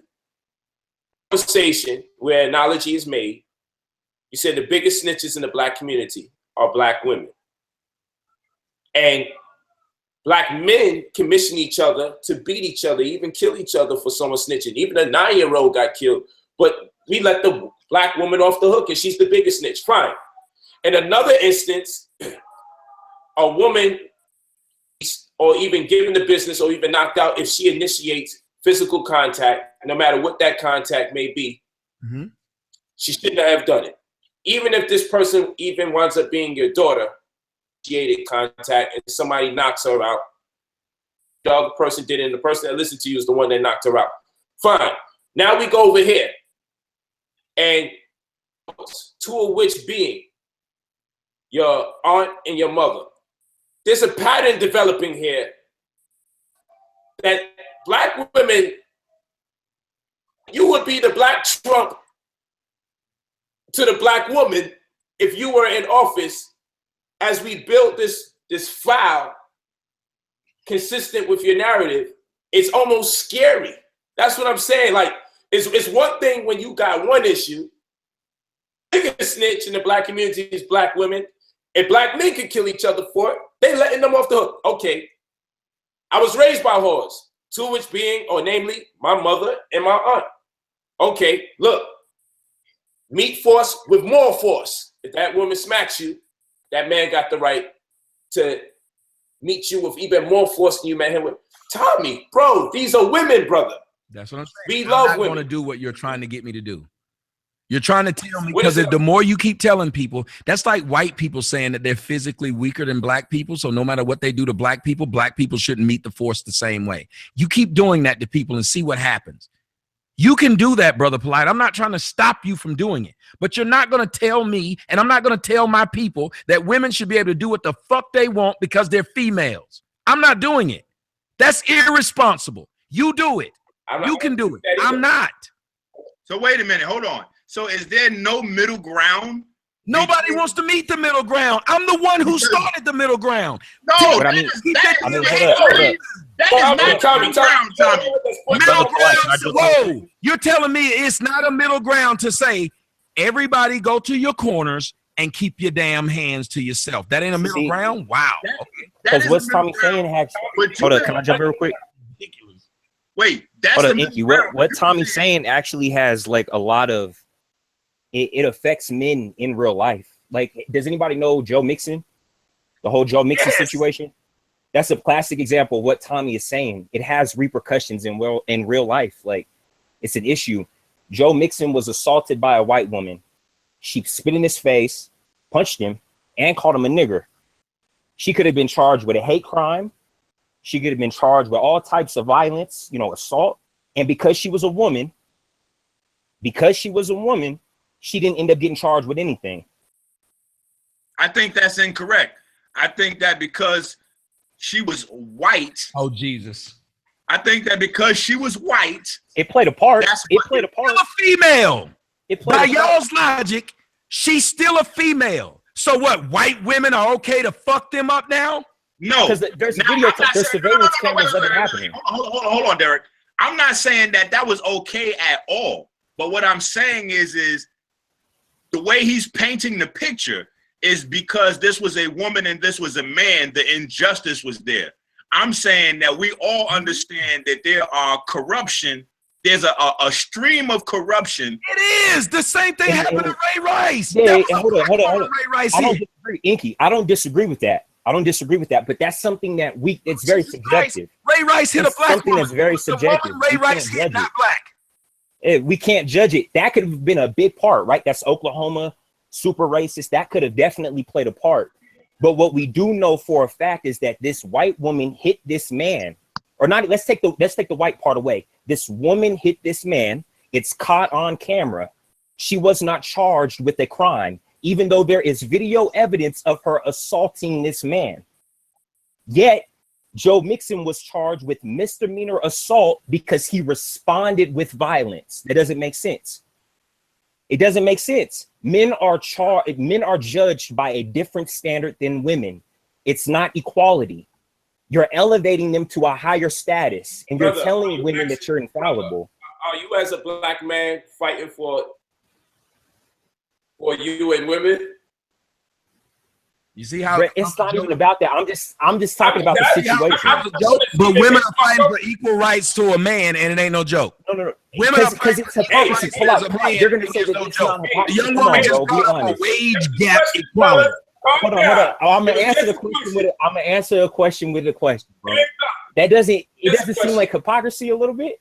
Like, come on, man. This is a clear case where you're seeing lives of men change. If Joe Mixon was not getting ready to make millions of dollars in the NFL, this misdemeanor assault charge would change his life forever. Forever. It would have a major impact. The only reason why it's not being talked about in that light is because he's getting ready to make millions in the NFL. But this happens to men through all types of socioeconomic backgrounds, not just football players. This is a big issue. People do not judge men by the same standard. Brother Polite, you got the camera stuck on the young lady. She is beautiful, but like... I think men and women are different, and to a greater or lesser extent, depending upon the situation, there has to be a different level of decorum, and somebody has to be in charge of the relationship, or at least some type of sanity in the situation. But society's not teaching women that. No, but listen, the logic cannot be if one person loses their sanity, then the other person has the ability to lose their sanity, because at that point, sanity goes out the window and logic doesn't even exist. Why? Okay, I get it. But why is nobody starting off by saying, before we even get to that point, can we not establish that nobody hits anybody? Like, y'all just keep skipping that. I agree with that. But we know after that point, nobody says we need. All I said was something very simple. Can we not start telling our children, as children, keep your damn hands to yourself? Instead of telling boys, that's not what we tell children, though. We tell boys, no matter the circumstance, don't hit a woman. That's right. Jesus Christ. We say that. And we don't mean that in the most extreme sense because she got a gun in her hand. A man should say to himself, you know, especially this is his woman. A lot of times this is someone he's intimate with or connected with. If you say you love that woman like you do, you shouldn't even be able to conceive you abusing her like that. Your conscience should fuck with you. But hey, we all don't think the same. But Brother Derek, I totally understand what you're saying. I don't disagree with what you're saying, brother. You're talking to sane people. He'll come off to you as being dismissive when you see me smirking. Because what I'm saying is this. Have their struggles and their strife, and they like, we don't have equal rights. Because there's times when men have the upper hand. The point of the matter is humans are not perfect. Elect or appoint people to positions to represent the views of not the whole, but the popular opinion or the opinion of the people who have the most money, whatever the case may be. It's politics. So all we can do here on this platform is say, hey, well, you know what, D? I agree with what you're saying. However, this is not going to be a pass for the black man to be able to knock out a woman or meet her with more force than he's met with by her. So we can do what? Stop the violence by perpetuating. I get exactly what you're saying. Women are allowed to meet. Lorena Bobbitt cut John Wayne Bobbitt dick off. Yeah, but you're taking it to an extreme. Now I get exactly what you're saying, Polite. Like when it comes to the black family, right? When it comes to the black household, I get that. A black man who's in a household with his wife shouldn't be, you know what I'm saying, reaching his hand back and smacking her because she might get a little, like, that shouldn't be happening. That's the black family. But what I'm talking about is outside of that dynamic, we see how that plays out in society too. So I feel like if you separate the conversation, it makes sense. Policemen, right? Watch this. Policemen to exercise extreme caution, even in light of a relatively violent type of person, considering the fact they have the taser guns, they have authority to do way more legally against that particular person. We always consider the fact that the policemen should exercise more caution in the manner in which they diffuse a situation, correct? Yeah. That of police, who in most instances don't even represent our ethnicity when they come into our community. That expectation of our own black men interacting with their women.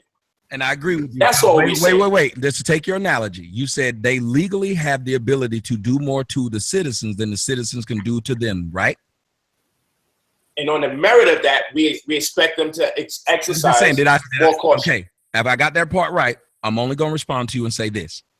Women legally, because of the way you're talking and other men who set laws, legally have the ability to do more physical violence to a man and emotional violence to a man than a man can do to a woman. There's never been a man that's ever gotten off from beating or killing his wife because she emotionally abused him. There are women who've gotten off on trials because their man never touched them. He emotionally abused them and she got off. Hey, Tommy, I would believe that we would ask the policemen to exercise more caution because they have way more weaponry and way more training, which puts them at an advantage physically against the person that we're asking them to exercise more caution. Because the first you said they had in the same manner, my brother, I would believe that if this is what is requisite calls or rules of engagement with the civilian, I would say us as a black community,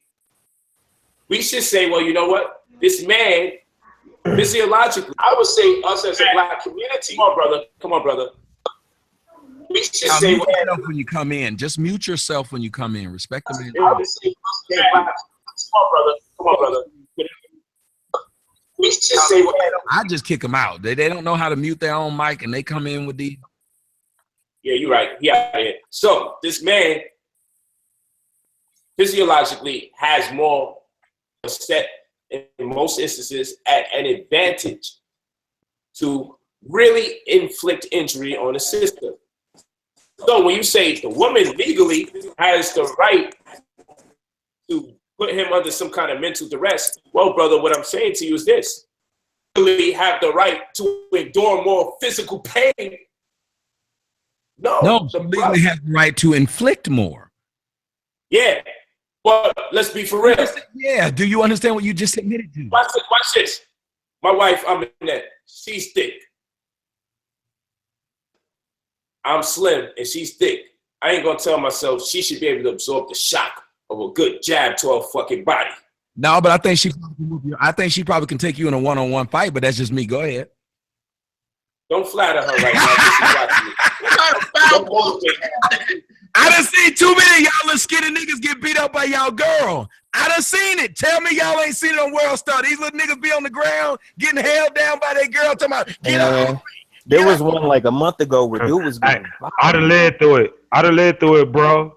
Especially when I'm 6'5", and when I'm 6'5". When I was 180 pounds, I was skinny as shit. And the chick I was dealing with, she kicked my ass. I couldn't do shit about it except for punch her like a motherfucking man, and that got her up off me. You for your testimony. Now, who the fuck are you? Who are you? What's your name? Where you from? Round two. I was trying to get you. I was trying to get Brielle. You know you my dog, man, but you gotta let other people get in, man. You got your story out. What's your name? Where you from? I knew you was one of them. No, this Brielle for earlier, man. Oh, AKA Big Girl Killer. You gotta let other people in, man. You can't keep doing that. AKA Big Girl Killer. Come on, Jesus. I'm sorry. That's Tommy's associates. I don't know. No. Hold on. A word from our sponsors. Was that Green Screen David Banner? Yes. This is Green Screen David Banner saying that Tommy Sotomayor has some dangerous associates. No. If that was my associate, he would have listened when I told him, thank you for coming on the panel, let other people on. He wouldn't have said, I'm jumping the fuck back on. Hey, I'll tell you this.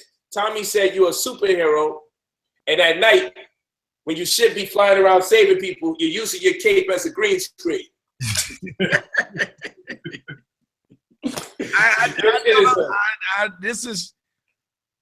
Listen, I do use my cape as a green screen sometimes, but I think in this conversation, I think the thing that we got to realize is there's a difference between hypothetical and reality. So in theory, we can say one thing, but I think in reality, we got to understand that humanity is going to have their ups and downs. People are going to slip. And I think as the man, people are going to say, minister, because it's you're going to take a moment to make this about black genetics or about science or whatever the case may be. But we do have a situation where hormones are out of whack right now. So we do have a lot of men that have exceptionally high levels of estrogen. We do have women with exceptionally high levels of testosterone. But with that being said, men should. With that being said, family, peace. with that on the record, with that on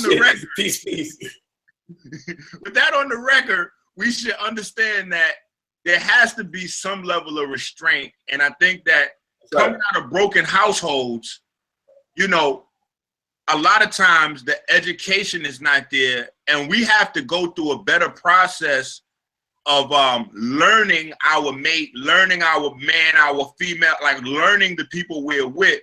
So we're not in situations where we live with a person before we see these red flags and decide which direction that we're going in. And then we're locked in a situation, like Tommy said earlier, about Craig's small living room, you know what I'm saying, before you get cornered off by a maniac, we should already be able to see the signs leading up to potential violence. And I think that we have to decide that how we're going to educate, because I think education is smarter. Education has to be employed to some extent. We can't just be wholesale whooping bitches' ass, Tommy. That's what I'm saying. But I didn't say that. What I said was this. Why do we believe, again, it was okay for Lorena Bobbitt to feel like she was mentally pushed by this dude, not even touched physically, to cut his penis off?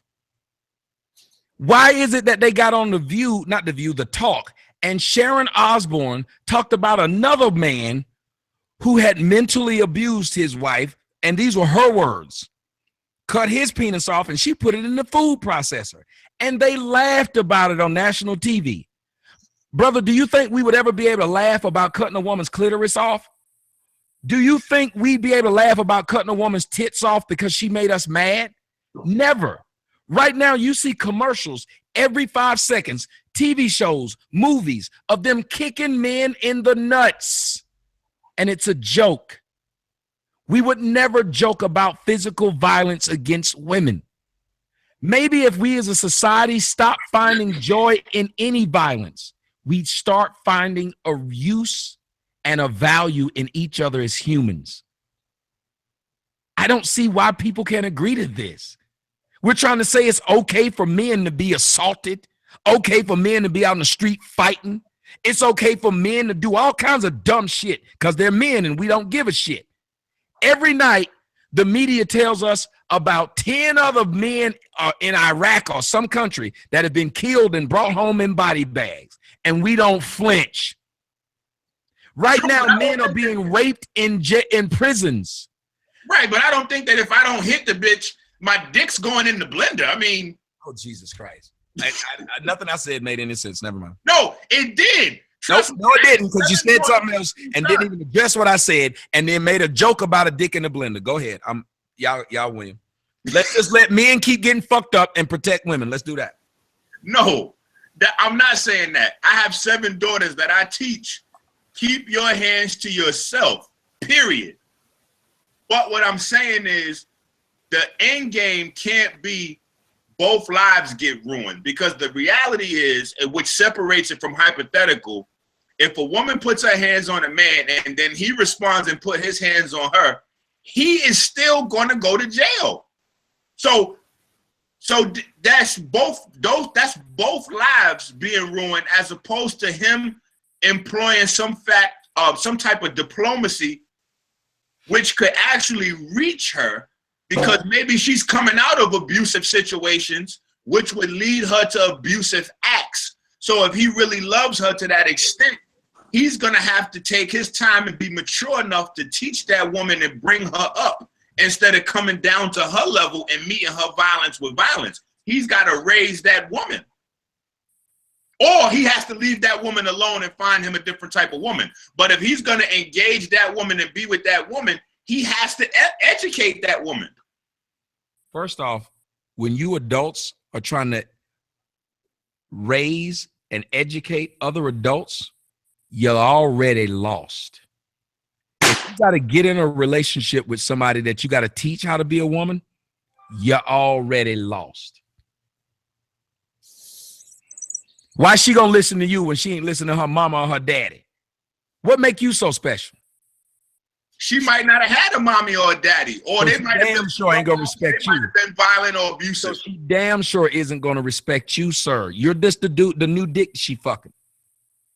Then you got to get out of there. But what I'm saying is, you don't want to go to jail. That was my point. My point was, why would you deal with somebody you have to re-raise? That's why I said, let's deal with the children. If you talk to the children and tell the children to respect each other, listen to how that young woman came onto the show earlier. She didn't agree with me, but look at how respectful she was. Look at how classy she was. That's a start. That's how you sit down, and even when you disagree with people, nobody's putting their hands on each other. But because most of us come out of backgrounds with women raising us with no man around, and that woman never being held responsible for her outburst. How many videos have you seen of black women running out on fucking bills where they were supposed to be getting their ass transplant, and they be right on the street next day? Black women shooting guns at houses right on the street next day. There's no accountability for their actions. And if you're a young black boy and a black girl and you watch your mom go into Walmart and beat a bitch ass and be on the news talking about it the next day, what are you going to think is normal? I agree with you in that regard, 100%. There has to be some form of accountability, and there has to be some form of punishment, for lack of a better term, that's all I'm saying. Once we step out of pocket. I'm not saying men need to be whooping women's ass. What I'm saying is, if we teach people at a young age, and every time I keep saying it, nobody says, okay, that's a good thing. I agree with that. I'm saying it right now. At a young age. Right. But you see how you can make me look like, anybody can make me look like a bad guy, whatever. But the point is, I said, if we start teaching these children conflict resolution, not putting your hands on people because they made you mad. Right now, we have a bloodthirsty crowd. Do you understand how many grown-ass people think I should have fought Tariq Nasheed? That I should have fought this man. I'm a father of 2 little girls. I make a nice little bit of money. I live nice, but I should have fought this man that decided to come into my realm where I'm interviewing. That's niggas mentality. Then they say, well, you would have beat a bitch ass. But when they saw me on the road, after that woman hit me and almost pushed me off the bridge, did they see me put my hands on her either?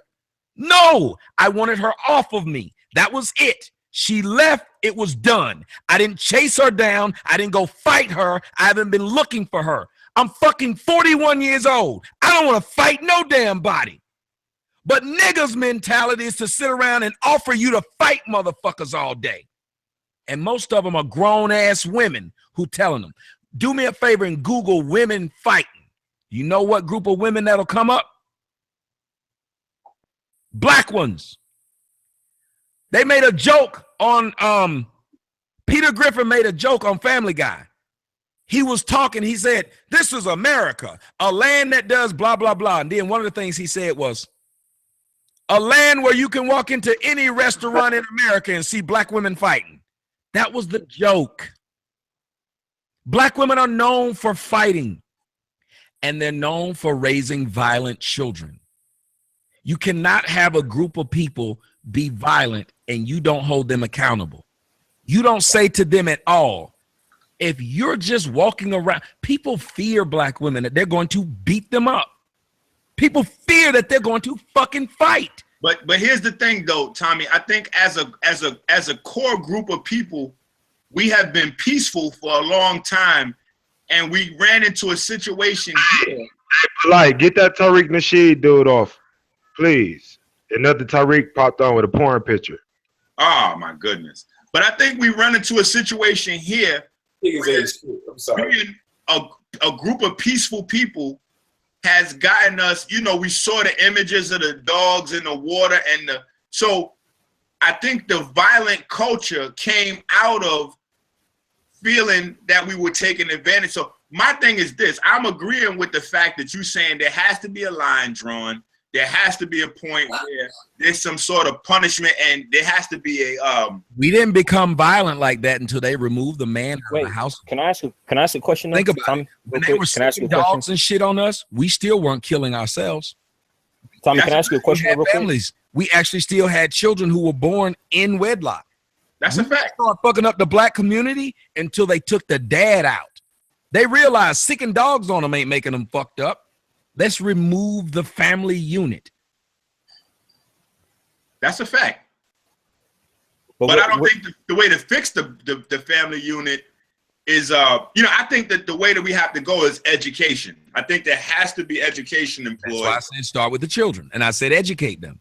You cannot have a group of people, brother, I don't care what none of y'all say. You cannot tell a boy at 3, no matter what, you never put your hands on a woman, and not tell that girl the same thing.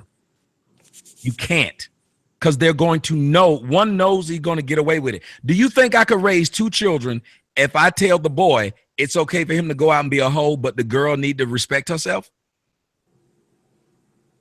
That's the way most children were raised in this generation anyway. And how's that worked out, ma'am? Not well at all. That's the point. Thank you. I get it. You can't tell one they can do something and then what the other one has to watch that other one do it. Hey, can I give a solution? With what I did.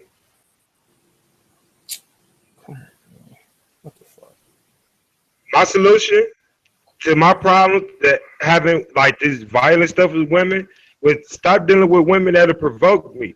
A lot of times, like the woman I'm with now, she don't argue. She don't like to argue. And if it's a problem, she'd be like, whatever. And then I find myself continuing. So then I just stop like a minute or two afterwards. Like she got me arguing about myself. So let me stop.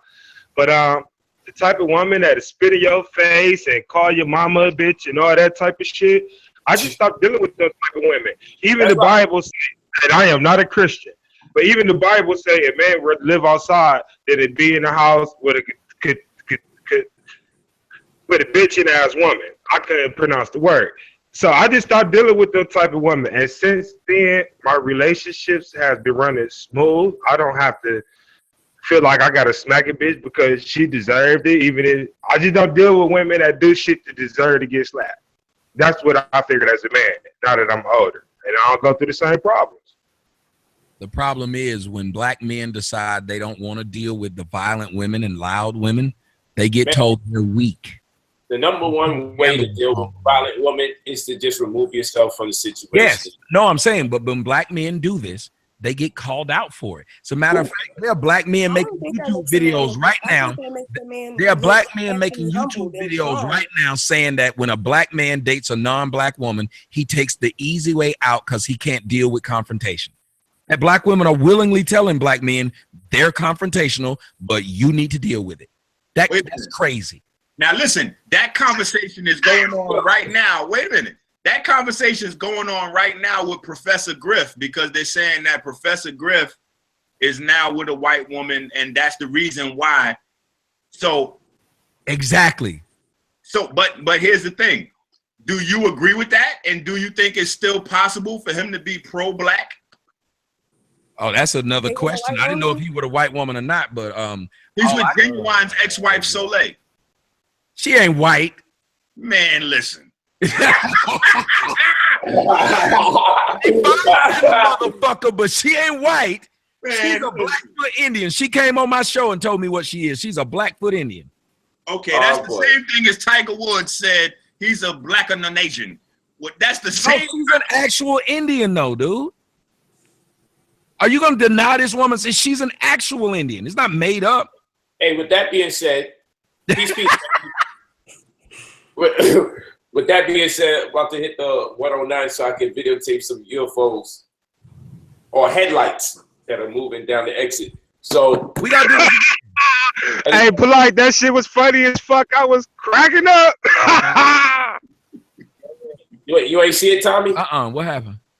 That nigga said that nigga had headlights off the freeway talking about some UFO. Nigga, Brielle, dog, chill out, man. Say, hey, listen, crack ain't for everyone. Crack is not for God damn, nigga. Watch this. Hold on, everybody got to be a little quiet. I want you to hear the horn at 24-second mark. Listen to this. This is the UFO sighting. Okay, now, UFOs on deck. Can I zoom this motherfucker? Get the fuck out of here! Yo, that motherfucker just left and came back. That big ass light right there that's flickering. Watch, it's flickering. You've been sitting here watching this. Oh, look at that shit. It's leaving. That's crazy as fuck. That's crazy. Oh, that shit left. That shit raw. They need to come get me about this bitch. Listen, y'all know young Pharaoh ain't very intelligent, but listen. I think young Pharaoh is very. Listen, you asked the question earlier, Brother Polite. You said, "Look at this." He needs to. Everyone to know is him. Shit. Okay, we don't. This is not no stage. Quit. That's right outside the crib.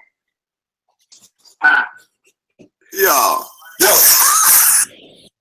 Listen, let me tell you something. Is it something wrong with him or something wrong with the people who follow him? Again, if you follow him, that's not his bad.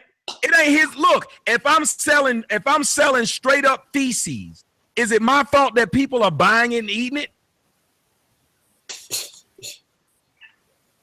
He's selling shit and y'all, they buying it. I can't knock his hustle. That's why I never said anything else about him. If you dumb enough to sit there and keep following that dude, then have at it. I'm not a hater.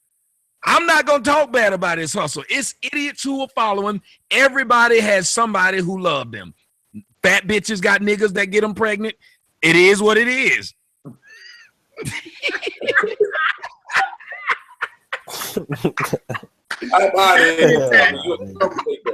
With that being said, so peace.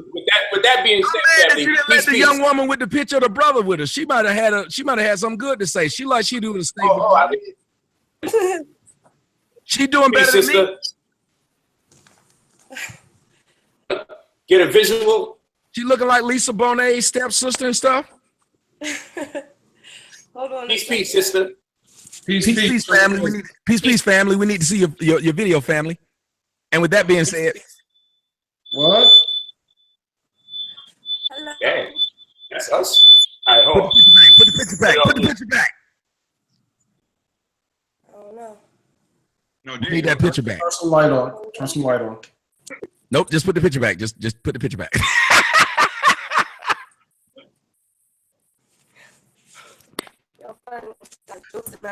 Tommy, you're a fool for that, Tommy. What's going on, sister? Talk to us. Hello, brother Polite. Hey, brother. How you doing, sis? Peace. It's about, you know me, I've been there before with G's. Uh-oh. Came to visit you in New York at the Atonement, John. Oh, yeah, no doubt. Peace, sister. Yeah, got to take a look at them books again. But I don't know. I don't agree with a lot of what was said, but I do agree with some of it. Like, I feel as though a lot of Tommy's perspective is based on his relationship or lack of relationship with his mother. And I don't think that it's fair that a man in this position be able, like, with so many, like, a man in his position is able to affect so many people's opinion, be able to talk to the people, like, about such a subject. Like, you biased towards women, period. So I don't understand why you should get to speak on women and their behaviors when you're right. Well, what we should do is just shut people's freedom of speech down because we don't like it. You're exactly right. She's right, y'all. Let's just start finding people we don't like, even though they built their own shit, and shut them down because we don't like it. I agree with her. Hey, sis, with that being said, right?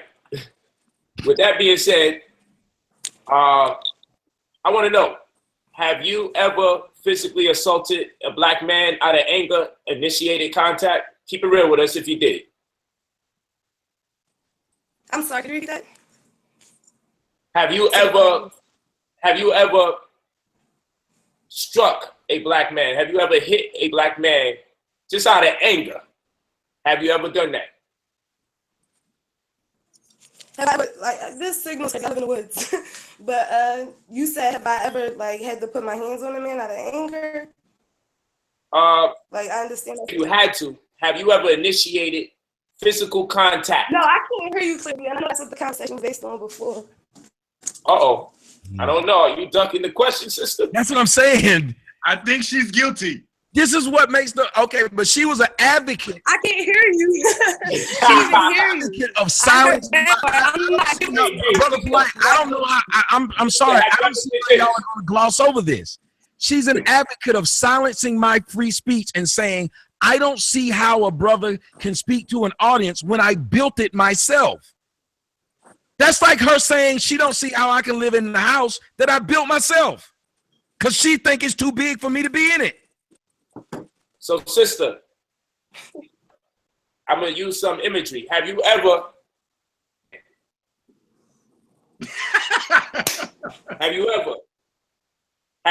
hit a black man? I had to strike somebody that hasn't put their hands on me first. Like, I feel as though females shouldn't put their hands on me, period.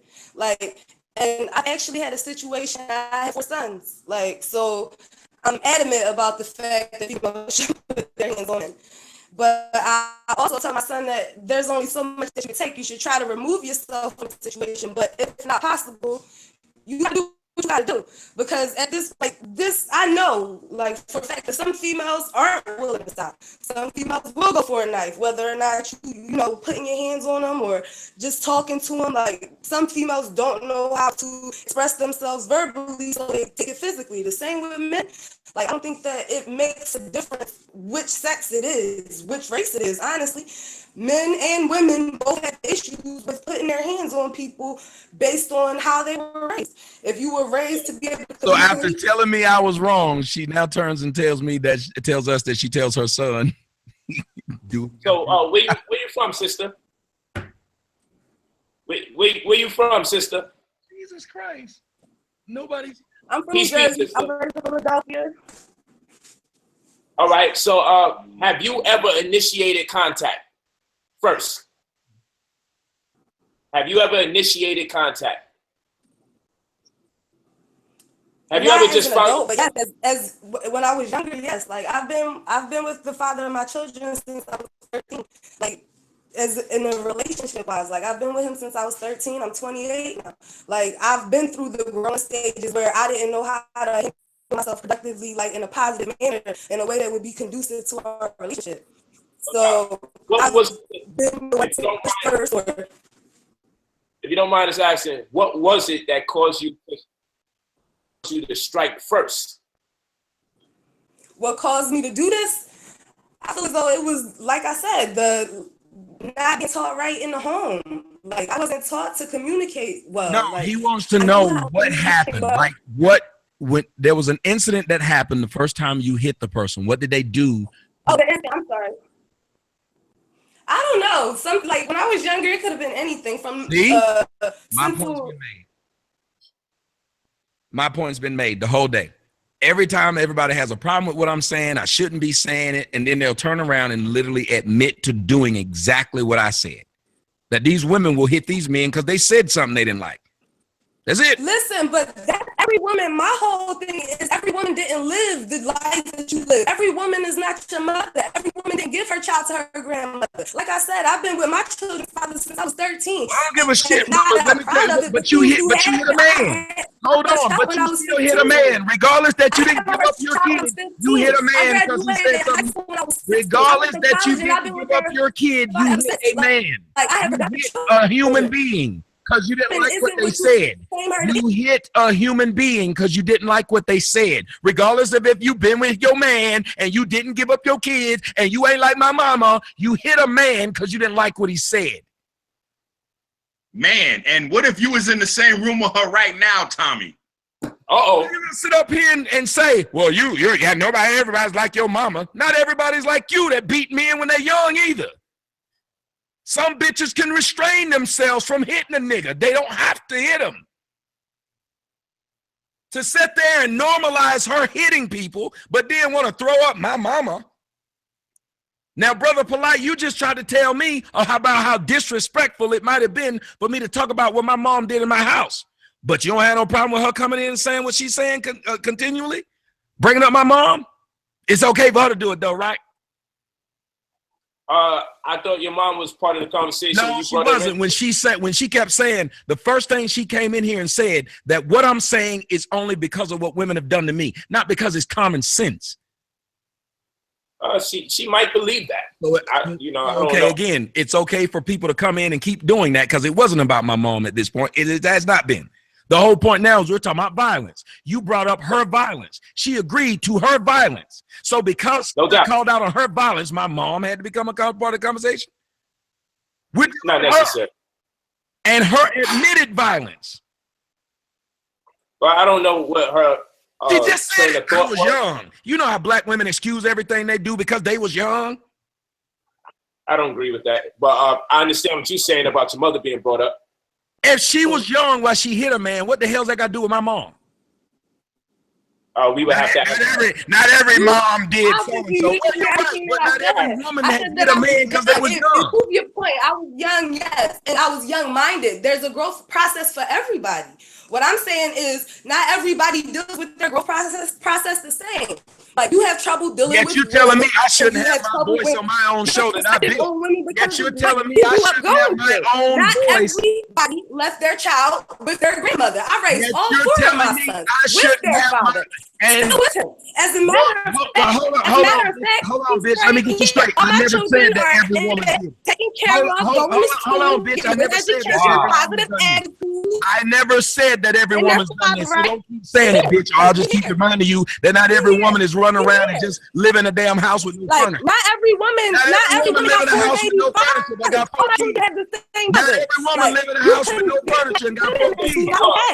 It's not every woman live in a house with no furniture. How can you get anybody to get better if you're not uplifted? How do you expect anybody to get better when you walking around in a house with no furniture? How do you expect anybody to get better?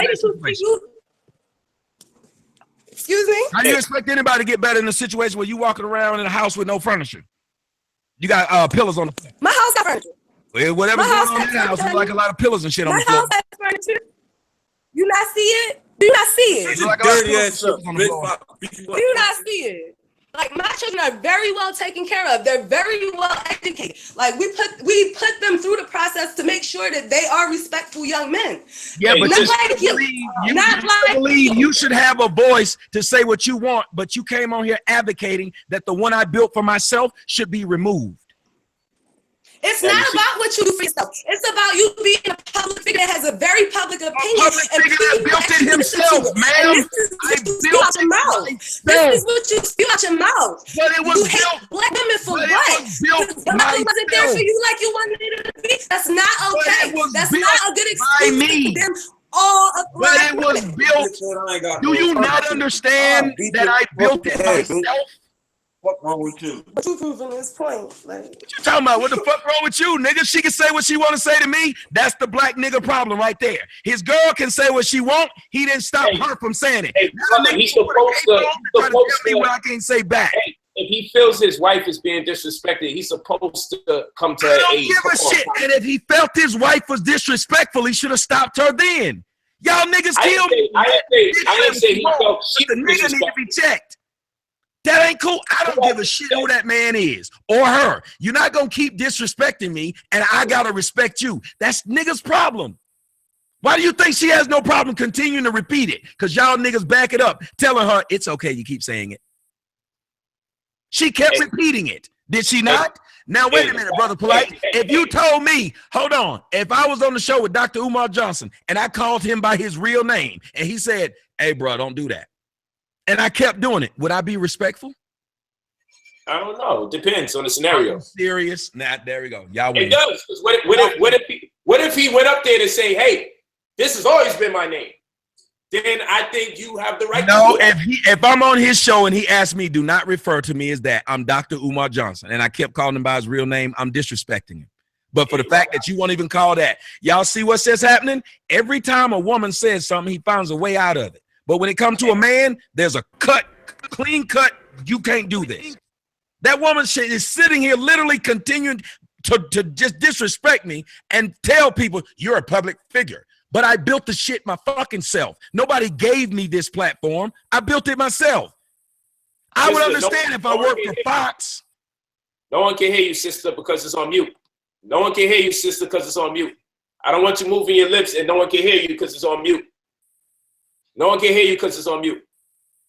I know you turned up over there, but no one can hear you, so you have to unmute it. You have to unmute it. No one can hear you. Unmute your mic, sister. No one can hear you. That's the black one. He told me I'm my mic. There you go. Now you can be heard. I don't know why. Now you can be heard. Like, man, I don't have to whoop his ass, but like, That chill. I don't have to whoop his ass, but like, you will not whoop my ass. We're online now. Talk like you got some sense. Or try to be a big man for the mic. Whatever you want to do. That's how much of a bitch you is. I slap the shit out you, boy. And your wife a bitch. Oh wow. He just called you a white bitch. All you do is attack women. Then I'll beat you both the ass. We can yell words at each other, sir, if you like. You a problem with niggas. I'm a bitch and your wife a bitch. This is black news. What you talking about? Listen. Look, listen. The only way that I be a bitch is to allow you to let me be one. Like, I've never been a bitch. I've always been a woman. Like, well, and the only way I'll be a bitch is to allow him to be. The only way I'll be a bitch is to allow him to let me be one. Not to let the system work me. I do what I gotta do for mine. Understand? Like, I don't know what that got to do with your man coming in talking about some he gonna fight me over the fact that you saying shit to me. Of course, you just called his girl a white bitch. You just called his girl a white bitch. The mother he called me, ma'am. You may not understand that is disrespect because you don't have a woman in your life to look up to. Like your mother didn't raise you. Your mother didn't raise you. The women in your life were whores. You don't know me, dumb bitch. You don't know me. You do not know me, bitch. You do not know me, bitch. All you do is you don't know me, bitch. About that status. Bitch, you do not know me, bitch. Whether or not you do not know me, bitch. So why you telling me what I don't have in my life? What you don't have is a nigga that can get you out that small ass apartment. Maybe you need to fuck the right nigga and you wouldn't have 4 kids. You might have 4 cars. Maybe you need to try Tommy go to work. I want to see Tommy go to work. Motherfucker gonna sit up here talking all that damn shit, living in a damn house the same size of my damn garage. Like, you know he can't beat me. I'll beat the shit out there. You know he can't beat me. Nigga, get a job. Meanwhile, you're talking about my house. I'm speaking on your character. Go beat the shit out of a job. You can't see what's in my house. You're looking at the shit out of a job. While he trying to threaten the nigga online. You're looking at the ceiling. You talking about my house. That is your mommy issue. A job. Your mommy, poppy issue. Go beat a job. That's what you need to be focused on. Tell a nigga to beat a job. Go beat a job, nigga. Go beat a job. You beat my ass. Gotta bring it down. Bring it down. Bring it down. Bring it down. Okay. It was healthy for everybody to do it. Some people say stop it. My wife is getting on my ass. I gotta listen to her before we start going through this shit. Cause I ain't gonna be getting bitch back. That nigga a pussy, man. Nigga a pussy, cuz. And so are you and your wife. Like, man, this is what we gonna do. Y'all vent y'all frustrations, body. So we gonna do a final message, and we're gonna leave the right way because I believe it was nobody's intention to get here. But what I didn't want to do is see how my brother deal with the adversity. And I also want to see my sister and my brother over there deal with the adversity. And then we can look at this video later and see if we would do something different. Chances are Brother Tommy would not consider doing it different at all. Unless he turned up. Understand though, Brother Polite though is, you see yes, sir. Sister got me and the man talking about fighting and beating each other up. See how she smiled the whole fucking time, just like Carmen? This woman is listening to her man talk about he gonna beat up a complete fucking stranger, and she smiled the whole time. That's why I don't have no respect for the majority of black people. Smiling right now. Thank you. That's why I don't have no fucking respect. Hold on, sister. That's why I don't have no respect for him. That's bullshit.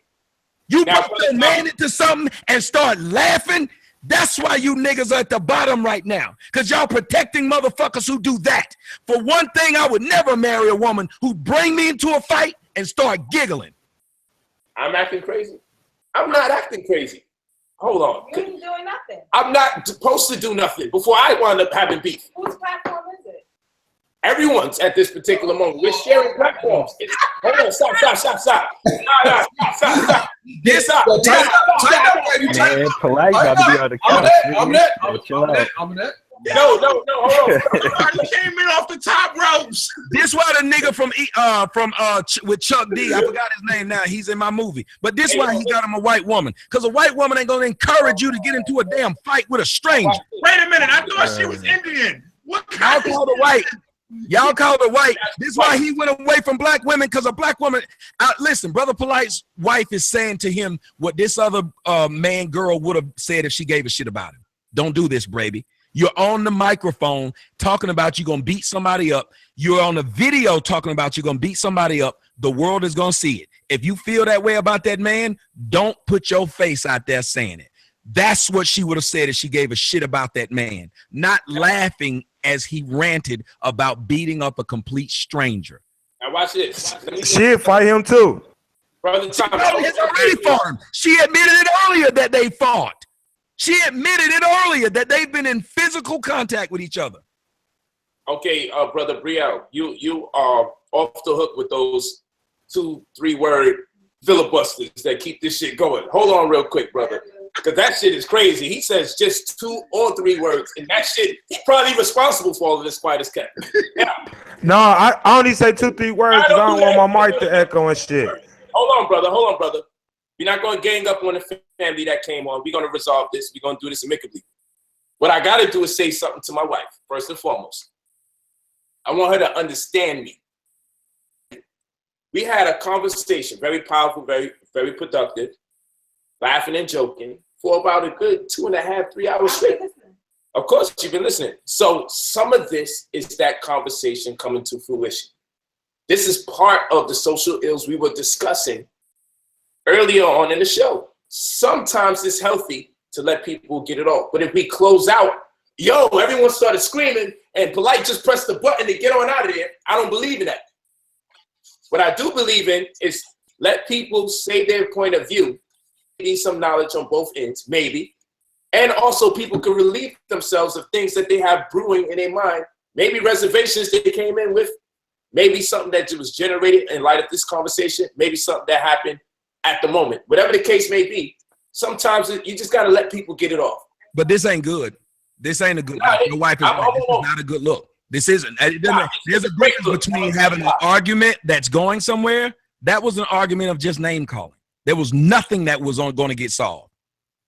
Yes, brother, but you participated in calling this woman a bitch. No, I sure did. In light of the fact that I was there. No, wait a minute. And if I can call out, bitch quite often. No, whoa, sir, you just said, and anybody else, whether you participate in anything or not, just like I participated in being a whore, I had to call it out. Why would I not call it out? Like black folks think that because they did it, you can't call it out. That's another flaw. Doing it doesn't absolve you from saying it's wrong. How does that make sense? Now let me explain something. You are very feminine. Very. And you're a bitch. Very feminine. And you can tell you and you're a bitch. And I don't say that. And you're a bitch. And you're a bitch. Brother Tommy, this is where the problem comes. I don't give a shit. You're going to keep coming in here saying shit like that to me. I'm going to say it right back. But whether you believe she fits the terminology by definition or not, we know it's an offensive term. And I swear to God, bro. You like call a man a female is you like I swear to fucking God. Don't swear to God, you don't even know that nigga. Hey, G, you already know. So stay calm, my brother. Stay calm. Let me walk. What you gonna do, nigga, do it. Stop talking about you gonna do it online, you jackass. Making threats online, stupid son of a bitch. That's why niggas ain't shit. Don't threaten niggas online. Do what you gonna do so nobody will be able to trace it, you stupid fuck. Actually, a very good brother. I know y'all. He ain't gonna say threatening me and swearing to God. Just do it. He's a good brother. Sick of niggas threatening me online, but I keep on breathing. Pussy, shut the fuck up. I say what I want. Pussy, shut the fuck up. Fuck you. Do what you gonna do. Right, hold on, brother. Hold on. Just trust me on this, brother. Trust me on this because I have a better communication with the brother than you do at the moment.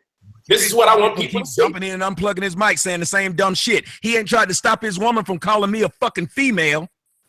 And I believe it is his right as the husband to that woman to say whatever he feels is necessary to get the communication across. And when she was smiling, she may have been smiling because she was elated at the fact that her man was stepping up for her. And it could be any of a number of reasons. That's just like when we told the sister earlier that your man made a public threat that he can go to jail for online. Why not? When you're feeling upset, there it is. Anything goes at that point. There we go. You just told me about meeting a threat. You were telling everybody about meeting force with force. That's but you're saying she should be okay that he go to jail over a discussion. I didn't say that. Yes, you did. No, I did not. I said this is probably what's going on in the person's mind. I'm paraphrasing. I didn't say I condone any behavior. I haven't tried to stop it. I did. And what I was explaining to my wife when she says, this is your platform. No, this platform is being shared because if you go to Tommy Sotomayer's channel, baby, you'll see he also is streaming live while I'm streaming live. So I can't just say, let me stop Tommy, because this is also his show. And we're sharing. But you can set a rule and say, all right, like I said earlier, you tell everybody go to their corners.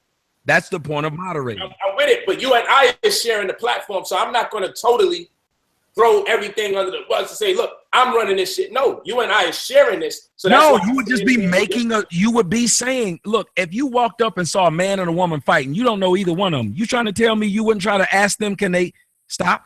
Well, I learned in the hood, both the man and woman might start attacking me. And there it is. Now you're making my point again. It's just true. So you just keep making my point. Through all of this, you literally keep making my point. I'm sure you believe that. So what we'll do is this. We'll admit that you were in error and they were in error. That's what we'll do. And we'll move forward. Brother, there's just a better way to communicate with people. Granted, they could have did things a whole lot more better. Listen, I will never let someone sit here. The way I built what I have is I'm just gonna let the black woman in the black community has ruined the black community. I'm sorry. I don't like the majority of them. When I see what I don't like, I'm going to call it out because I don't like them. You walk around and you get to challenge men, and then you get another man in the middle of it. That's what they do. Hey, brother, the problem with this is you feel licensed to disrespect people if they fit the mold of something you consider to be terms, and not realize I will respond back to you out of line. I responded in the same force that was being given.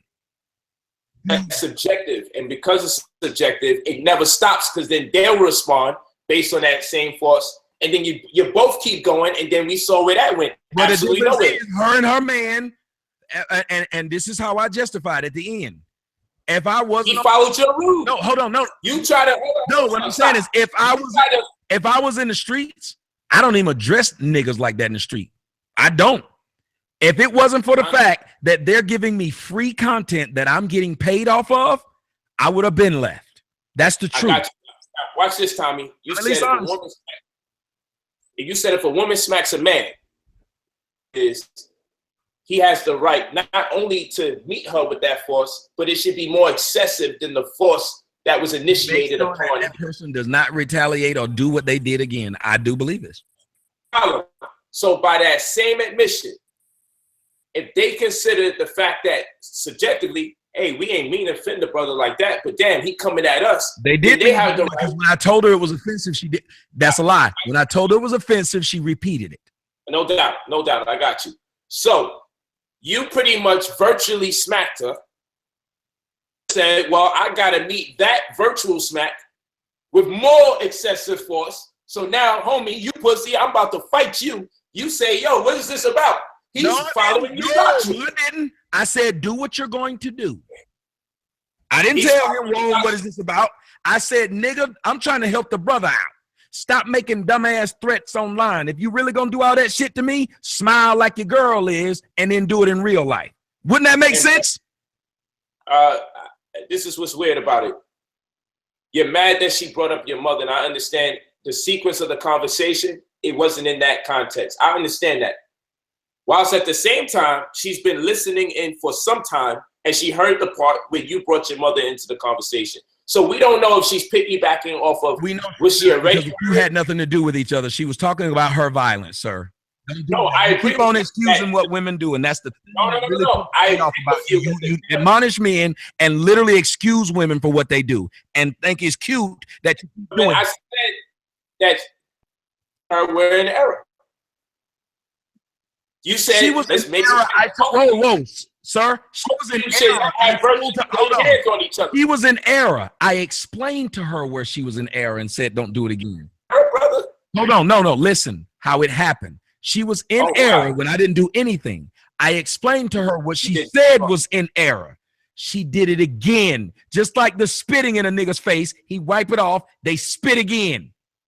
She proved my point that even in a nice way of telling a person that had nothing to do with the situation, she did it again.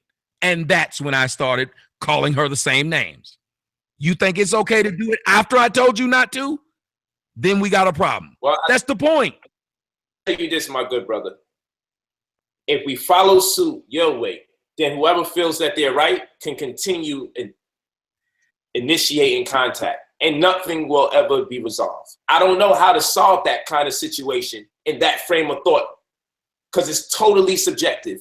Who's offending who? And if I'm attacked on any level, I'm gonna meet that attack with a higher attack. Then that person gets that attack, and they meet it with a higher attack. How do we stop some shit like that? People have to eventually get killed. People eventually have to fight, because we're following the mindset that if I feel attacked, I gotta meet that attack with a higher grade of attack. No one wins, my brother. This is your terminology. This is your concept. So what I'm saying is, you have to accept some fault in that conversation going. And I understand what you're saying about your mother. I totally agree that it came in and it was out of context. I agree with you. Whilst at the same time, I got to consider she may have been listening to the part of the conversation. I'm considering it. That's why I told her don't do it again. If she, you know, no doubt, no doubt. She had every right. She can do it again when you open the mic because I said something about it. You're right, and she can always give her the pass if she didn't know no better. No, that's not the case. But if you said I can talk about everyone else's mother, but then I won't talk about my own. No, I'm gonna talk about my mother. So once you say you're gonna talk about your mother, are you saying that the viewership can't chime in and say, "Hey, I feel like you're acting"? The question was about her. I understand, brother. If it was about my mom, it would have been correct. But it wasn't so much about your mother more than it was. You don't like it when people talk about your family because they didn't like something you said. You don't. And absolutely. You don't say, well, I do put my daughter and my wives on camera, so they have every right to say something. You're not going to say that. I did not say that. But in this particular instance, you reference your mother as a hoe. And so the woman said, talk about my mother being a hoe. She talked about my mother giving me away to my grandmother and never raising me. And that was a lie. Hold on. And I don't know nothing about that's what she said. And I heard her say it. I heard her say it, brother. I'm walking with you. I heard her say it. What I'm saying is she prefaced her statements about your mother so the catalyst of her conversation could be this. I believe you're reacting to women based on a flawed relationship with your mother. That's actually what she was saying. Now, whether she had the right, I answered it. Then I said it has nothing to do with what they're asking you, though. The next question y'all asked her was about her being violent towards men. She brought it right back up. And that place had no context. The first thing she did when she brought it up, it was in a context in which I answered. Because she didn't ask a question based off it. She said, I made a statement. I should not be having a platform. I shouldn't be allowed to speak because my mama was bad and I had bad women in my life. So I shouldn't be allowed to be a public figure is what she said. Okay. So what I'm telling you is this, my brother. The second you felt offended and you start launching your missiles, understanding this, also the attack is larger from your side. You know why?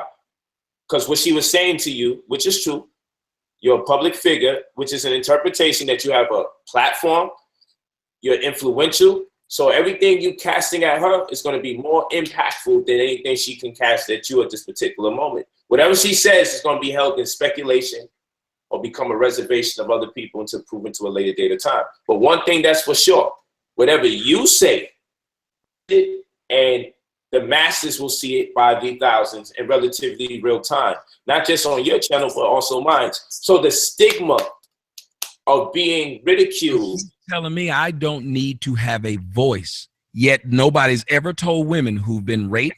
It's okay. Well, even if she said that and she meant it that way, for you to respond. I didn't respond that way. Please rewind it. Guys, everybody who watched it, I did not respond that way. As a matter of fact, I responded with sarcasm. I said, you're right, ma'am. I should have everything I built myself taken away. And I sat back. Brother, I believe you're a good man. I know people get mad at me for that. You got to hold this L, though. That's what you got to do. Hold this L, man. I don't hold a nail. Not on. I proved my point. I had a black woman come on your show. I had black women come on your show with children, barely able to afford them, talking about whooping people's ass, and that was okay. When did that happen? I hold the L. Got it. Don't forget the mammy rag. Don't forget the Aunt Jemima rag. Because if they're that unruly, if they're that unbecoming as women, she just said whooping the man's ass that she's with. Then there's more the reason for you to stand up with a greater stature because you are bigger and above and beyond her. But when you try to demean her about her household, demean herself. She put the camera on. If I pull out my dick and it's 3 inches, I can't get mad that y'all start laughing.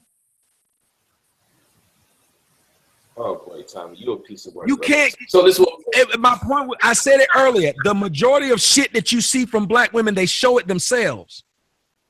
I got you. This woman didn't have to do that. She didn't have to present herself this way. She thought it was funny. I don't think she was enjoying that situation. Really? I think the same reason why we were laughing and the sister said, hey, there's nothing funny about women being abused. And I'm like, hey, look, I know you interpreted it as such. Well, I was enjoying our conversation. That's why I asked her not to be so super critical, like in the case of other sisters when I'm not gonna lie and say I wasn't enjoying the conversation. That's why I was laughing. How can I say that? I'm saying that the human response to adversity can be consistent with laughing. It can be consistent with threats, or it can be a combination of that and even more. Nobody was being threatened when we were talking. I guarantee you it would have been a whole bunch of laughing if I was. As you were, there's a time when you kept using the word bitch. No. I'm talking about when you and I were talking and that girl said, you know, y'all need to calm that laughing down. We weren't laughing at we weren't even laughing at real events. We were laughing at the hypotheticals. That's right. That's a fact. The difference is this was a real thing that was happening. And I'm going to tell you, I've seen people in general, when they hear things that they consider to be unbecoming, it's like a passive aggressive approach to shrugging off an idea without really trying to castigate a person. They may laugh, but it may be more facetious than it is anything else.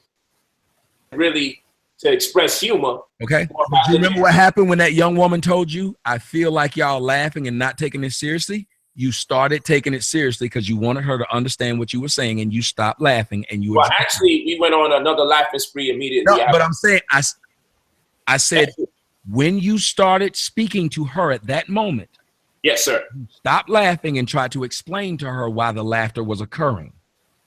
That's correct. And when this woman, just like your audience, heard me say, it's a bad look right now if you're laughing that this man is going off, she laughed more. She didn't stop. She didn't do what you did, which was, since this woman is taking your laughter one way, let me explain it. She didn't. She kept right on laughing to the point of where David Banner, green screen David Banner, was like, she's still laughing now. He was like, she's still literally sitting there laughing now. And as he said it, she kept on doing it to let you know. Where's green screen David Banner? Save the day? Did he take off to save somebody? Green screen David Banner, get your ass back here. So, but because I think he was even shocked. He looked and said, wait a minute, she's still laughing. Like after it's been broached that it doesn't look good, she laughs harder. Yeah, but I'm telling you, again, the human experience is a very interesting one, because sometimes people laugh to themselves, like almost to say, I'm getting pissed off, but you know, I'm just going to laugh this off. People respond like that. People respond. Some people hit their head. Yo, I'm telling you. Give everybody else a pass, but you do not give men a pass. It's not a pass. I don't believe that she's, brother, I don't believe she's extremely happy that her husband's upset and wants to kill somebody. I don't believe that. Now, you may believe that. I believe that there's also something in the human spirit that before they go completely crazy, you respond to adversity with a form of laughter, but it's more facetious than it is anything else. Sometimes we just like, yo, this dude, he's doing it again. I'm trying to tell him. You know, we do that. That's what black people do. So you don't have to generalize black people, but when I generalize black people or black women, I'm wrong. Do you see how this Because the shit that you're saying is nuts, brother. This is what people in our community do from my personal experiences. Let me say it like that. I've seen people laugh are not necessarily funny. And actually, I didn't interpret the laugh like they was having a good time. I interpreted it as they looking to calm themselves down. He wasn't laughing. Hold on. He wasn't laughing. Not one time. Oh, no, he definitely wasn't laughing, but he and her are two different entities. They're two different people. They respond to adversity differently. I'm just considering it. I don't know what's in her mind.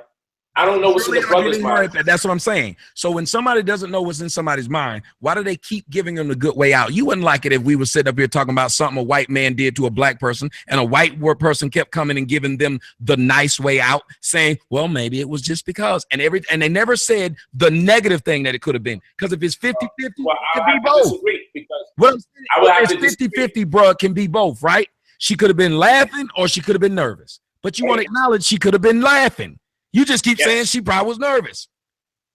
Because just like you are weighing in on what you believe her sentiment represented, I am doing the same thing. Why do I have to be on your side in this matter? No. I didn't say you have to. I said you're not acknowledging if it's 50-50 that it could be both.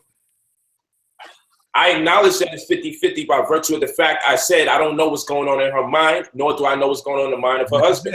Just saying that in itself means I didn't confide in the absolute truth. I made it very clear what possibly could be taking place, and then I further substantiated the possibility that we or I do not know what's going on in her mind at the time. I'm only referencing things from my personal experience when the atmosphere or the climate looks very similar to this, what I've recognized in our people. So why does it, so when you say I'm only recognizing from my personal experience, why aren't you clowned like other people who recognize from their personal experience what they see? Why do we respect one person's personal experience and the other person gets clowned for it? Because remember, that's what she came on here to do. Did I clown you? No, I'm saying why it's same thing with you. When I'm talking about from our personal experiences, you want to acknowledge I'm talking about what I've seen, because everything I talk about, I have video evidence and all type of shit. I have people. There wouldn't be all these people following me if I was just spitting shit out my ass. Did you not say earlier, Brother Tommy, that if there's pornography, or pardon me, if there's some kind of gay porn on, you say if you even feel like that's what's about to be seen, you make sure you don't watch it. Right. Correct? I don't like it. So watch this. All the documented evidence that you got a black woman going crazy, apparently you like watching that type of shit. No, I like report. If you report an accident of 20 people getting killed, you don't like people getting killed, but it's news you need to put out there. Just like if you black and you pointing out that white people are racist, you don't like racism. So you hate your job? No, I didn't say I hated my job. My job is just like a dentist doesn't hate his job because he believes there's some fixing in what he's doing. A surgeon believes that what they're doing is going to lead to a better person. I believe, and I've shown in my work, that there are people who learn, listen, and have done. There are so many videos out there of women who are saying, I used to be just like what you talked about. I hated what you spoke about. Despite their testimony, do you like what you do?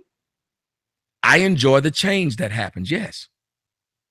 No, there's no problem. You make sure if there's some gay porn, you say, hey, I don't watch that because I don't like it. But when black women are wilding to freak out, those are the videos you say, hey, you know what? Because I'm trying to fix it. I'm not trying to hold on. I'm not trying to fix gay people. They can be gay. I don't have a problem with them being gay. I don't want to join it. I can't believe you're saying this. I don't. They're foods I don't eat. I'm not trying to restrict someone else from eating it.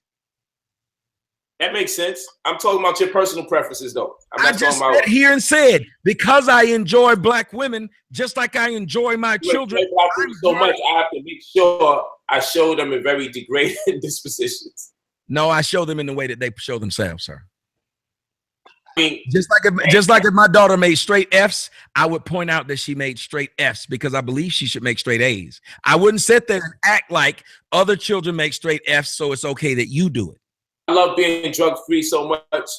I think I'm going to just sit my children in front as hip-hop videos where everybody supports doing drugs because I love being drug-free so much. You have by that logic, you have a lot of black parents who really do stick their children in front of these songs. You do have this. And then after that, if you meant to do that, but you actually do have the majority of little black kids know every one of these rap songs. And their moms set them right in front of this music, right in front of them videos, and let them see it. Your analogy was poor because that ain't what I'm doing at all by reporting on what I see if I think it's wrong.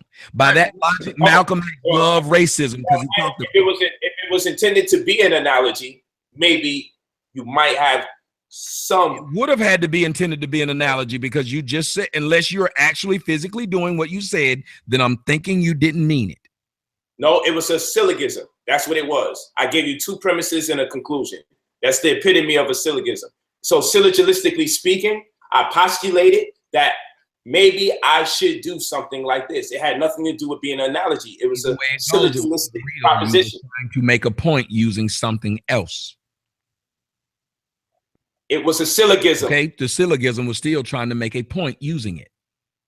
It wasn't an analogy. You were trying because I don't know how many times I got to say okay and then turn around and use the word you said use, but you want to keep using that to skip the point, which was you still used it, which wasn't real, to make a point. The syllogism. You still used it to make a point that wasn't real. The moon is to the night as the sun is to the day. That's an analogy.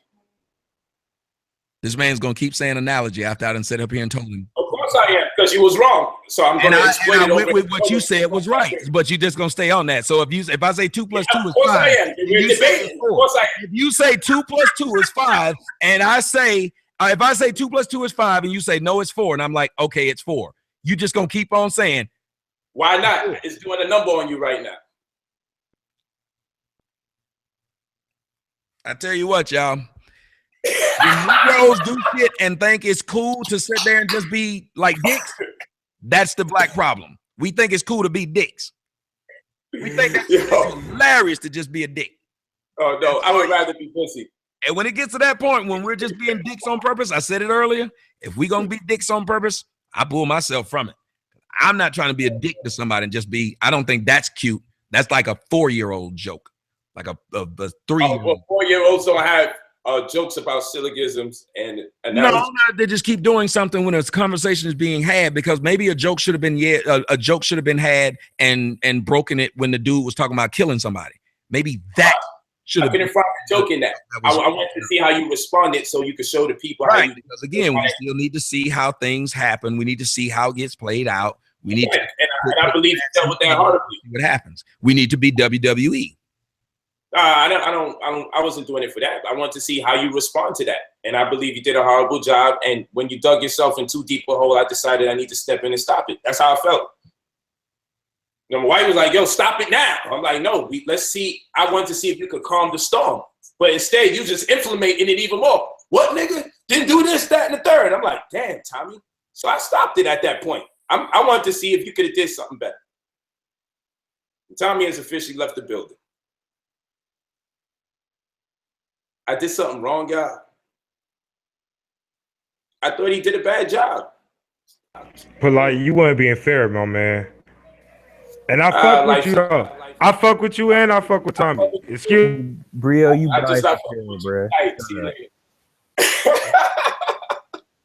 He's out of here. But listen. Now it's my platform. It's not shared at this moment.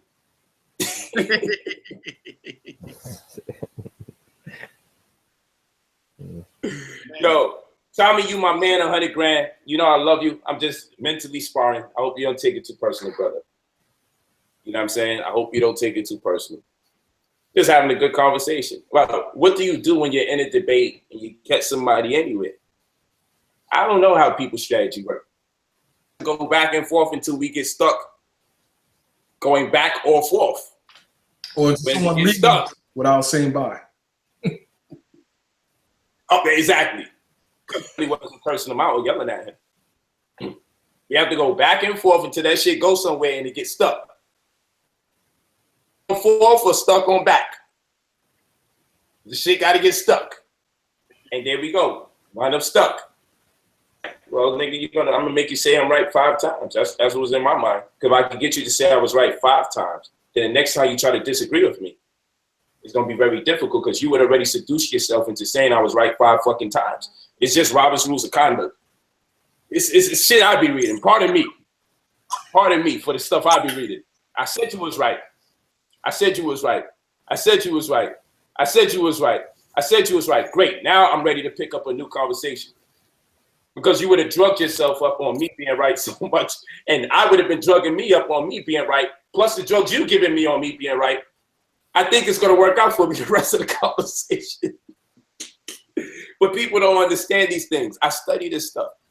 And somehow you wind up getting flustered. But the main reason you're frustrated with me is because you conceded to me being right 5 times in a row. Yo, I don't think this thing is over a lot of people's heads. But this is the art of debate, family. I hope you understand what I'm talking about. You can call it childish. You can say a lot of stuff. But when you're dealing with someone extremely witty and just interested in speech and conversation and dialogue, I mean, what are we supposed to do? 1 minute we friends, the next minute we kind of debating. I know no friends when we debate.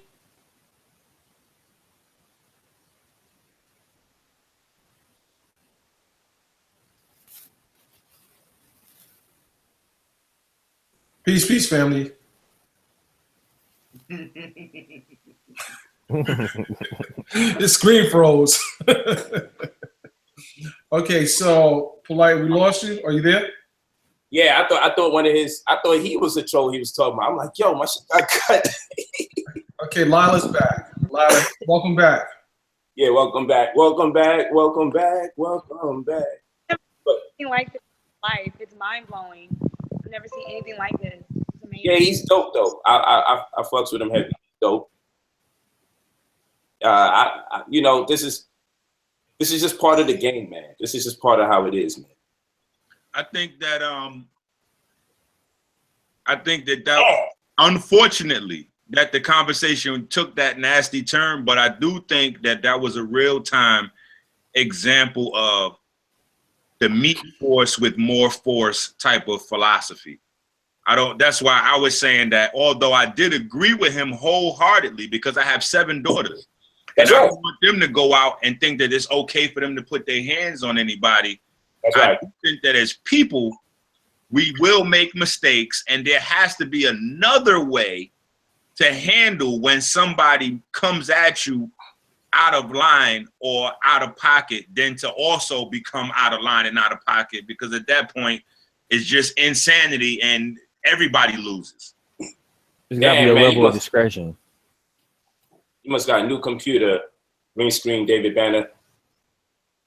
Last time, you was looking like the green screen Grim Reaper. We couldn't see shit.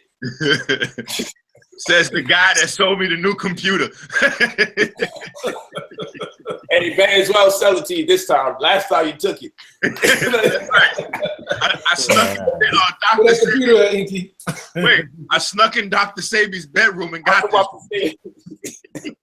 I was to say, you know, that wasn't my computer. It was actually Sabi's. And I used the aliens on the highway to drop me off afterwards. Oh shit! But yeah, brother, what's the brother name? Kevin? Derek. Yeah, man. So thank you for being on the show, man. I've been on here entirely too long. It's addictive. I was supposed to leave this house. That was fun. I love mental sparring. That's why I like the brother there, because he will say some things you never heard before, guaranteed, with pride. And you gotta love his confidence, because he stands on what he believes and he won't move on it. And I like it. I like it a whole lot. So with that being said, family, peace. Well, peace. All right, then. All right. Sister, don't hold anything against Tommy, okay? Because you know he's going to contact you after the show. Oh, you know that call's coming in. I want to thank everybody for staying in this because this is probably one of the longest streams. Word. For those who did, I think for the most part, everybody had an opportunity to say something. That's right. What I didn't hear was Inky too much tonight. I was looking forward to that. The sister hung around. She was good. Lila came in and she left again. She left the building again. Sister brought it home. She brought it home right here. This sister right here. She sure did. He was kicking that ass. Teamwork, sister.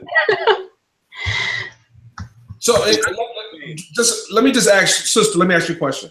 You heard everything. You heard how the ending went. Give me your assessment of how did you think everything went?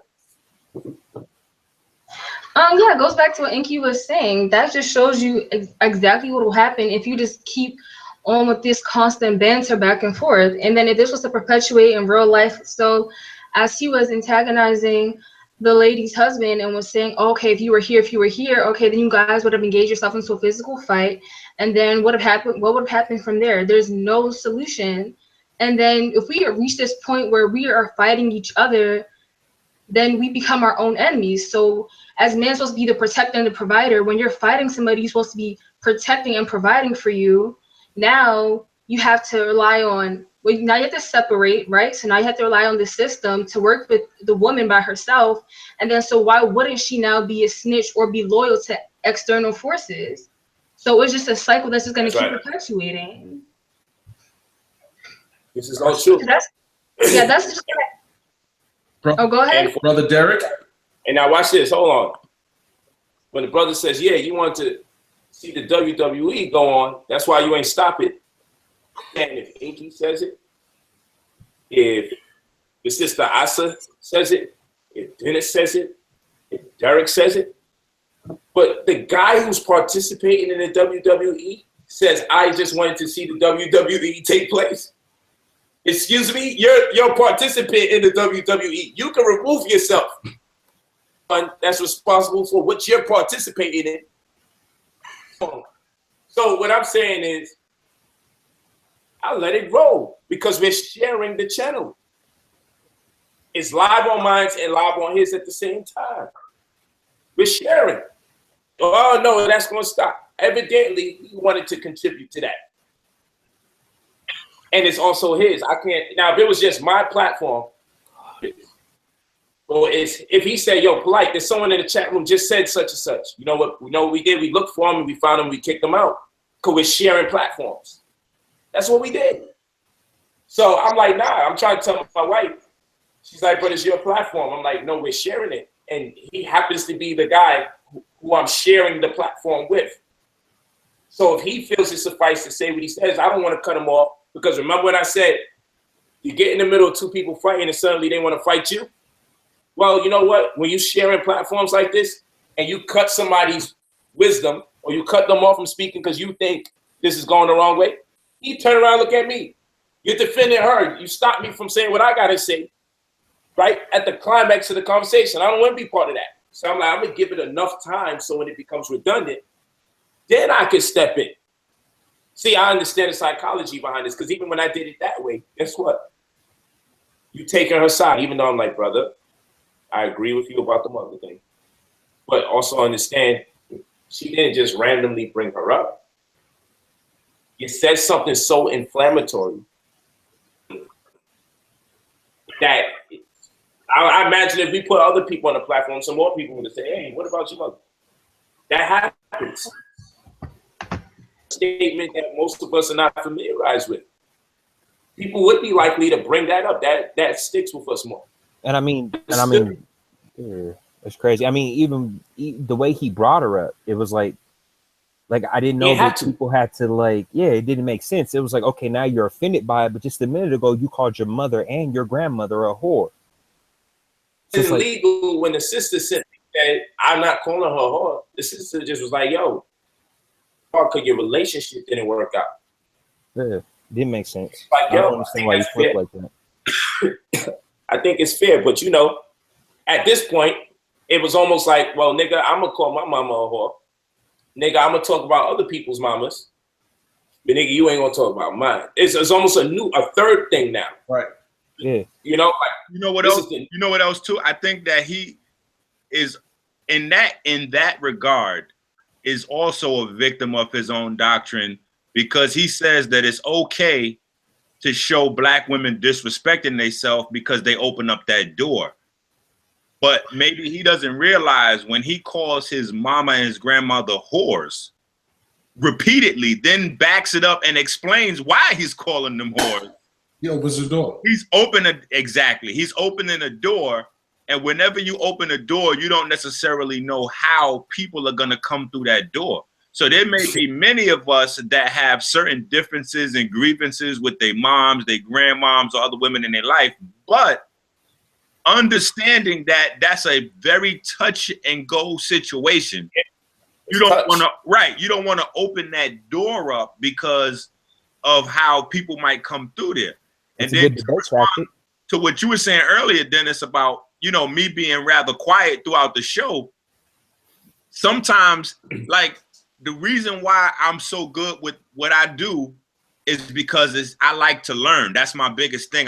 So with a show like this, especially with the context and then opening up the platform to so many other people, I really wanted to hear, like, I know Tommy's pretty much his perspective because I listened to Tommy. Right. I know Polite's perspective. Polite is the poster boy for the Black woman is God. So I already know what their primary perspectives are. But to hear other people respond to them and their dialogue, I just wanted to get, just soak it up and really learn how other people think. And it makes it for good TV. It makes for good TV to bring people in and hear varying views.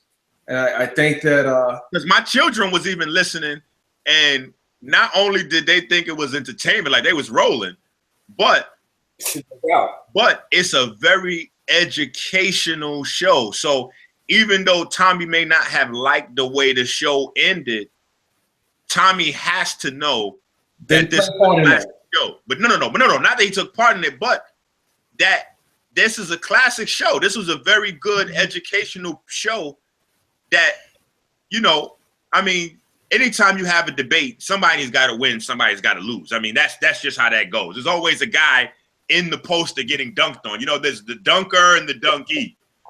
But I think that overall, this is a very good show that people will be able to learn from and interact. And I think that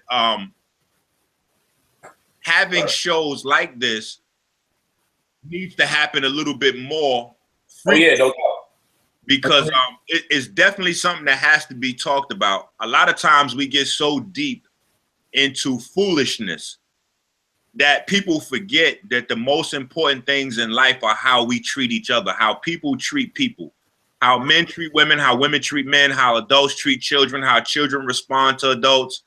Like, those are the key things that we have to deal with. I think a lot of times, especially in the conscious community, like nowadays, there's a big undercurrent of escapism. That's why the music is promoting drug use. People in the conscious community are promoting aliens to take them to other planets. People don't want to deal with the reality of their situation. So instead of try to educate themselves and empower themselves to deal with the challenges they face on a day-to-day basis much more effectively, they're looking to use resources to escape the problems. And I think that is an overall big problem that we have in the community. That's the elephant sitting in the room that we have to deal with. That being said, peace. Enough of that. Yo, D, appreciate you, man. Thanks for coming through, because you actually gave us great perspective. That was so dope. I appreciate it. Fortunately, the show was so long. No one probably remember it for now until we look at it again. But when you came in and you was talking about the law, crimes would actually be as far as holding someone down, defense, all the different terminologies. You gave him like 3 or 4 terminologies that he could defer to, instead of just saying, if you hold a woman, you're going to prison. You gave perspective, and not just a perspective of diversity, broadening the perspective, and it was clear on giving you this and this only. Hold it down, and this is how they're going to call it out. And you gave so many different venues of thought that I thought that was very important for people to be able to weigh in between the dialogue. And that set the tone for a real good show, because that's when we started really going in that direction. So I mean, I think everybody did a great job. The brother Derek definitely came through. He was very, very accurate in his delivery. It didn't seem emotionally based when Derek was delivering. That's what I got from the brother. That's why I had to make it clear as a man of logic. I understand what you're saying. That's why I always submit to the logic. Like, yo, what you're saying is real. It is true.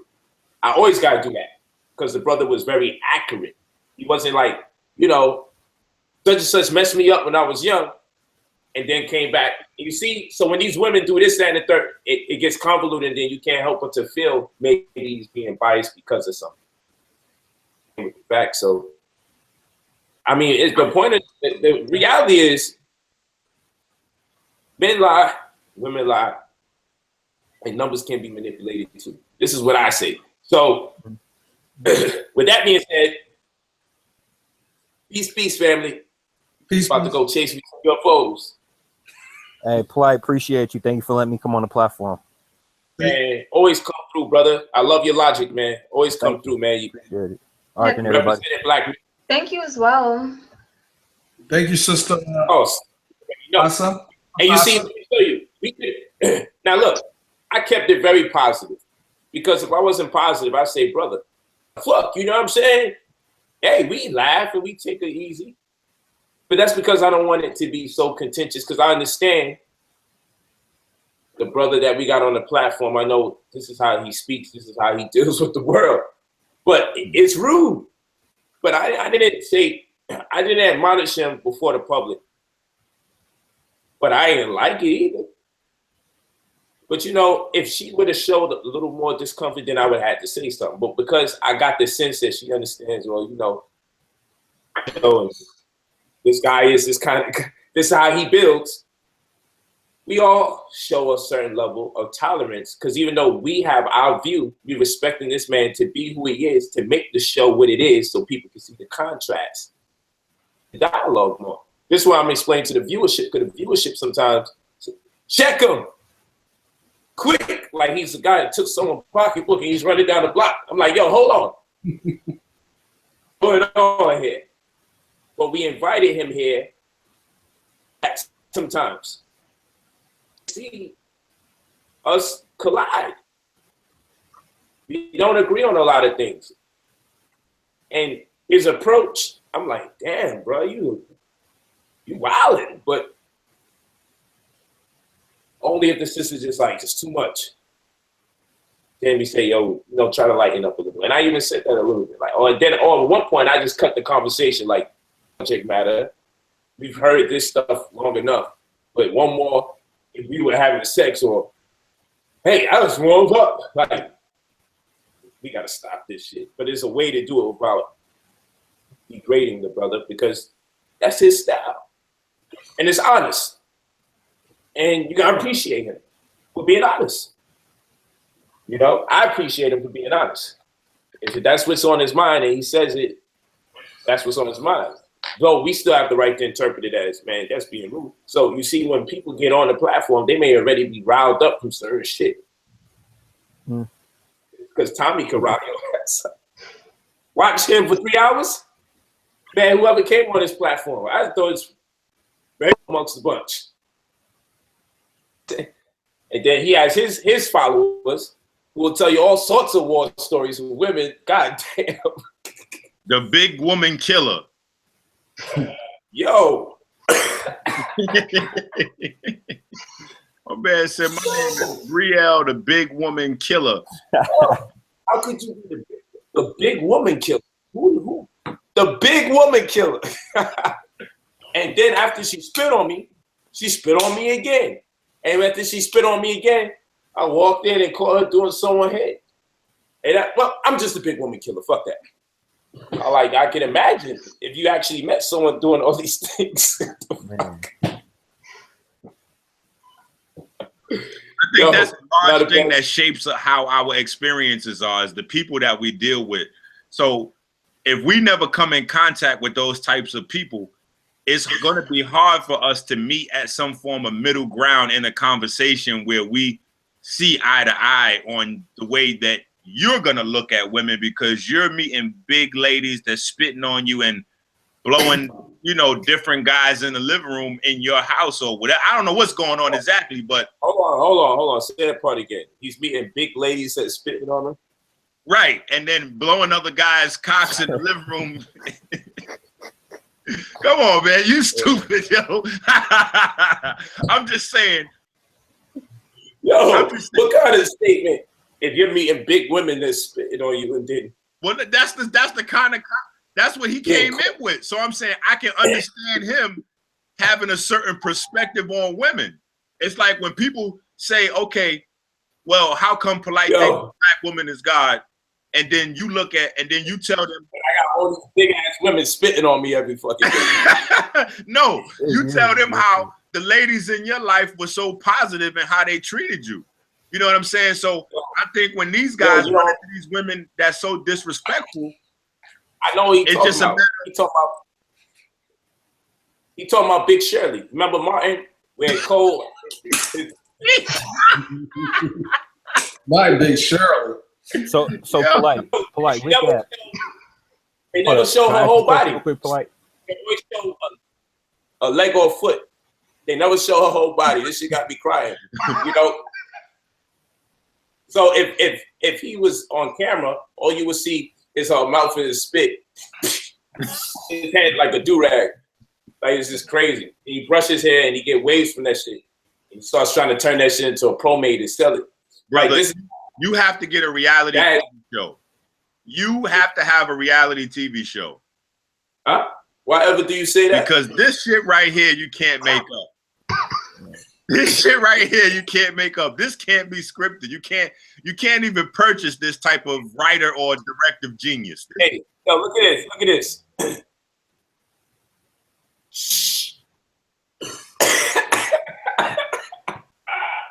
I thought we caught you dozing off, bro. Who, Dennis? Me?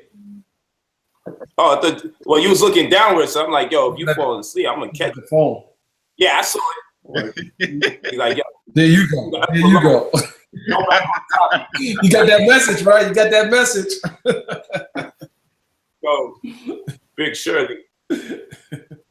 So polite. When you're talking about like a situation like that, how do you stop from projecting? You know what I'm saying? Where like the level of bias takes over the entire narrative. How do you stop from doing that? How do you balance it? If that makes sense. You understand what I'm saying? Give me some more context. So like with the Brielle situation, what y'all were just talking about, you know what I'm saying? Like if that's his reality and he's dealing with women like that every single day. 2-3 word statements that make everyone turn up. You're like, yo, Tommy, don't forget. Then Tommy go in. Yo, he stayed throwing him an alley-oop. And the next thing you know, Tommy just be wilding out. Then Tommy's telling him good cop, bad cop shit. Hey, yo, stop doing that. That's the part that was scripted, Inky. That's the part that was scripted. Yeah, that's definitely that nigga Tommy slipped that nigga the code, yo, before other people get in there. Around the back. Mm-hmm. He's like, yo, Tommy, and don't forget, them black hoes, they be, hey, Tommy, don't forget, we caught her doing head. Hey, Tommy, don't forget. She spat on me twice. I'm like, all right, you two, cut this shit the fuck out. You niggas are not slick. Y'all are so transparent, it's ridiculous. After the first 6 times, you would think they would tap out. Nah, this is the beauty about black people. Hey, yo, Tommy, for the 7th time. Hey, yo, Tommy, remember the time? Like, nigga, was y'all in the bar with Big Shirley? How the hell do y'all know? But go ahead, brother. Go ahead. I'm sorry. I was just thinking about that shit. That shit was funny. Nah, it's whatever. I was just asking, like, how do you stop projecting? Like when you're trying to form a narrative or like, so it's not so biased. Like, are you talking about astro projecting? Nah. Yeah. Oh man. man. Never mind. Don't even. No, don't worry about Derek. I'm here, Derek. It's no, it's late. It's late. You getting ready to go? Don't even trip. Yeah, it is late. It's time to go. Don't even worry about it. I believe it or not, my answer was just going to be have a sense of humor. Because if you have a sense of humor, you're not afraid to just be fluent and expansive in your approach towards answering questions or even doing research. I oftentimes tell people our biggest problem is that we're researching than we do searching.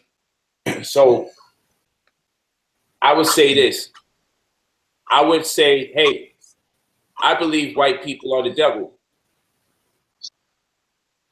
I wouldn't authenticate my search through reading material that I just feel impelled to, just in the spirit of just looking to find myself, but more rather what would happen is this.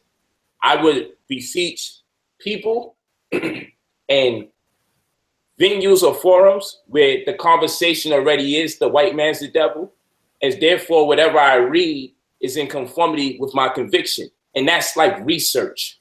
But when you're searching, you say, hey, I'm going to this country one day and I just want to see what kind of history they got. And wherever that experience takes you, leads you to a real authentic path, wherever that search takes you, you know? So research is kind of like looking for something you already feel you have the answer to. And then when you see the answers, you're like, yup, I knew I was right. And then searching is more unique and it's more authentic because it's not inspired by a specific direction. Wind up along the path, and guess what? There's things that you've been wondering about, and you have this serendipitous vibe that happens where you're like, you know what? Wow, the stuff I was studying 2 weeks ago, I came across it while looking for something else. Now that's searching, because you're not controlling the path. Whatever you find, you wind up getting, and then you wind up asserting yourself or planting your foot where you're like, you know what? This is what I actually like. And I'm going to stay here for a little minute. But guess what? When the gears shift, I'm not going to control it. I'm going to go with the gears. So if I'm in my metaphysics and something along the metaphysical route takes me into economics, I'm not going to refrain from it because metaphysics is what I'm into and this is what my group is into. I'm going to just go where the spirit takes me. And that's how I refrain from the projecting, because I go on searching before I do the researching. I be searching, you know, like my searching is taking me to the simulated hypothesis and the fact that we are getting 2D or two-dimensional data imported into this holographic three-dimensional universe, and that the brain itself is also a hologram. Like I'm into this data, and this is where life is taking me from my eschatological text, my cosmogonical and eschatological text. That is to say the funerary text and cosmology of the ancestors. That's the stuff that I'm into, you know, and I didn't try to control that. Comedic science, as far as their eschatological and cosmogonical origins are concerned, or their corpus is concerned, supersymmetry took me into M theory, took me into the holographic universe, took me into the simulation hypothesis, because I'm searching. I'm not even in control of this. In a long route, I'm filling in the gaps and voids from things that I've been studying. So, you know, it's dope. Real dope. How to say we got to search more than we research. That's what we got to do. Spirit just take you wherever take you the course. You dig it? Yeah, definitely. By doing that, what you're basically, it comes out more organic, basically. I got you. It's exciting. I mean, if I go to research something and research to search again, I already figured out this white man's the devil. Let me search it over and over and over. And this shit becomes redundant. And redundancy voids the brain. So every year I'm going to keep teaching you this white man's the devil, like for real. Like there's nothing else that's been going on from one year to the next. And as I keep teaching it to you, the information's not really changing. It's of him doing negative things and talk about the most recent. And you're not growing. And you don't have nothing to compound interest on that thesis. Because this is something that you personally want to project. That's the problem. Hello? Okay. I'm coming through right now.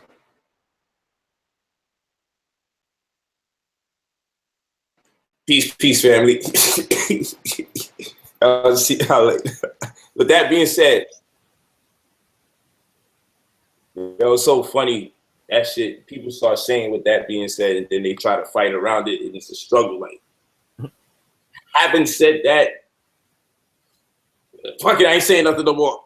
It's a fight. And you went through that fight today. That shit was funny as hell. Yo, peace. Let me do this shit. Man. I'm sorry. Peace, family.